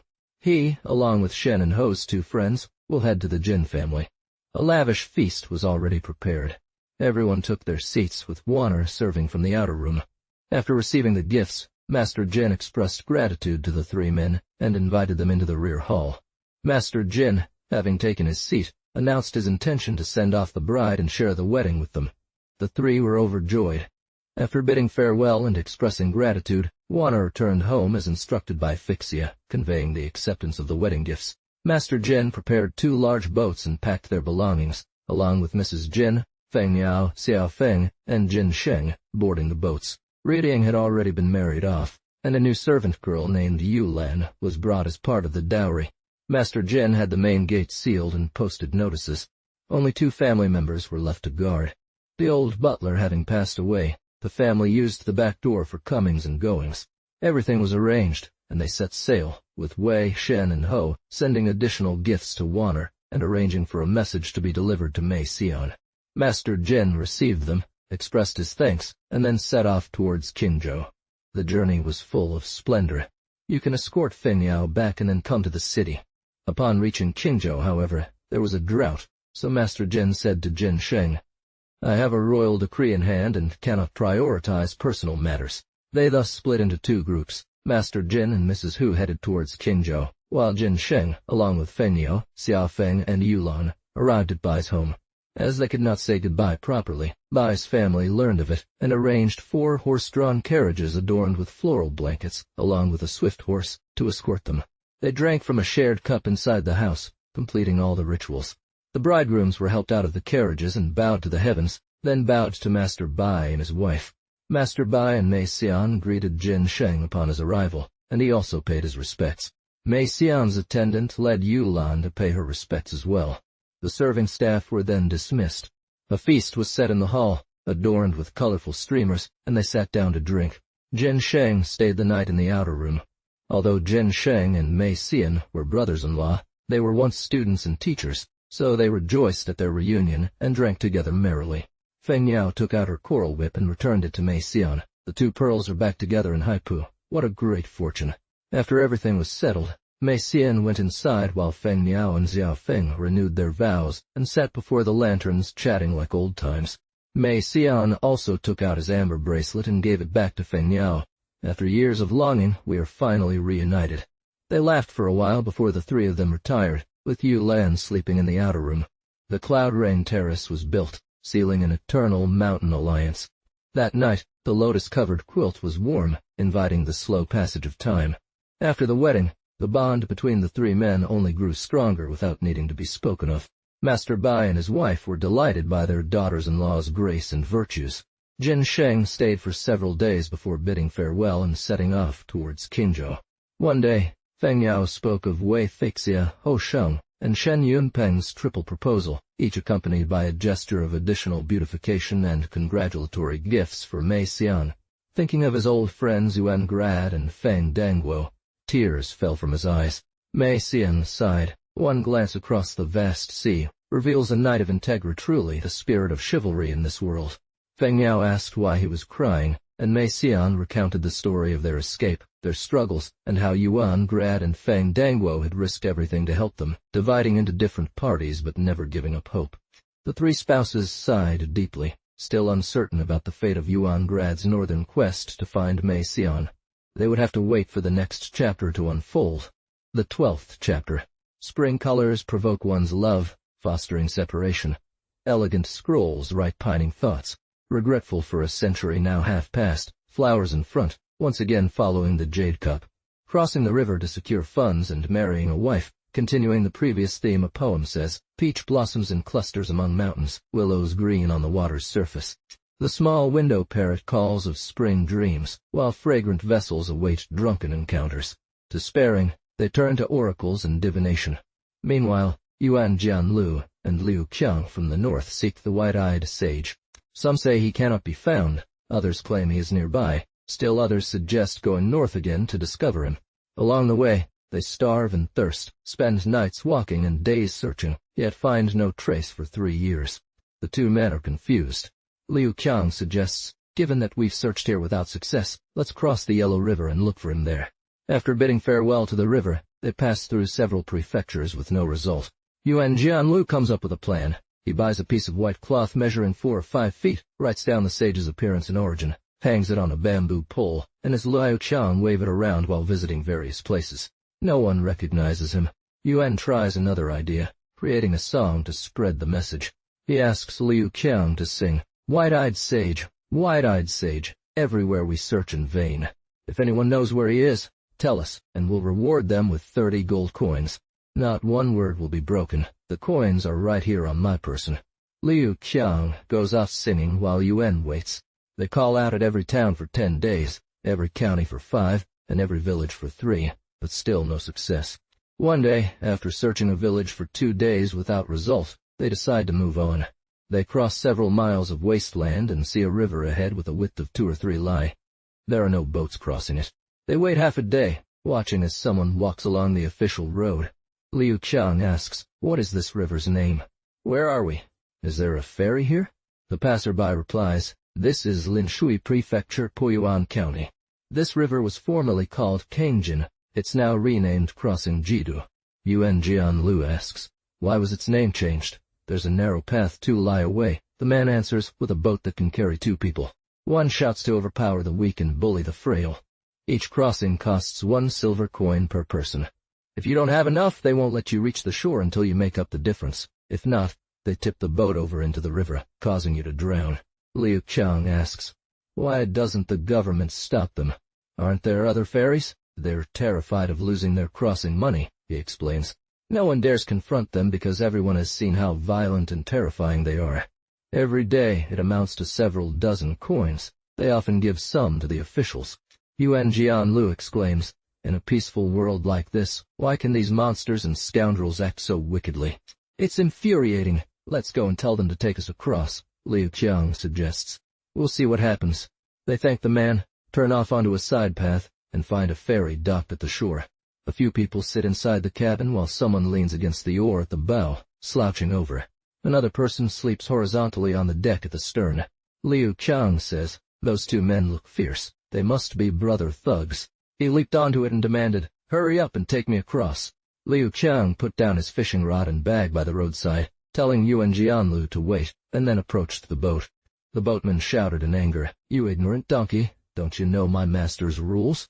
I won't even accept payment for crossing, let alone getting down our boat. Here, take a few coins." Liu Qiang stood still, opened his eyes wide and roared, "You want silver?" The boatmen listened and burst into laughter. They said, "You distant travelers don't know that this boat belongs to Master Strong, and the man at the bow is strong too. There are rules. You have to give 2 silver coins first, then board." One of them pointed at Yuan Jianlu and asked, "Isn't he with you?" Liu Qiang replied, "Yes, he is. Won't the captain charge you thousands for crossing?" They said to Strong too, "These 2 men from afar only gave 2 coins. Why are you making such a fuss? I only have 2 silver coins, but you insist on taking me across. Let's see what happens." Strong too saw Liu Qiang's rough words and unusual appearance. He didn't seem too fierce, so he said, "I won't argue with this donkey. I'll take 2 silver coins to take both of you across. If you don't have the money, please climb into the river. Can't you swim?" Just those words touched a nerve for Liu Qiang. He pretended to move slowly and asked, "If I fly across, what then?" Strong too replied, "I take 3 crossings a day, 1 person per crossing." Strong too thought he couldn't fly, so he shouted, "If you fly across, I'll give all the crossing money in the boat to you. From now on, just 1 silver coin per cross." Liu Qiang said, "How much crossing money do you have today?" Liu Qiang said, "Don't back out. Today is our 3rd crossing, with 7 people on board, so I'll deduct 2 coins for each." Strong too asked, "If you can't fly across, what's the loss to me?" The boatmen, hearing this offer, all shouted, "We guarantee that Strong too won't renege." Liu Qiang replied, "If I can't fly across, I'll give you my clothes and bag. If I do fly across, please deliver this gentleman and my belongings to me on the other side." The crowd said, "It's no big deal."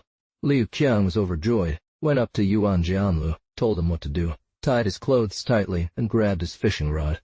He looked at the river, which was about a rie Chinese unit of distance wide. He shouted, "Look on!" Everyone raised their heads to watch. The crowd exclaimed, "He's a god," and prostrated themselves in the boat. Scared stiff, Strong too saw Liu Qiang laughing loudly from the other shore, calling out, "Hurry up and take Mr. Yuan across." Liu Qiang leaped forward with all his strength, soaring several meters high, then crossed the river while holding his rod, leaning to one side until he reached the opposite bank, standing tall on the shore. No longer able to resist, they asked Yuan Jianlu to get off the boat and carry his luggage. The oarsmen and helmsmen did their jobs. Soon, Yuan Jianlu was on the shore. Liu Qiang ran down to the boat. "Now, give back my silver to my old gentleman." Strong too had no choice but to struggle, go to the rear cabin, gather the crossing money into a bundle, and hand it to Liu Qiang with both hands. Liu Qi grabs a handful and announces to the crowd, "If any of you have silver on you, I'll return it to you." The crowd rejoices, and some climb aboard to express their gratitude, asking about their names. Liu Qi replies, "The gentleman's name is Yuan. His style is gradual landing. My surname is Liu. My name is Qi, and I'm known in the underworld as Black Flying God." The crowd nods, saying, "A black flying god indeed." They then disperse. The two strongmen remain on board, remembering Liu Qi's name, regretting their earlier slip of tongue, and shake the boat in frustration. Yuan asks, "Why do you carry such a long pole?" Liu responds, "The rope is about 4 to 5 feet long." Liu Qi hides the silver coins and tells Yuan gradual landing, "We've been lucky. Our finances were running low, so this sudden windfall is a godsend. When I throw it, the wind catches it and carries it upward, without much effort on my part. We have several live river ahead, so with a good throw, we can reach the other side, gaining their resources. A truly remarkable person." Yuan sighs. "No wonder you rescued Master Bai from prison so easily, a mere flick of the wrist." Liu Qi continues, still carrying his bags and brandishing the pole, walking off in search of the white-eyebrow hermit. Meanwhile, Fang Indu, having been given a donkey by Master Bai to track Yuan and Liu, heads north. After over a year with no news, he crosses the Yellow River and passes through several counties. On the road, he hears children singing a song about searching for the white-eyebrow hermit. Asking locals, he learns that 2 strangers from elsewhere had been singing this song while pulling the pole, accompanied by their voices as they dragged it. Behind them on bamboo stalks. The children found it amusing and imitated their performance. People direct him in the same direction. Indu realizes the men have a lead, asking everyone along the way where the person with the pole had gone. Following this trail leads Indu to the Yellow River. Is this really important? The 2 strongmen question him. "Sir, why such urgency?" He has to pay 3 silver coins to cross since he arrived after having been given the donkey by Master Bai. Upon learning that someone flew across the river using the pole, reducing the price from 1 coin per crossing, Indu offers the 3 coins, and crosses with his donkey. Indu explains, "I'm searching for the person who was calling out while pulling the pole." "You mean the one who flew across yesterday?" they ask. "Yes," Indu confirms. They inquire further. "Do you know his name?" "Of course I do," Indu replies. "And what's his nickname?" they ask. "One is named Yuan, with the style gradual landing. The other is Liu, known as Black Flying God." "Black Flying God," Indu repeats. They suggest he should simply guide him across. Indu agrees and returns their coins, setting off in the opposite direction. After a few tens of li, he hears Liu Qi calling out and singing a song. Indu, upon receiving the song, responded, Whitebeardy, Whitebeardy." The southern path was first explored. "I've now found you again, without needing to spend 30 gold coins. Joy beyond words. Let's both stay here." Yuan Jianlu and Liu Qiang heard the response from behind, thinking it was a child imitating him. Seeing the change in tone, they sang along, only to recognize Famji Indu upon his turn. Indu leapt down from his horse and walked over, greeting Yuan with a bow. "Brother Yan, why have you also come here?" Liu also bowed respectfully, surprised and questioning. Indu then revealed that he had set out in search of the Whitebeardy, only to find himself now returning north in pursuit. Yuan replied, "If you hadn't come, we wouldn't have known for a whole generation that Brother Bai was at home." The 3 men turned together and continued their journey. On the way, they asked Indu why he had come so directly. He then recounted the tales he'd heard as a child, about crossing rivers without paying, which made them all laugh. Upon reaching the ferry, Liu called out, "Can you take us across? I'll give you 3 gold coins to save me from having to fly back." The 2 strongmen, recognizing Liu, agreed and steered the boat over. The trio stepped off the boat and rowed it to shore. They refused his offer. Liu took out the silver coins he had, giving 2 to each of them. Liu said, "From ancient times there's no record of an emperor not having a use for good people. How could this be?" The 3 continued on their way. He left the coins in the boat and walked ashore with them. Liu asked, "Now that we don't need to search for Master Bai or cross the river again, what's the point of this pole?" So he threw it into the river. They arrived in Lane County not long after. Endu, having mounted his horse, and Yuan and Liu each hired beasts, rushed back home. The 3 walked straight to Luan village, where they found a grand feast spread out on the veranda, more lively than ever. They didn't know why until the Whitebeardy himself emerged from inside. Endu said, "Master Bai, please sweep the dust off our feet for these 3 travelers." The Whitebeard saint greeted them and inquired about Liu, asking if he was Liu Yishi Lu the righteous. Liu bowed deeply. The Whitebeard helped him up, patted his friends on the back to have them sit down, and ordered Liu to take a seat. Liu excused himself to go pay his respects to Master Bai's parents. Upon entering, he heard Yuan and Endu recounting their northern journey. Puzzled, Yuan asked Endu for more details, which Endu then provided. "Today," said Yuan, "I only learned that Master Bai had left home to escape. My brother was happy at home, but put his older brothers through hardship." Endu inquired further, "When did Master Bai give Liu a marriage proposal?" The Whitebeard smiled. "It was after you went north, just as we sealed the betrothal last year. He has no way to repay them." Friends inquired about the reason for the feast. The Whitebeard explained that he had made an extra pot of congee and invited them because they had visited earlier. They congratulated him profusely. A young man emerged from inside, greeted them, and sat down with them.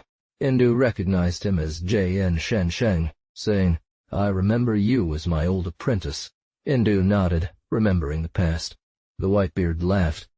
"You were my apprentice then, but now he's my younger brother." Yuan looked blank, so Endu told him again. "Today," said Master Bai, "we're celebrating not only the pot of congee, but also the washing away of dust from our journey here." Enjoying themselves, they all got drunk. He invited them to stay for dinner, and they accepted, joining the 6 people at table. Master Bai, his son, Liu, Jane, and Endu with Yuan. 2 friends offered to stay the night. The next day, the 2 friends left. Bai Gong had nothing to offer in return for their labor, but he had 4 pairs of red jade cups hidden away at home. They packed everything into boxes and had Warner deliver it. Mei Xian also gifted 4 ends of silk brocade, a fox fur coat, and an ivory inkstone, and said with courtesy. The 2 friends could not insist on refusing, expressing multiple thanks. Upon parting, they said, "Bai, on your joy over the birth of your son, we will send congratulations another day." Bai Gong, Mei Xian, and Jin Sheng saw them off at the door. It seemed as if a donkey was tied to a tree in a corner of the wall, and it greeted Bai Gong by saying, "The fine donkey given to me by my elder I have no use for today, so please accept this as a gift." They exchanged farewell greetings and left. He borrowed money from me to marry his wife and saved me from certain death. Bai Gong spoke privately to Mei Xian about Liu Qiang's labor. "How can I reward him? My intention is to marry one of my wives to him, fulfilling his lifelong wish." Mei Xian said, "If you want to give your daughter in marriage to him, you could buy a house for him to live in and divide several mu of land with him, completing his lifetime's matter." He ordered Liu Qiang to stay there. Bai Gong had a few rooms built on the edge of his property and divided some items. Through an intermediary, he married a new widow named Zhang Min, around 40 years old, who became Liu Qiang's wife. He also gave them 10 mu of land and 2 mu of vegetable garden for their own use. Liu Qiang was deeply grateful. He burned incense every day, chanting prayers for the Bai family. Unbeknownst to everyone, Mei Xian's son was born to either Feng Envi or Cia Qiong. To find out, listen for the next installment. Poem. On white days, the inkstick and brush rest between. I happen to visit you on a leisure journey.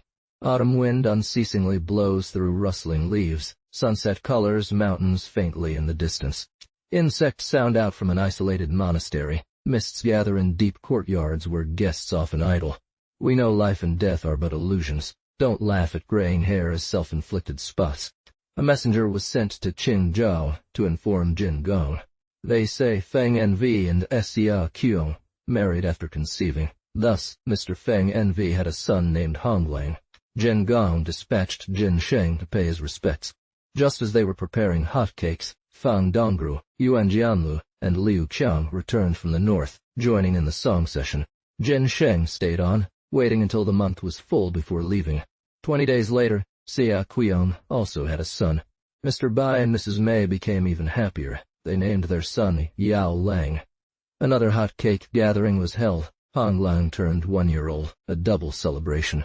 Relatives did not all make it in time. They hosted a grand feast, inviting Yuan Jianlu, Fang Dongru, and various relatives to join the hot cake session. When Liu Qiang learned that Mei Xian had another son, he was filled with joy, joining Bai's family and congratulating Mei Xian. "You've planted 2 jasmine trees, a rare pleasure among humans." Mei Xian thanked them profusely. Mr. Bai and Jin Sheng both came out to greet them. Suddenly, Liu Qiang entered. Everyone bowed respectfully. The 2 friends inquired about his arrival. Liu Qiang explained, "I was called by the master, so I came." "I didn't know why."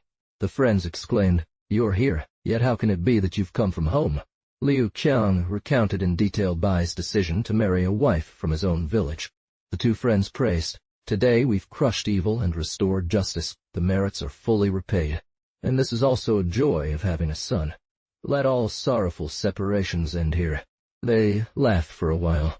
100 birds sing together in harmony. In March, the weather is pleasant, and the garden flowers are in full bloom. Mei Xian sighed. "Remember when I was with my brother admiring the snow, using this drum as a fire to warm ourselves?" Mei Xian, along with his 2 friends, enjoys a leisurely play near a stone by the side of a smooth rock, where soft grass grows, moss covers the drums, and snails leave their trails. Now, years later, things remain much the same, but our youth has passed. His friends nodded in agreement, saying it felt like a dream after so many years had passed. Shortly after, their family invited them to join a meal. Mei Xian suggested, "With such beautiful weather and birds vying for attention, let's have a feast right here on the stone." The 3 friends readily agreed, moving the table onto the rock. Bai Gong also came out. Mei Xian said, "Let's call Liu the elder." Bai Gong replied, "He got drunk inside earlier and has already left." The 5 of them sat comfortably on the stone, drinking and enjoying each other's company. They parted in the late afternoon, with 2 friends leaving for Qingzhou, and Jin Sheng staying a few more days to bid farewell before returning home. He also shared some news about Hua Qiao having a son.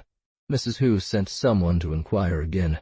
That year, during the examinations, Jin Sheng, using his place of origin as Qingzhou, passed with flying colors due to his elegant and flowing writing. The officials were impressed by his exceptional talent. After the exams, Jin Sheng visited Bai's home, expressing gratitude for his teachings and paying a visit to his relatives. From then on, they often met and communicated. After 3 years of serving as governor of Hebei, Jin Sheng was promoted to the position of governor of Anfu in northern China. The people did not want him to leave because of his kindness and fairness towards them, so they collectively appealed to keep him, which the court granted. He was assigned an additional 300 stone in annual salary and 300,000 silver coins.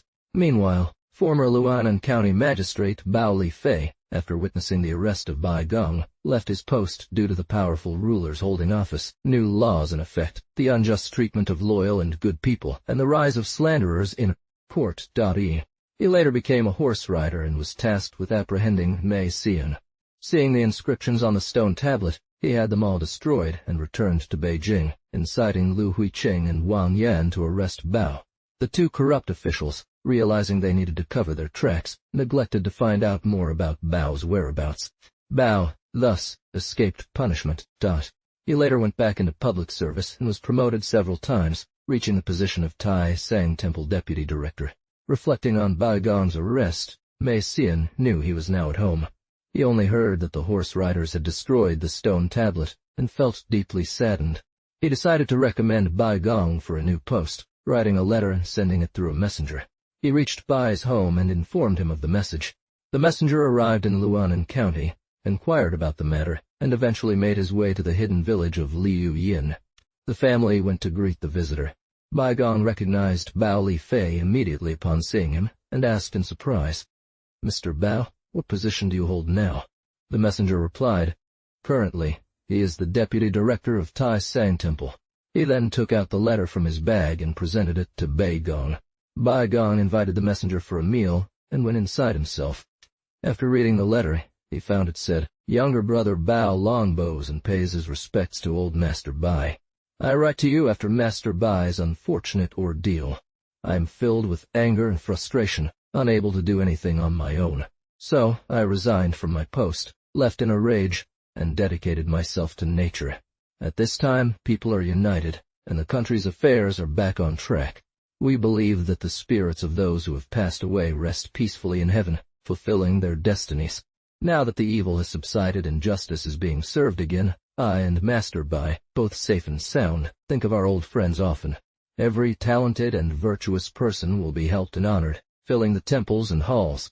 But why would a wise young man with literary abilities be content to live a life of seclusion? Old Master Fu retired in his old age. It is understandable that he did not seek fame or wealth. If he could display his loyalty and integrity, what shame would there be in ringing the bell and enjoying a hearty meal? My younger self dreamt that a goose, relying only on a few words, couldn't fly. The wise young man remains steadfastly determined. He wears the robe bestowed upon him, adorned with yellow mulberry leaves. Upon reading the script, Lord Bai raised his head and asked the fairy-like Bao Gong, "All I hope for is that old Master Fu's kind words, though brief, will somewhat ease my simple nature and dispel my worries." The fairy replied, "Although Bao Gong's recommendation is a kind gesture, I am inherently plain in nature, with no desire for honor or a crown. Peeping outside the hall to give it to the messenger, please convey my greetings to Master Bao Gong. Moreover, my father held an exalted position as a bare-crowned official, but I was unable to fulfill his aspirations, and instead suffered demotion and banishment. Though I am unable to attend the ceremony due to distance, this letter expresses my sincere regards. If I were to embrace this honor, it would be akin to riding a tiger, especially given that both my parents are nearing the age of 80. Even if I remained in office, I would still yearn for retirement and peaceful cultivation." "My aging parents and seek fame as a gain?" Lord Bai nodded in agreement and wrote a return note. "Shto. Here's 3 taels of silver as a token for your journey." The messenger refused with humility and deference, but eventually accepted the gift, and left after bowing his head in gratitude. Upon returning to Beijing and reporting to Master Bao Gong, he was sent away by the latter, who then examined Lord Bai's letter. He found it wrote, "Your humble servant Banyunyou bows again and writes to Master Bao Gong below. Since parting from you in a carriage, I have felt like a phoenix lost in flight, pining for this mortal realm. Fortunate to find myself in Hualang, I've secured a modest dwelling in a fishing village where I've spent over 10 years in peace and contentment. Today, as Master Bao Gong is elevated in office, my father and I are unable to offer the elaborate congratulations one might expect. Although I have aspired to serve since youth, my abilities pale before the cleanness of the ancient times. Furthermore, you have been so kind as to extend your grace towards my humble self, but what favors can I possibly bestow upon you? Moreover, being an old man without a family, my intentions are clear. I wish only to retire and tend to my aging parents, rather than disappear into the shadows of public service." This is indeed a noble sentiment, Master Bao Gong reflected, and in keeping with his original intent, I will ensure that the memorial plaque I had erected previously is not destroyed. Instead, I shall have it restored, and together with his son, I will erect a new plaque, showcasing 2 generations of seclusion to inspire envy and admiration among future generations. He then sent a letter to the senior official, Lu Gong, who was serving as Grand Secretary at the time. Upon reading Master Bao Gong's letter, Lu Gong eagerly agreed. This was all due to Lu Gong's appreciation of those who display wisdom and kindness. He then relayed it to Emperor Zenzong, who ordered that a plaque be erected in the county, and granted 1 mu of tax-exempt land for 3 generations to Bai's family as a reward for their father's loyalty and virtues. Lu Gong also personally wrote "Joyful in Tranquility" on a scroll, and sent it to Master Bao Gong, requesting him to have it inscribed as an inscription over Lord Bai's residence. Master Bao Gong expressed his heartfelt thanks multiple times. He also wrote letters to the governor of Qingzhou and the county magistrate of Lian, conveying the intention of having a plaque erected for the Bai family. Since Lord Bai's letter contained a request for a meeting, Lu Gong kept the 4 characters and promised to deliver them in person once the official examinations were completed. The county magistrate was named He, another former student of Master Bao Gong's. At this time, the governor of Qingzhou was Jin Gongfu, who had previously been a student of Master Bao Gong. After seeing the book, I was close with Bai Gong as distant relatives. Without needing to say it fully, I knew his intention was to represent the court's will, and he had the guidance of Bao Gong, further strengthening our relationship. They also restored the old pavilion, erected a stone tablet, and built a new pavilion across from it. He ordered dozens of craftsmen to rebuild the old gate, creating a new one in the middle, opening up an avenue paved with blue stone and planting poplar trees on either side. The design was magnificent, with a stone plaque inscribed with the words, Qin Shi Yiming, Pure World Exemplary Citizen by the county magistrate. 3 hawthorn trees were planted in front of each pavilion, symbolizing good fortune. After 2 months, the construction was completed, and the plaque of Bao Gong's seclusion was cleaned and placed above the old gate. The county magistrate personally wrote Father's seclusion, Son's exemplary on a new plaque and presented it to the Bai family. From the new gate to the Bai family's residence, the road was adorned with colorful decorations. A feast was held to entertain the county magistrate, and his officials were also rewarded. The county magistrate ordered musicians to play, and have 4 men carry the plaque as he rode on horseback to personally deliver it. Bai Gong and his son greeted him on the steps, expressed their gratitude, and hung the plaque in the hall alongside Bao Gong's seclusion plaque. The county magistrate bid farewell and returned home. He asked us our surnames, so I told him. Later, as the poplar trees grew tall, travelers would rest at these 2 pavilions, turning it into a 1,000-year tradition. He said, "These 2 friends will be of great help to you later." One day, Mei Xian confided in Bai Gong, "When I was walking on snow, I invited Yuan and Fang friends to see the plum blossoms south of the fortress, and in the forest, I saw an old man riding a yellow cow. The 2 friends parted ways, traveling north and south for years." His words proved accurate. Bai Gong, upon hearing this, exclaimed, "This is indeed the talk of a sage." I asked him his surname, and he said he had none. He was once a chancellor in the previous dynasty, and then followed Chenji into seclusion in the mountains, hence his self-title as Huang took a yellow ox-guess. Why not seek him out? Mei Xian replied, "I did ask for his guidance. He said I wasn't a sage, so what could he guide me on?" I begged him persistently. These words allude to my father's misfortunes. He said I was good at poetry and gave me several lines as a gift, navigating a leaf boat, inviting flying fairies to join the journey. He also said, "Monks, knock on the moonlit door," which refers to when I stayed at Mo Yun, something I had previously shared with my father. Phoenix Terrace, recalling the sound of blowing a bamboo flute, speaks to my marriage. Bai Gong nodded repeatedly, amazed by these words. Mei Xian continued. The last line reads, "A sheep's weeping monument." This seems to foretell our current reconstruction of the plaque. He then shared how their family fortunes were intertwined, and each phrase had come true. As the old man left, he gave me his coral whip, saying it would have a purpose later on. When I fled, it proved useful, and I also sealed my marriage with this whip. Perhaps the words about future use will also come true. Bai Gong said, apparently, my own wandering days were also predetermined. Today's completion of our tasks is all for enjoying our grandchildren and spending a peaceful old age. I haven't told you. Mei Xian then spoke to Feng Envi and Xia Xiao about his experience, who exclaimed in surprise, "How could you forget? We too once rested on the stone bench by Taihu Lake, suddenly falling into a dreamlike state. I dreamt of an old man riding a single bull, accompanied by a young boy with a white brow, holding a coral whip. The old man spoke to me, 'Miss, tomorrow the lotus will grow on the tree. This is the person.' So he turned to the boy and said, 'You can give this whip to Theok.' The boy approached, presenting me with the coral whip. It turns out that the old man was a sage, and the young boy with white brows was you. The sage of white brows sighed and said, 'As they say, fate is predetermined.' Fang Nu replied, 'When you return home, do not forget to present the collection of coral whip in a case.' She took back the jade comb from the sage of white brows, who also returned the comb to Fang Nu. From that day on, the family lived in peace and harmony, no further mention required. Bo Gong said, 'At 60 years old, what is the point of clinging to a crown or a robe?' Furthermore, after rebuilding the monument with Mizbai, Bo Gong passed the imperial examination and was promoted to the position of Secretary-General in the office of the middle and lower levels of the Secretariat. And since Mizbai has repaid her debts of friendship, I have nothing more to hope for. It's better to enjoy the tranquility of evening." He submitted his resignation, which was not accepted. He made 3 submissions before finally being allowed to resign as Right Conseiller. Bo Gong returned home, greeted by a crowd of officials who came to congratulate him. After several busy days wrapping up affairs, he decided to have Lu Gong, the author of leisurely living in a beautiful world, right enjoying tranquility as an inscription for the banner. He had not yet presented it to the Bai family when he set off on his journey to Shandong, a trip without further mention. Upon arriving at Luan County, the county magistrate, came out of the city gates to welcome him, and asked about the purpose of his visit. Bo Gong exclaimed, "This is far more elegant than I imagined." Explaining that he wanted to present the banner, he had an old man who had written the 4 characters enjoying tranquility create a beautiful banner incorporating them, which was placed in the county hall for Bo Gong to see.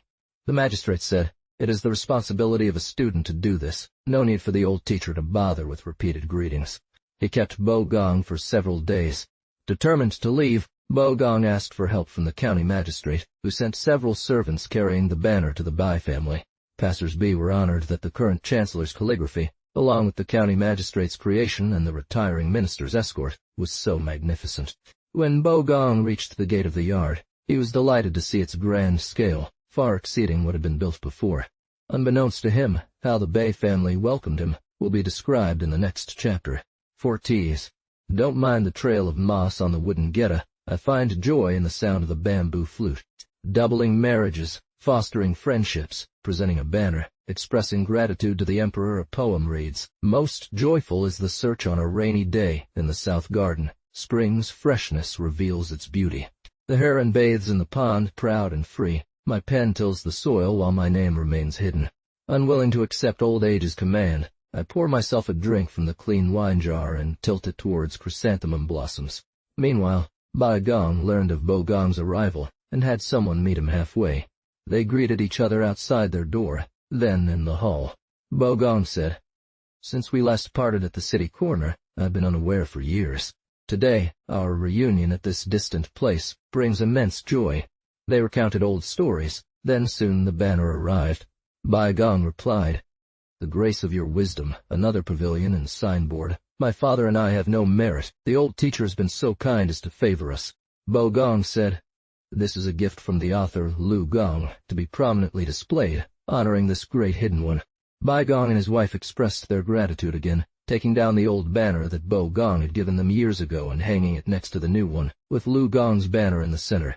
The servants left, each receiving praise or blame as they went. Bo Gong was then offered a seat of comfort. The next day, feast was held again, and messengers were sent to invite Yuan Jianlu and Fang Duanyu to join them. 2 friends arrived, exchanged greetings, and sat down to talk. After a while, they saw a banner with flowers hanging high, and asked about its origin. Wei Gongdao replied, "This is a gift from Master Bao." The 2 friends thanked Master Bao. Not long after, the feast was complete. Wei Gong invited Master Bao to sit higher, but Master Bao politely declined. Yuan and Fang, the 2 friends, said, Master Bao need not refuse. Who would dare to show up as a junior at such a gathering? So Master Bao sat down. The friends followed suit, with Wei Gong sitting across from them, with a fairy-like figure by his side at the table. After several rounds of drinks, they began sharing stories about their pasts. "I also rely on both of you during times of trouble." Wei Gong said, "I am grateful to have Master Bao's patronage and support. He treats me like a brother in gold. True friends for life." He then recounted the details thoroughly. "You far surpass my own merits." Master Bao said, "The 2 of you are true heroes, if I may be so bold as to say so myself." The friends responded, "We dare not claim such." Just as they were talking, a loud clapping sound echoed from within the hall, and a young child rushed out, followed by another one who looked identical. Master Bao asked, "Who are these children?" Wei Gong answered, "They are my grandsons. One is named Qiang Lang, and the other is Yao Lang." The fairy-like figure told them, "Master Bao is present, please make a bow." The fairy-like figure said, "Please stop." Qiang Lang placed his clapper on the chair where the fairy-like figure was sitting, and both he and Yao Lang stood facing up and bowed repeatedly. "These are Yuan and Fang. They can also make a bow."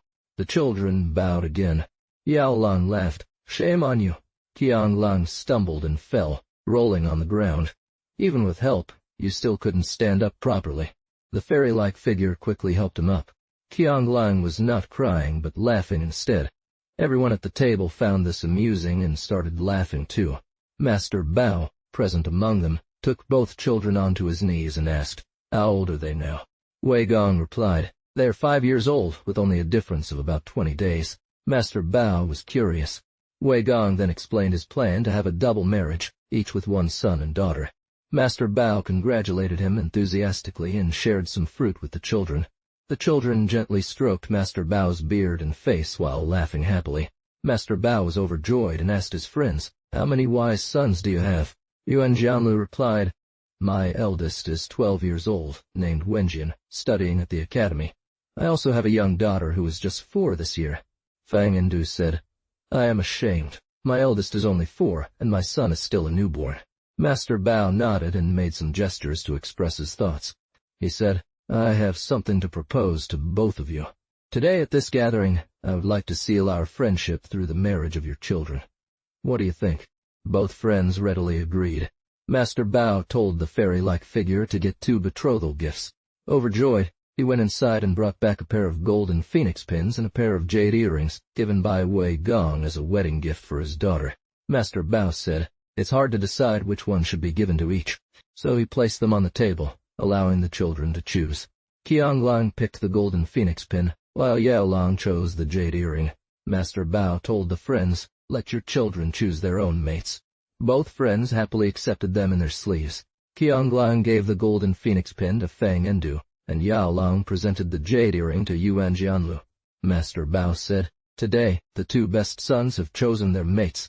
He then told the children, "From now on, you may call me Uncle." The children exclaimed, "Uncle!" with everyone at the table clapping and laughing. 2 children approached Bai Gong and said, "I want to go in." Bai Gong asked, "Why do you want to go in?" The children replied, "To ask for candy to eat." Everyone laughed again. The 2 children ran inside together, then turned around and returned to the Eyebrows Fairy, saying, "Give me back my drum." The 2 children repeatedly made bows. The Eyebrows Fairy said, "You can make a bow and thank Grand Uncle Ba, then I will give you your drum back." The Eyebrows Fairy took the drum from her chair and gave it back. The 2 children picked up the drum and started banging it wildly inside. Bai Gong laughed and said, "This is what they call human happiness." After the feast ended, Bai Gong told his 2 friends, "Since you are getting married tomorrow, I will be your matchmaker." The friends thanked him, hid their wedding gifts, and returned home to offer their respects. The next day, Bai Gong announced his departure. White Lord prepared a lavish gift to send him off. Bai Gong spent a few more days in the county before returning to Kaifeng. 5 years later, he fell ill and passed away. He had one son named Yangshan, who was already grown up at that time. His funeral was conducted with full rites. The White family sent an envoy to offer their condolences. Later, Yangshan rose to become a secretary, and he also maintained the family connection with the Whites. Meanwhile, Jin Lord was reassigned to Qingzhou, served for 3 years, and was promoted to judge of the Ministry of Agriculture. Although the people loved him and didn't want him to leave, they had no choice but to bid him farewell while holding incense. Jin Lord wanted to marry Jin Sheng, and Hu Lady also wanted to see her daughter, so he submitted a request for temporary leave, first visiting the White family. White Lord, Eyebrow Fairy, welcomed Jin Lord and Jin Sheng into the hall and exchanged greetings. Then, Long Sun Lady, Feng Nang, Xiao Shao, came out to greet Hu Lady inside. Eyebrow Fairy also went in to pay respects to her mother-in-law and then entertained Jin Lord and Jin Sheng in the outer courtyard. Another room was prepared to host Hu Lady. On this day, mother and son reunited, and husband and wife met, their affection needing no further words. The accompanying guests had their own arrangements. After several days, Jin Lord wanted to return home. "Today I can have my husband-to-be deliver their greetings as a way of saying goodbye."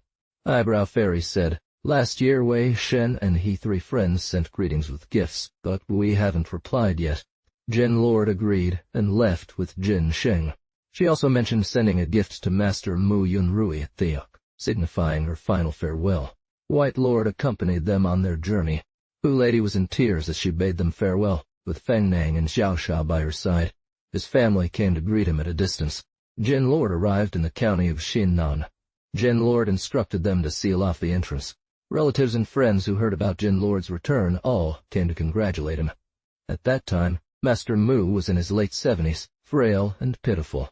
He ordered his family to deliver the gifts from Eyebrow Fairy to Master Mu Yunrui. After receiving the gift, he thanked them again and again. 2 years later, Master Mu passed away.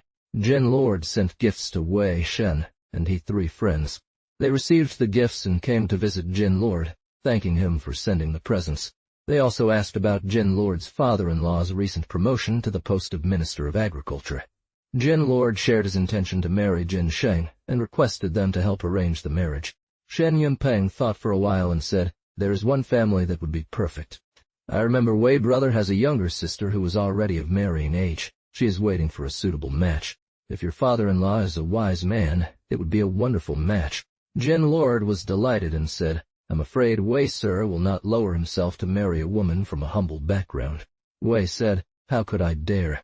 Even if the younger sister is not of good character, how could we cause any trouble for your father-in-law?"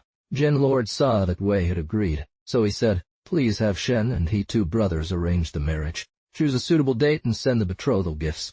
The 2 brothers left in satisfaction. Jin Lord proceeded with the wedding arrangements.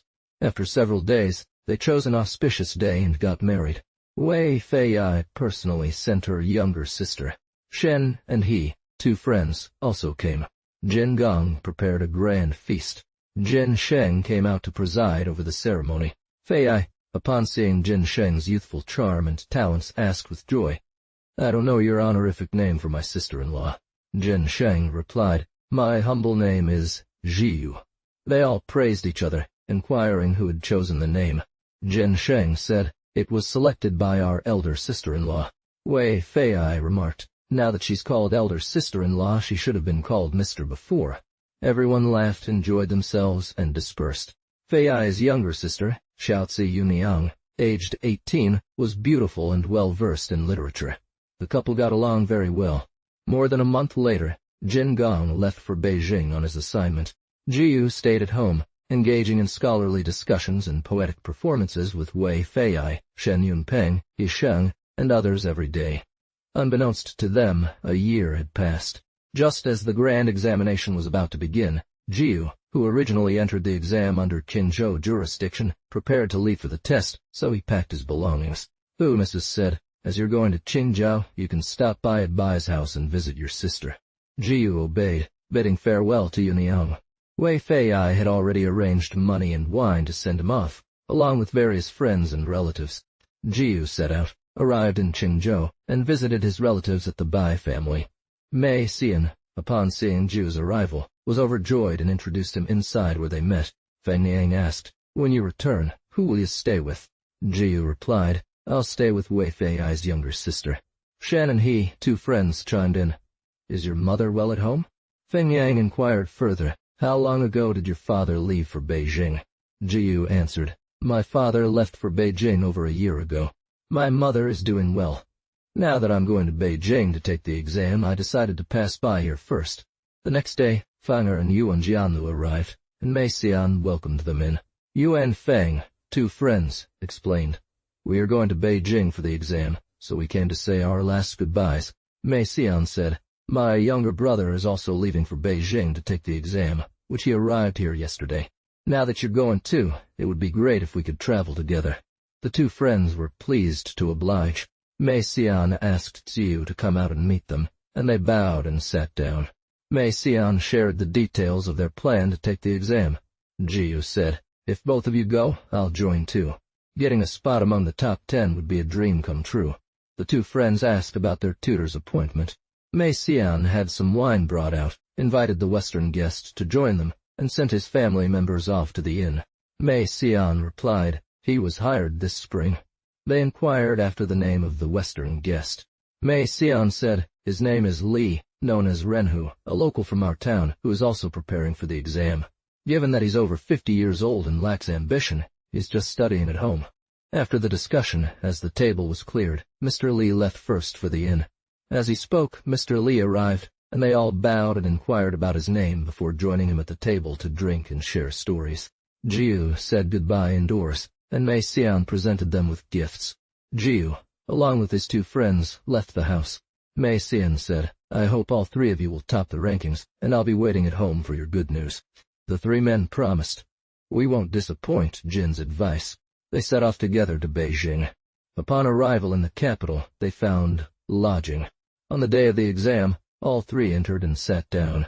Since Jiyu hadn't taken the exam before, he didn't go see Jin Gong first. Instead, with his two friends, he studied at their inn while waiting for the test date.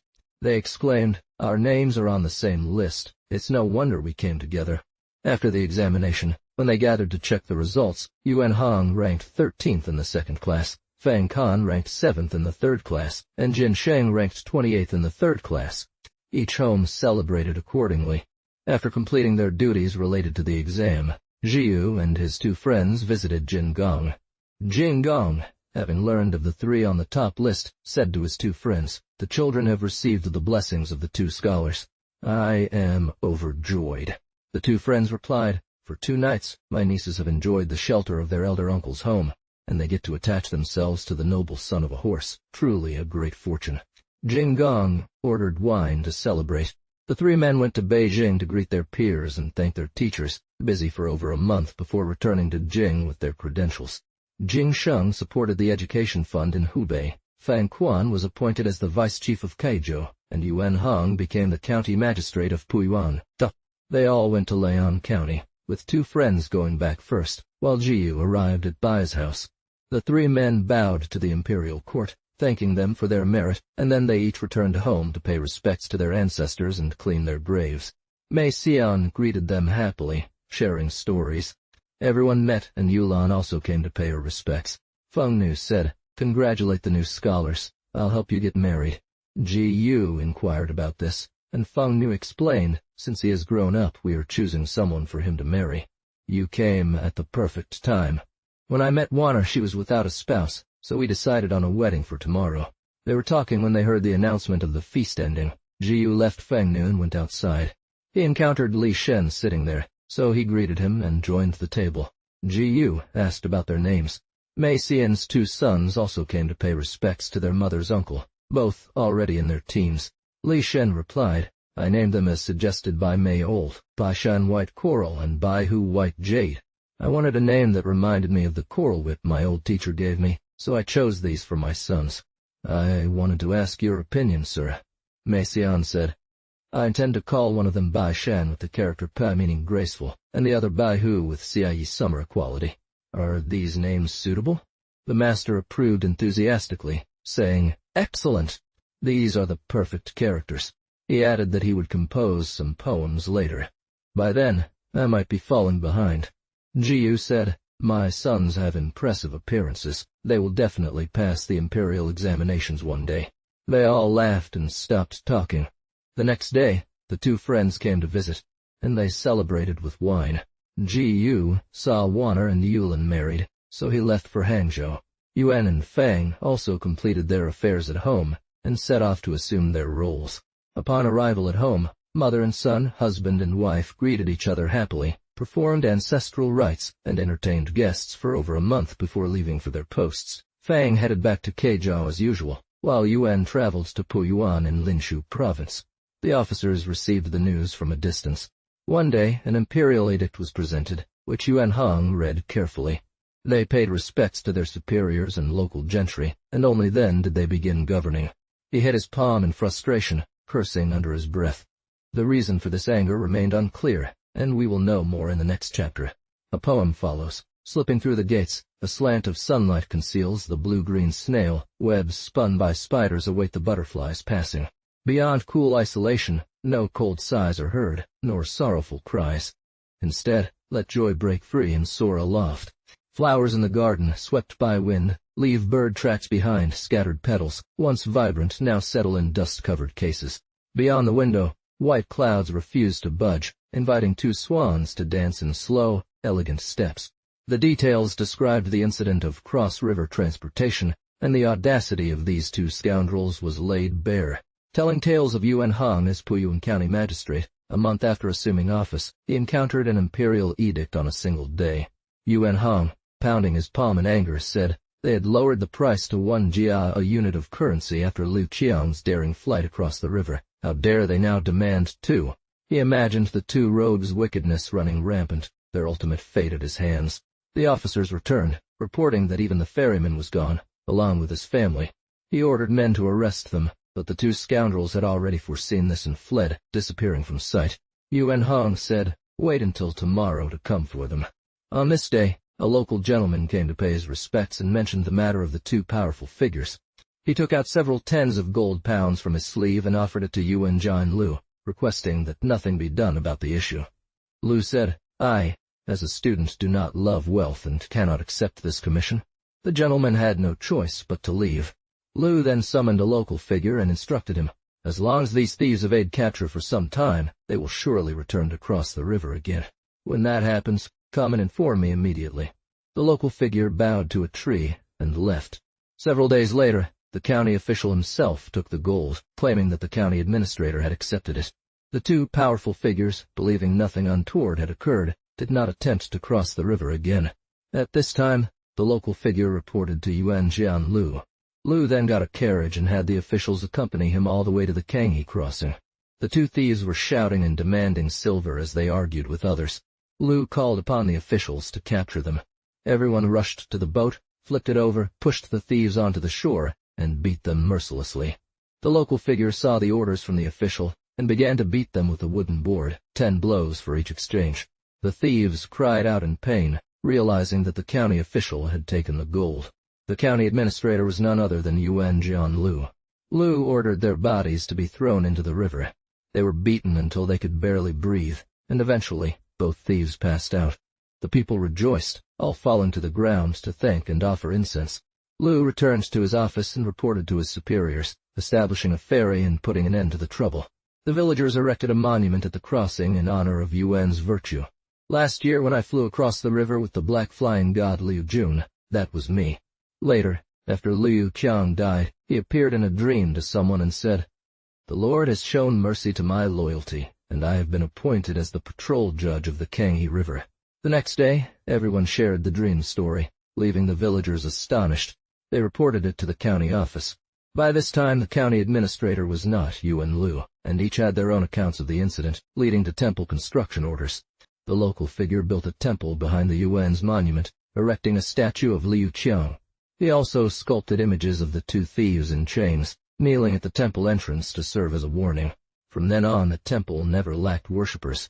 That is another story. Liu Qiang, having confessed his arrangement with White Lord and his wife, and dividing their land and supporting them for life, later had a son.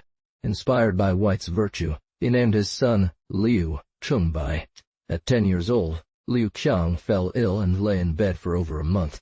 His condition worsened, and he summoned his wife Jiangxi and son Chengbai, saying, "I was born in Wu and ended up among unworthy people.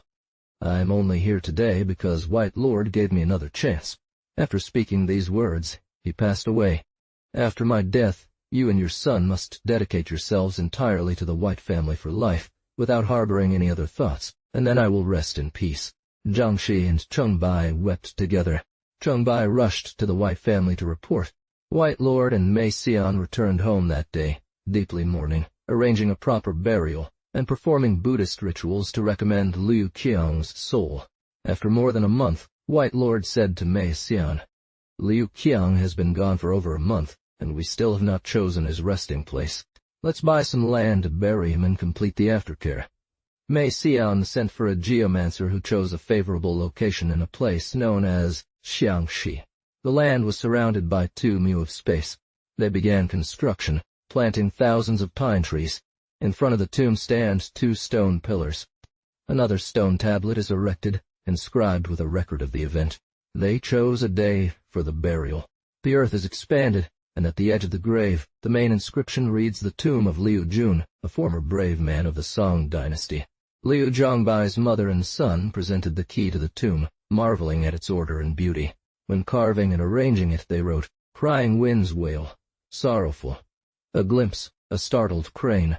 The fleeting life of mortals, petals falling like rain. Sudden gatherings and partings, one's true nature hard to discern. Heaven is a crucible, correcting errors and misjudgments. Oh, how easily the 100 years pass. What joy and sorrow are unequal. Touching the face as if yesterday, suddenly a familiar stranger from afar. Seeking refuge, entering the cave, moonlit melodies. Flowers in the morning repeatedly pass by, intoxicatingly fresh, ringing like frost on the river. Why not enjoy happiness? Why not celebrate together, sharing the calamity for eternal peace, just wandering around a corner? Suddenly unable to return, The spiritual carriage awaits. Wishing for joy and sorrow to decide life and death in an instant, meet with the spirit, rebuke it.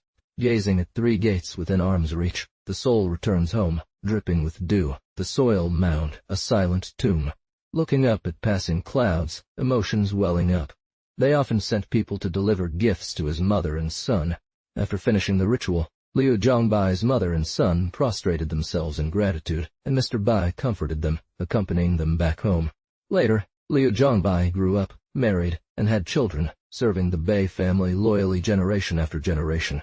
At that time, the 2 sons of Mei Xian, Bai Shan and Bai Hu, were already 13 years old, with beautiful faces still in their youth. Western guest Li Renfu taught them diligently. Both sons also paid close attention to their studies, excelling in literature and learning. Mr. Mei told Mr. Xian, even though the second son is young, his writing is quite good. This year's imperial examination, it would be good if he goes to take a look. Mei Xian was overjoyed, so he prepared for travel, had Warner serve him, and led the 2 boys to Qingzhou to take the exam along with Mr. Li. The boys took their exams, finished their writing, and presented their roles to the imperial examiners. The examiner saw that the 2 boys were roughly the same age, with similar appearances, and their writing was completed early. Finding it strange, he asked, "Are these 2 children from the same family?"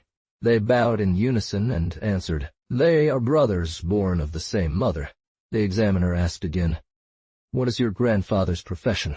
What is his name?" The boys answered, "His surname is Bai, his name is Liang, his style is Ji Guang. My father's name is Mei Xian." Impressed with their answers, the examiner said, "Take your writing to me for inspection." The boys unrolled their writing and presented it. One can only imagine what comes later. The examiner found the content profound, and he exclaimed, "Such writing from a young age." He approved them for citizenship. The boys bowed and thanked him as they left, sharing this news with Mei Xian and Mr. Li. Mei Xian and Mr. Li were both delighted. The next day, they presented themselves in the imperial hall. After finishing their exams and collecting their rewards, they returned home, paying respects to their grandparents and parents, and thanking the teachers. Everyone rejoiced. Just a few days later, it was Bai's 81st birthday.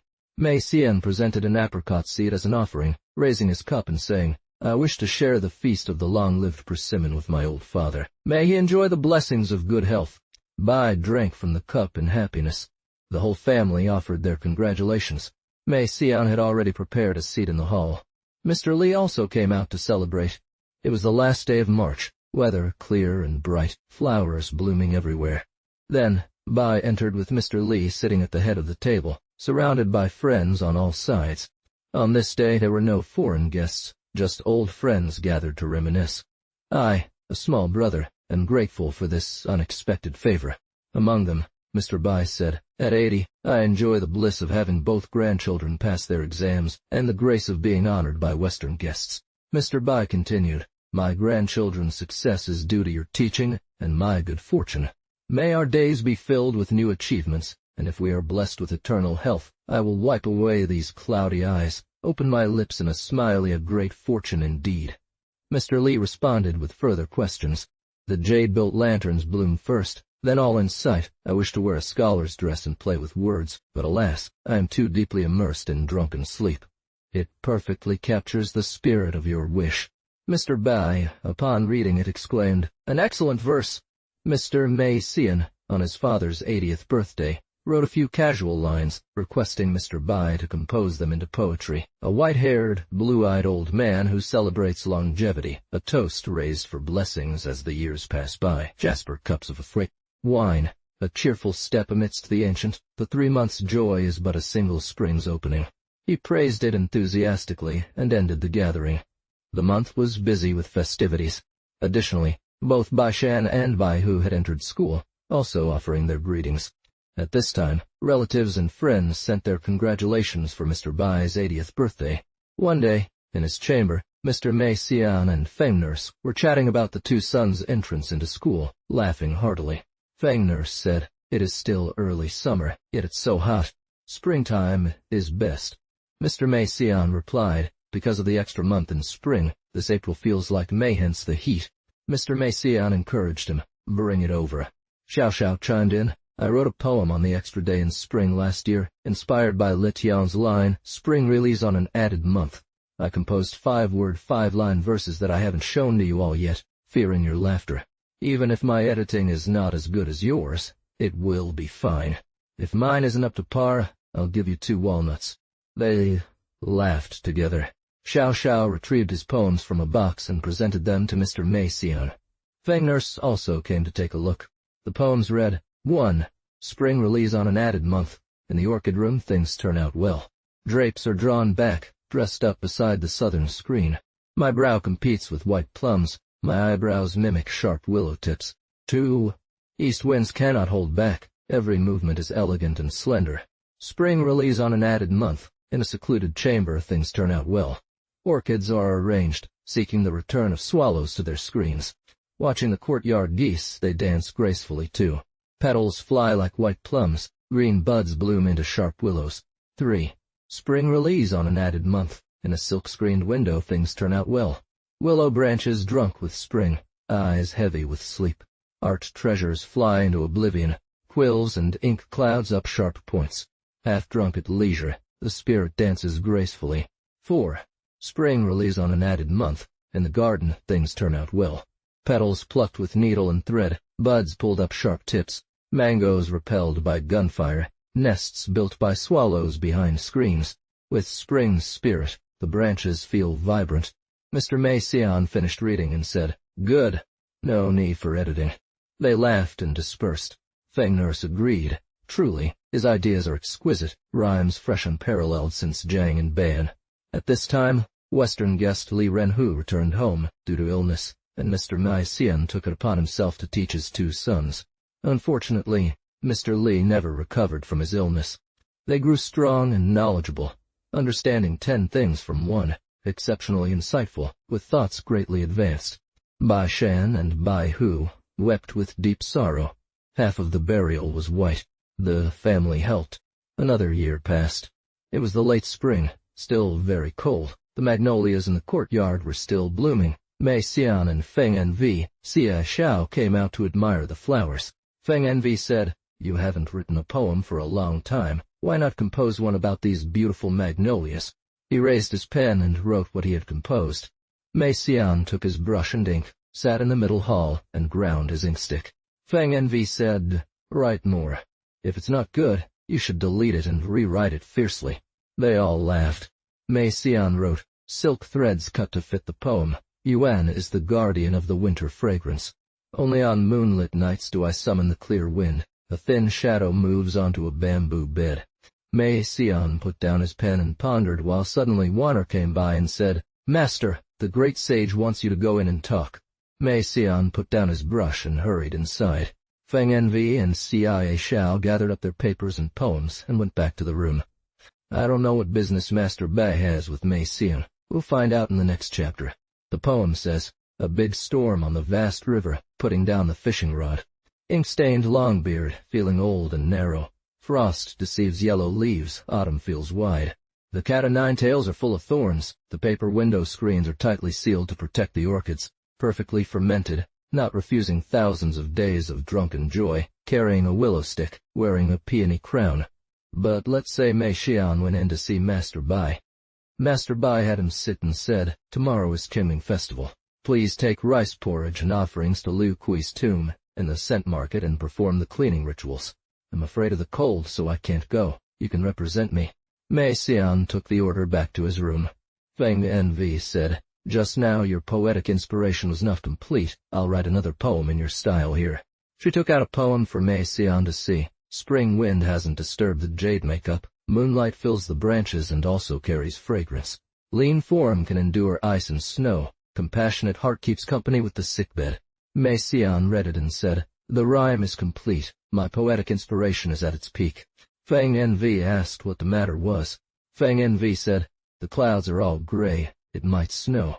Mei Xian said, My father said tomorrow is Qingming. He wants to go clean Liu Kui's tomb, but he can't because of the cold, so he asked me to represent him. Mei Xian said, It was this cold last month, too. It might snow. Indeed, the ground was covered in jade-like snow. The family carried the offerings alongside them.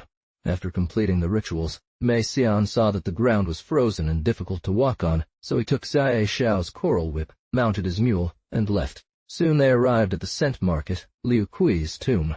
The family set up the offerings, Mei Xian performed the ritual, and the family burned paper money. He rode his mule leisurely, enjoying the snow. Mei Xian found the snow scene lovely, so he told the family to pack up the offerings first and bring them back. He looked at a distant hill, where the snowfall was high and low, clear as if carved, so he rode down to its foot. He took a look around and suddenly heard singing from the pine forest. Heaven and earth separate the pillow and blanket arriving in the east. One night the mountains turned old, filled with sadness. The two-horned lord woke up from his dream, under the bright moon and clean wind. Suddenly, the whip of Shan has been apart for a long time, meeting today. Mei Xian listened and hurriedly got off his mule, walking closer to hear clearly. I have something to ask you. He heard someone say, Mei Xian, it's been a long time. Mei Xian turned around and saw deep in the tree forest an old man sitting on a cow's back. He recognized him as Huang Kui guest. He bowed down quickly and said, Master, we've met again after a long absence. Please save me from this life. All the predictions I made have come true. The old man rose, saying, We parted ways several years ago. Beauty has changed. Mei Xian answered with a bow. They all have. I wish to leave now, master, said the youth. The old man replied, You are free to go your own way. Why follow me? Studying the way does not necessarily involve wandering abroad or fasting and cultivating qi. Besides, you still enjoy wealth and honor in human life, so wait until your end days before attempting to ascend. At that time, you'll truly become a white-browed sage. I gave you a coral whip before. Give it back to me now. The spirit brow asked, When will my end days be? Time is hard to predict, answered the old man. Only when your eyebrows turn white will we know your detachment from worldly ties. The spirit brow held out the whip in both hands. You can go back now. A whip of coral, said the old man. After many years away, you've accomplished great things. He hung it on a bull's horn. Suddenly, half of the horn broke off. The spirit brow asked, Why did the horn break? Now the horn has suddenly lost half its length. The verse's meaning is fulfilled, explained the old man. When did this happen? Master He once gave me a verse ending with, The two horns determine their heights and depths. I am leaving now, and I will not go beyond the mountain. When you pass away, I'll call on you to certify your record. I've said my final words. This is goodbye. And with that, he drove the bull forward, leaving swiftly. The spirit brow bowed in farewell twice before disappearing suddenly, returning on a donkey. He reported this event in detail to his parents and family members at home. Everyone who heard was filled with sighs and exclamations of wonder. Master said there would be a meeting after, and today it happened, said the spirit brow. The coral whip is now tied again to the high and low horns. You understand that my family's fate rests in this way too. But how can I attain these two white eyebrows and enter the record of sages? Everyone burst into laughter upon hearing this. White Shan and White Hu, having to travel to Beijing for an imperial examination, visited their uncle. Upon hearing about the master's situation, they were all amazed. The spirit brow sent Warner to accompany them to Beijing to take the exam. They passed, and when the results were announced, White Shan was in second place in the 2-grade category, and White Hu placed 8th in the 3-grade category. Both brothers celebrated greatly upon their return home, going to pay their respects to Lord Jin. Lord Jin, then the Minister of Left Administration, had retired, preparing to return home. Seeing the 2 grandchildren come to visit, he was overjoyed, especially since they were siblings who had both passed the exam. He ordered a feast and entertained them until late into the night. A few days later, Lord Jin returned with his 2 grandchildren. They reached Luyin village and saw that the stela stood tall and intact. Lord Jin sighed. This was built by Master Bao. Now, it stands as before. Master Bao is gone, truly something to mourn. White Gong heard about Lord Jin's return and sent someone far in advance to greet him. In the hall, White Gong welcomed him with a cane. The spirit brow also greeted him afterwards. Later, White Shan and White Hu bowed to their ancestor and father, followed by their grandmother and 2 mothers inside. It was a grand feast that day, extremely abundant. Lord Jin went in too, meeting Wind Nurturer and Xia Xiao, recalling old memories. Lord Jin stayed with the Whites. White Shan and White Hu each rode out on a horse to visit relatives and friends. Countless gentry from the county came to pay their respects. The county also sent flags and placards. Liu Yin village, usually deserted and secluded, was now filled with guests. It was quite lively. They recounted their experiences with White Gong and his family before Lord Jin came out to greet them again. "Thanks for your kindness in Beijing," said Yuan Fang and Yan Jian, remembering their stay. White Shan and White Hu also came out to greet them. At this time, Master Fang had just returned from fulfilling his duties in the provincial court, and Yuan Jian, having completed his term as military governor of Jingzhou, heard about White Shan's and White Hu's top rankings, so they all came to the White's home. Lord Jin said, "These two sons-in-law owe their success on the imperial examination to the blessings of both grandfathers. They have brought great joy to this family." "Now, Katsuo, Yuan Jian Lu Dao. I met you last year when you were just turning 12, and now, with your coming of age, I am not surprised to see my peers fading away." Everyone asked for details about the arranged marriages. On that day, Wei Kong also held a grand feast, with several people in attendance. Jin Gong said, "I still don't know how the two gentlemen selected their wives from within their homes." Everyone laughed together. Mei Xian smiled without warning, recounted the story of the two sons' matchmaking, and explained how Bao Public took charge of the arrangements, dividing the sons' wives between them. Bai Shan and Bai Hu also found themselves laughing uncontrollably. Jin Gong turned to Yuan's two friends and said, "Last year, it was Bao Gong who made the proposal. So, I have decided to take charge of their wedding, choosing a date for the ceremony, and I hope this pleases you both. Now, unfortunately, Bao Gong has passed away, and with my grandsons having grown up, I believe the two gentlemen's wives can be happily married too." Yuan's friends were overjoyed. "We obey your orders, sir." They continued drinking for a while longer. He had the invitations sent to Yuan's home. On the 8th, the proposal was successfully completed. After the feast, Yuan's friends left, and Jin Gong repeatedly urged Mei Xian to finalize the arrangements, finally deciding on the 8th of the current month for the proposal and the 13th for the wedding. By the 10th, Jin Zhiyue arrived unexpectedly. Mrs. Hu wanted him to visit, so Zhiyue came to Bai's house. It turned out that Zhiyue had also passed his examination as a provincial advisor and returned home after hearing of Jin Gong's retirement. He assumed that Jin Gong was staying at Bai's place. Mei Xian welcomed him with joy. "I'm glad you're here just in time for the wedding celebrations." Zhiyue learned about the double marriage and exclaimed, "When I told Mr. Li that my nephews would surely pass the imperial examination one day, I had no idea it would happen so soon. How can I thank you?" Everyone laughed heartily. Feng Niu replied, "Just give your auntie a few bows, and we'll call it good." They prepared drinks and offered Zhiyue a chance to wash up before joining Jin Gong in the guest room. The men then mounted their horses and returned while the women followed in the carts. On the 13th, Bai's family sent 2 elegant carts adorned with silk curtains, accompanied by drummers and dancers, to collect Yuan's family. Each family laid out a feast and performed 3 respectful bows as the carts approached. Yuan Jianlu's eldest son, named Kun and known as Xiang Huang, escorted his sister on horseback. The procession was a grand spectacle, with music and red lanterns shining brightly. Yuan Grad's firstborn, named Wen Chai and known as Tian Gu, led his younger sister from the cart. Upon reaching Bai's home, they halted at the entrance while Mei Xian performed a ritual using sacred horses. The master of ceremonies recited a poetic invocation. A swan on fire in the skies above, pigeons below, splashing water around. The auspicious air fills Hal Hua today. 2 silver candles glow brilliantly. After the ceremony was completed, the master of ceremonies escorted the 2 newlyweds from the carts to the hall, where they bowed to Bai San and Bai Hu.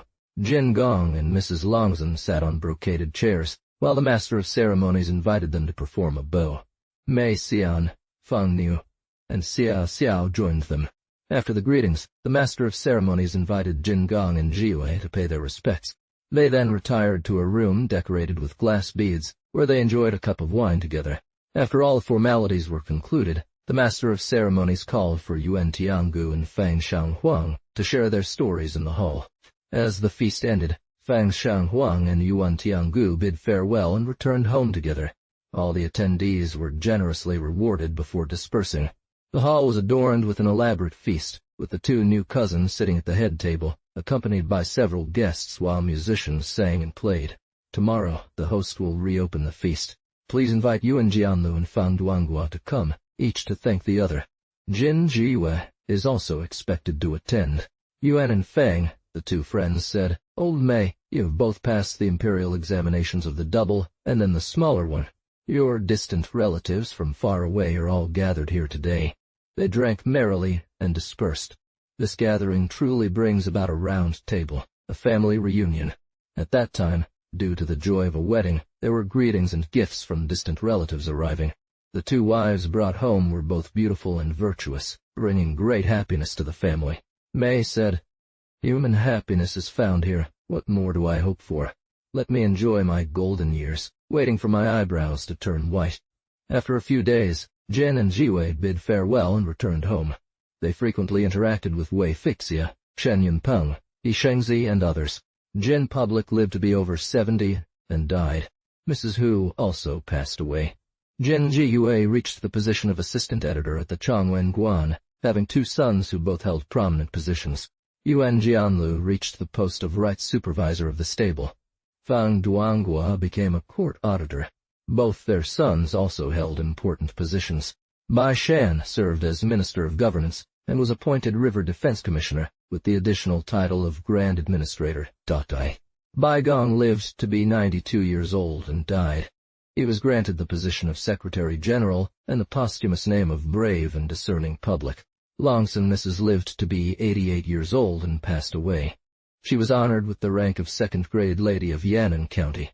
Mei lived to be over 80. His beard and mustache turned white, extending beyond his eyebrows, which remained pure and clean until he died without illness while asleep. The court wanted to bestow upon him the honor of Grand Counselor, but it was declined. Feng Yao and Sai Xiao both had long lives and passed away. The two sons cried and mourned, observing all funeral rites. They built a tomb with 3 expanded chambers for their burial. The tombstone was inscribed, Tomb of Song Hermit Textual Purity Bai Public. Bai Shan had 3 sons, and Bai Hu had 2, all receiving notable positions from the court. From then on, the Bai, Jin, Fang, and Yuan families formed close ties and frequently visited each other. They became renowned clans, with literati descendants, passing down their status for generations, as evident today. It can be seen that doing good brings benefit, while evil only leads to self-harm.